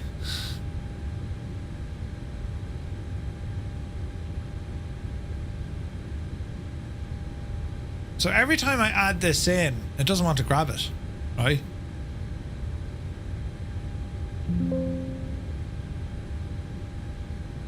But the screen isn't coming on at all. Jesus, lads.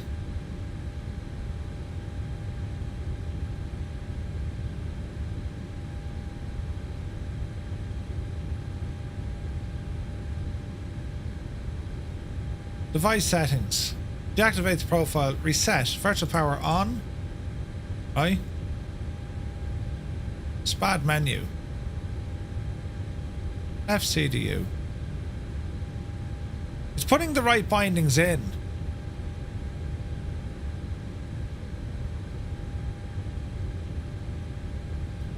Alright, hang on. So, like, the screen is on, right? But I can't interact with anything here. Like, there is literally nothing I can press, and there's no lights. The screen is on, but it's not doing that, right? It's putting in the right bend. If you go to SPAD menu, does that show a physical device?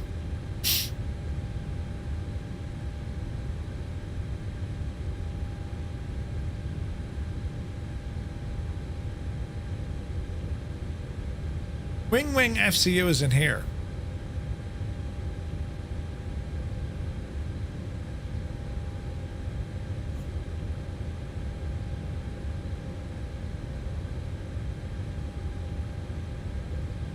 Yeah, it's like all the stuff is in there and it's all turned on. All I see on the screen is what this guy here is showing me. That's what I see on the screen. And if I move that to the right or left, nothing. The screen just turns off. So that's what I can see on the screen, yeah? But it doesn't want to do anything. Press the LSK. Press LSK. No. Nothing. No response.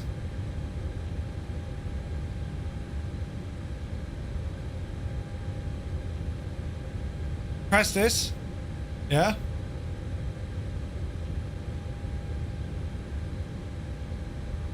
Hang on, lads, we're learning together. Yeah, no, that should open, shouldn't it? When I click on local device switch page, set device, it should be, but it's not working. You can see the issues we're having, yes?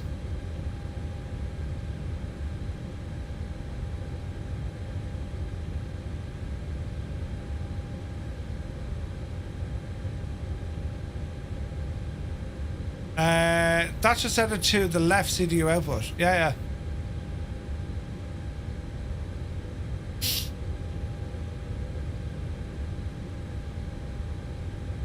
Lights are on, but nobody's home. I agree. SPAD next software is loading up on the screen. I can see that.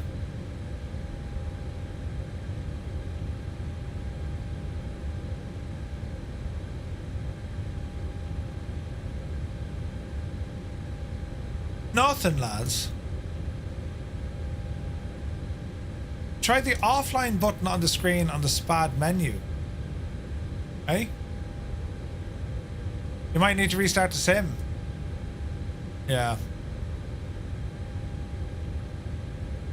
Bloody hell, an awful lot of work, isn't it?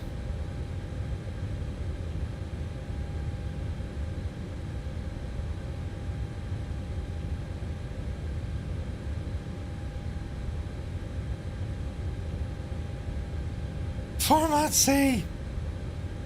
Yeah, the keys aren't responding at all. At all. Is that the only one for the iFly? I think it is. Oh, behave. Oh, behave. Uniform Goose, thank you very much indeed. We're pressing buttons. Listen.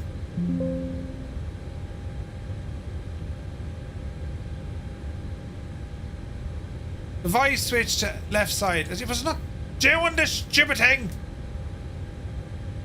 Oh, yes. Search iFly in the top box.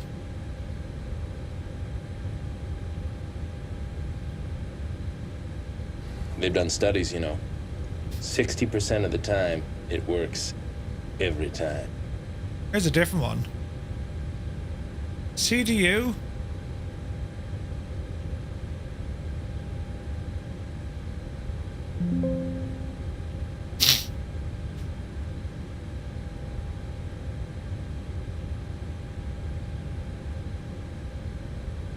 It says they're offline. How is that now?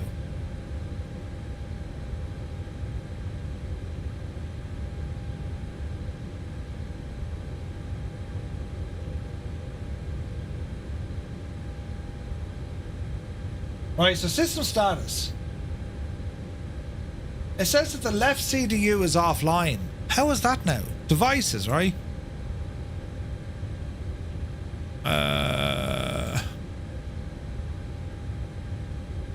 We'll figure this one out, lads.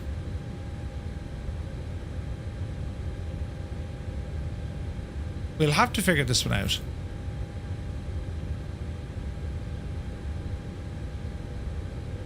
It's the bridge. So you reckon the bridge is shagged. So the bridge is shagged because you reckon it's the sim is loaded. Right, well sure, let's exit the sim. Right. I have about 10 minutes left to do this, then I need to run away for a while. We're not hanging around. Kill the sim. Jesus, everything was loud. Right, now. So, CDU. Left CDU. Home. Okay, so if we now reconnect all of this, it should work, shouldn't it? Stay out of the settings. It has to be that. Les O'Reilly left the chat. Listen, I do the stupid hard things so everyone else can. You know what I mean? I can't be the only one that has like, what the name of J, right? Do you know? But if we can get it working, well then, if I can get it working, then I can kind of regurgitate that to say, right lads, this is how we're going to get this to work. You know what I mean? Right, let's see what happens now. So all the hardware should be connected, bar that. That's now reconnected. Lovely. And everything else turned off, right? Then when it works, it's great, right? Don't press some random buttons. Check out the chat first, right? Back in my day, rubber bands and strings were all we needed. Seb! A stick and a bit of string. That's all you need, right? You reinstalled it. Yeah, I've reinstalled it twice. Took me ages to sort SPAD. Now it works great. Okay. Right, let's see what happens. Where is this now? Uniform Goose, thank you very much indeed, man. The man is pressing buttons on the thing with the yoke. Very kind of you, sir. Flight crew for 7 months, look. Jesus. Now, we shall figure this out, lads. It's going to be absolutely fantastic. I'm telling you, it's going to be great. How, we don't know, but it will, right? SPAD is just one of those friggin' things, isn't it? And MobiFlight, like they're all additional things that you need to figure out what works and what doesn't work. Now, should I close this and then fire it up when the sim starts, or just leave everything on? Checking for updates. Come on, Flight Sim. And then we'll see how long this takes to load. But yeah, anyway, look, apart from all of that kind of messing with me controls, that's why we do this stuff, right? We know the plan for our flight tonight, right? We know the routing. We have an idea of the weather. We're hopefully going to get some coverage, ATC coverage. What else? We have an idea of our SID. We know the star. It's about a 2-hour flight. And we will be in the 737 if I can get this gear. Well, if I can't get the gear working, I'll just use what comes with the plane. It'd be nice to have this stuff, though, you know. So yeah, I'll keep all that saved anyway. It's going to be a nice flight, this. And then the next flight, I think, is going to be huge altogether, isn't it? You're still on your first week with SPAD, but I've got your Logi radio and multi-panels working. Yeah. No, like, look, there's a way to probably figure out all this. Like, I'm sure there's a cleaner, easier way of doing it, you know? At first, you're presented with the question, what CDU are you using? Press the corresponding LC or LS left key. It brings you to the correct page. You don't have to use the software buttons in SPAD itself.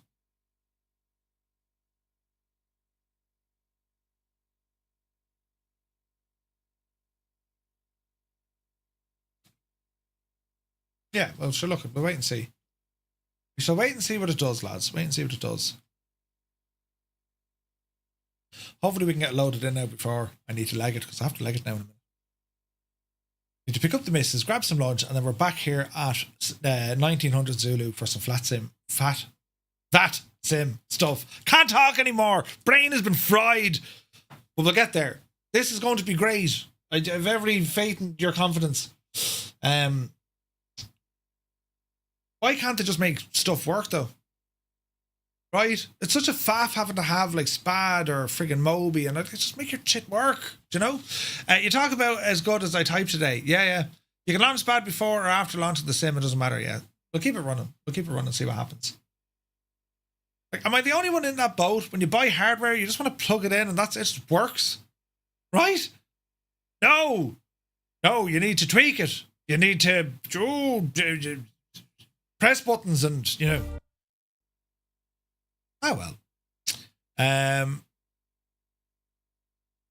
You only use SPAD. Really? Perpetual Omega. Buy an Xbox. Yeah. DJ Seamus, good to see you. We're going grand. We're trying to figure out controls and buttons here, which aren't terribly important, but I want to see, can I get them working? Do you know? Hope you're well, though. Hope you're well.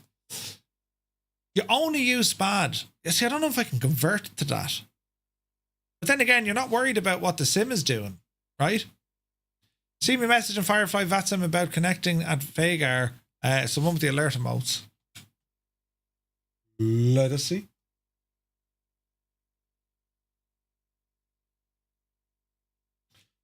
If we have no ATC, load in where you can. Slew mode is your friend. First come, first serve on the stands. If all stands are busy, load into the game on a stand, set up your plane, expect route, but do not connect to VATSIM and do not connect in a random place. That's fair enough. Murph will be starting at the car park. I will, Dougal. I absolutely will. Brilliant. Right? Can you differentiate short and long presses on a button? You should be able to. I never use SPAD using axes and O's. Yeah, axes and O's are here are good. That's if you have control. Yeah, 100%. 100% naughty. Right. Let me try this again. 737 Max into Vega. In there now. In you go, you big Jesse. I'm gonna load in. If this works, it'll be great. If it doesn't work, we give out to someone. I spent quite a bit of time at SPAD, says Mr. Chippy. It took a while, but I'm switching to use it exclusively. It can be a little bit cryptic for some things, but dev mode on the behaviors panel helps a lot. Ooh. Right.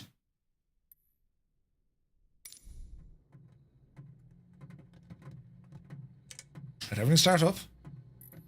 The boarding requested.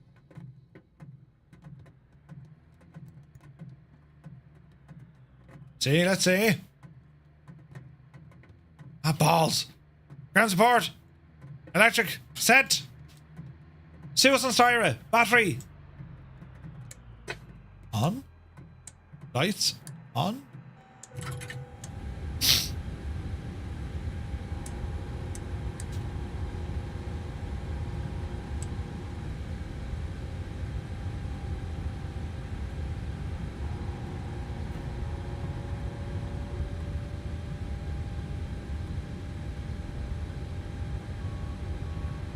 Nothing is working. Passenger's bus is coming.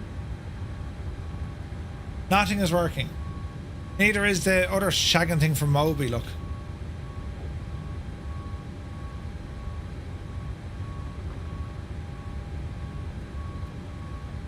Ha. Restart's bad.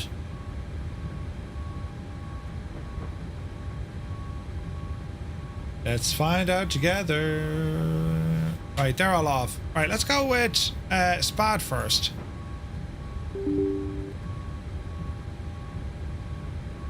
She's thinking about it. Boring in it stuff. Boring stuff, you say, in it? Wait now, lads, wait now.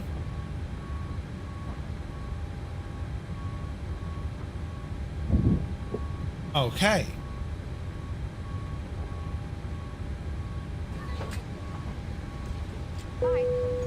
Passengers deboarding starting.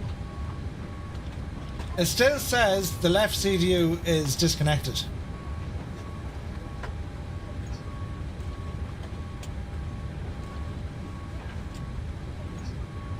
Ah, Jesus. And the FCU isn't working. Alright, FCU is working. It doesn't make any sense? No.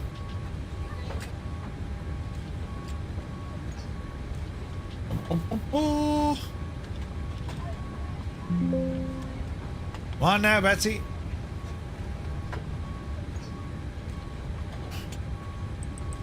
Right, that's working as expected. This guy ain't working at all. So I cannot get this feckin' thing to work. So, waiting for data. Hang on. Left seat. Right, hang on. Waiting for data. How long will it wait for?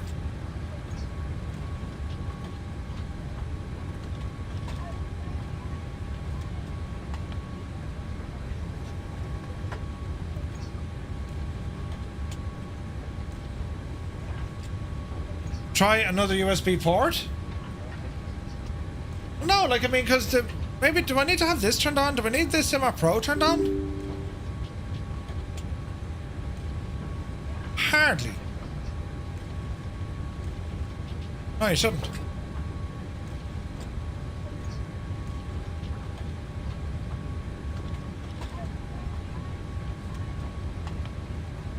Would you believe it? Would you believe it?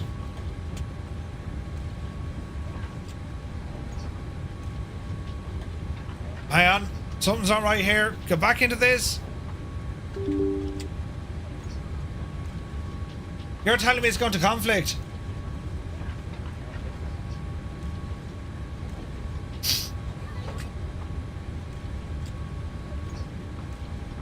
It turned on. Now it turned off again. Now it turned on again. Now, can someone explain how this has worked? Can someone say, Murphy, you're a genius. We always knew you were. But at the same time, by turning everything feckin' off and turning it back on again and having, whatchamacallit? Yeah.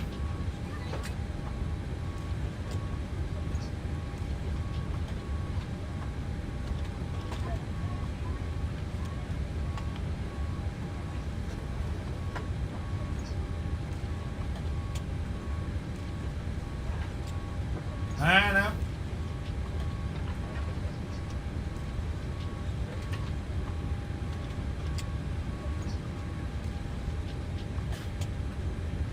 Feckin' ta-da!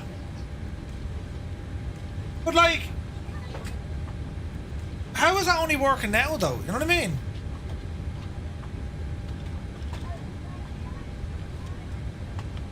Do we dare stop Spad? Well, hang on. What if you kill Spad? No, it needs Spad. So it needs both of them.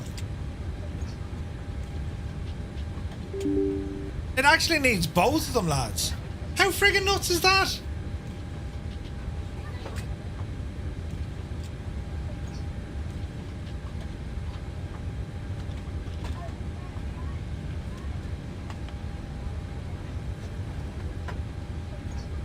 Right? So, leave Spad there in the background.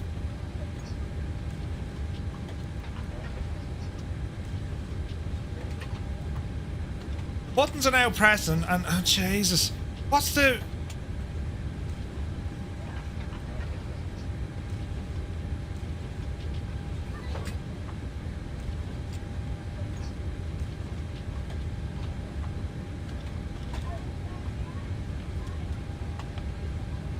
Oh, Jesus. How do we figure this one out?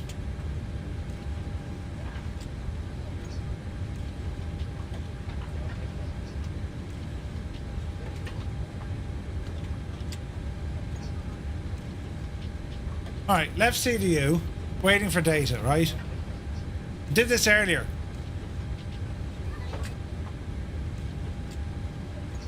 So if I turn this lad off again, right? And then we turn him back on. There's method here, lads. And then Moby Flight, which is just turned off because it's Moby Flight.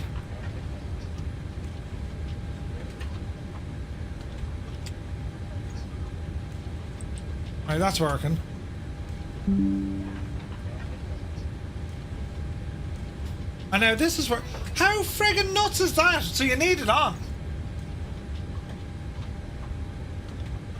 Isn't that absolutely nuts?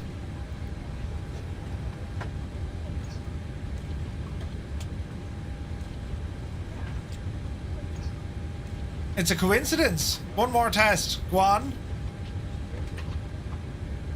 It definitely wants SPAD on.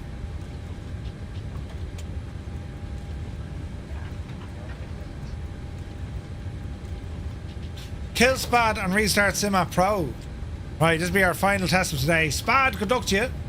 That's now turned off. SimApp Pro will exit you.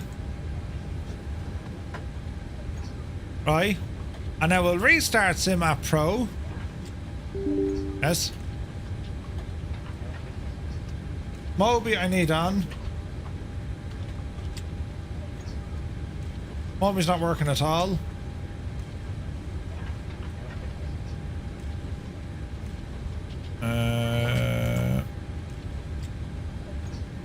Look at that!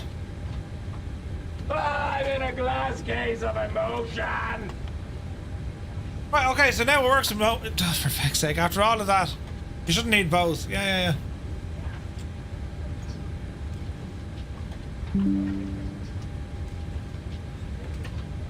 So am I right in saying now all my stuff works? Yes. And yes. Brilliant. Lads, I have to say now, right?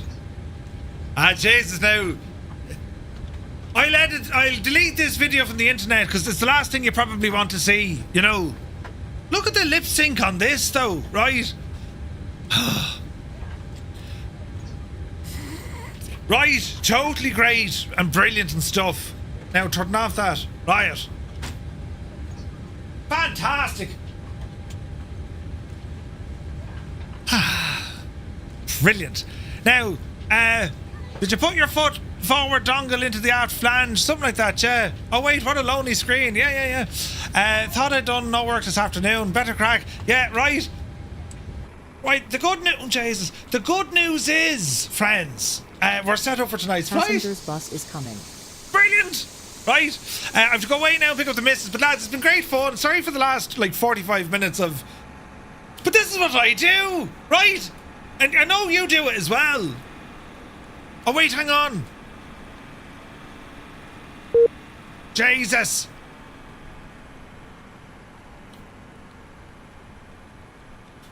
Now, connect me to the gadget, please.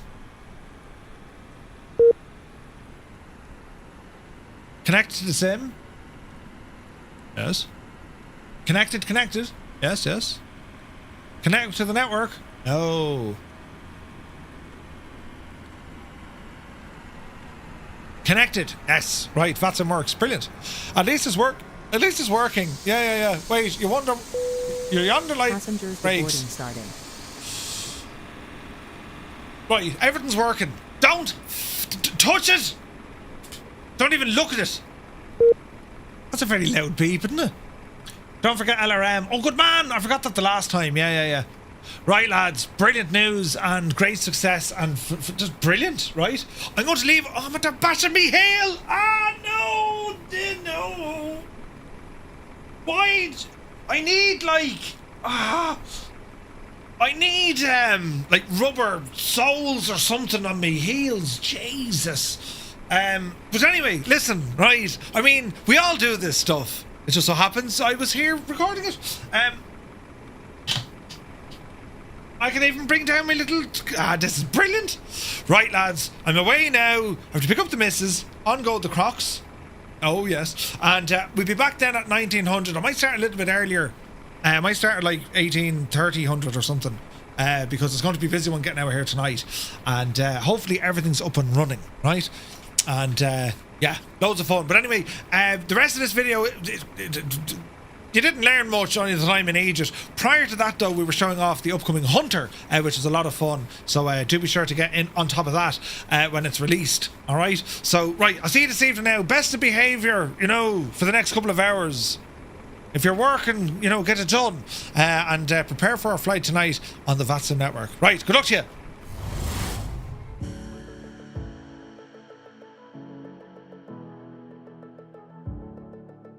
Do you know? Don't hit me with a frying pan! Oh, jeez! This is Harris! You just hit me with a frying pan! She didn't make a noise! Of course I made a noise! You hit me with a frying pan in my head! Turn around! Why would you hit me with a frying... Don't hit me again! Ah! Yes, it makes a noise! You're hitting me with a frying pan! Annalisa! Did you put her up to that? Jesus, me head! Oh, who hit someone? I mean, come on! Who hit someone with a frying pan, for God's sake? Oh, very hollow sounding. What? What are you talking about, hollow sounding? Think about it now, right? I'll sing it for you. Everybody's looking at my tight pants. He's got his tight pants. He's got his tight pants on. I'm actually not wearing tight pants at all. No, they're loosey-gooseys. Do you know, they're the in-house joggings or yoggings, I think is a soft J. They're the in-house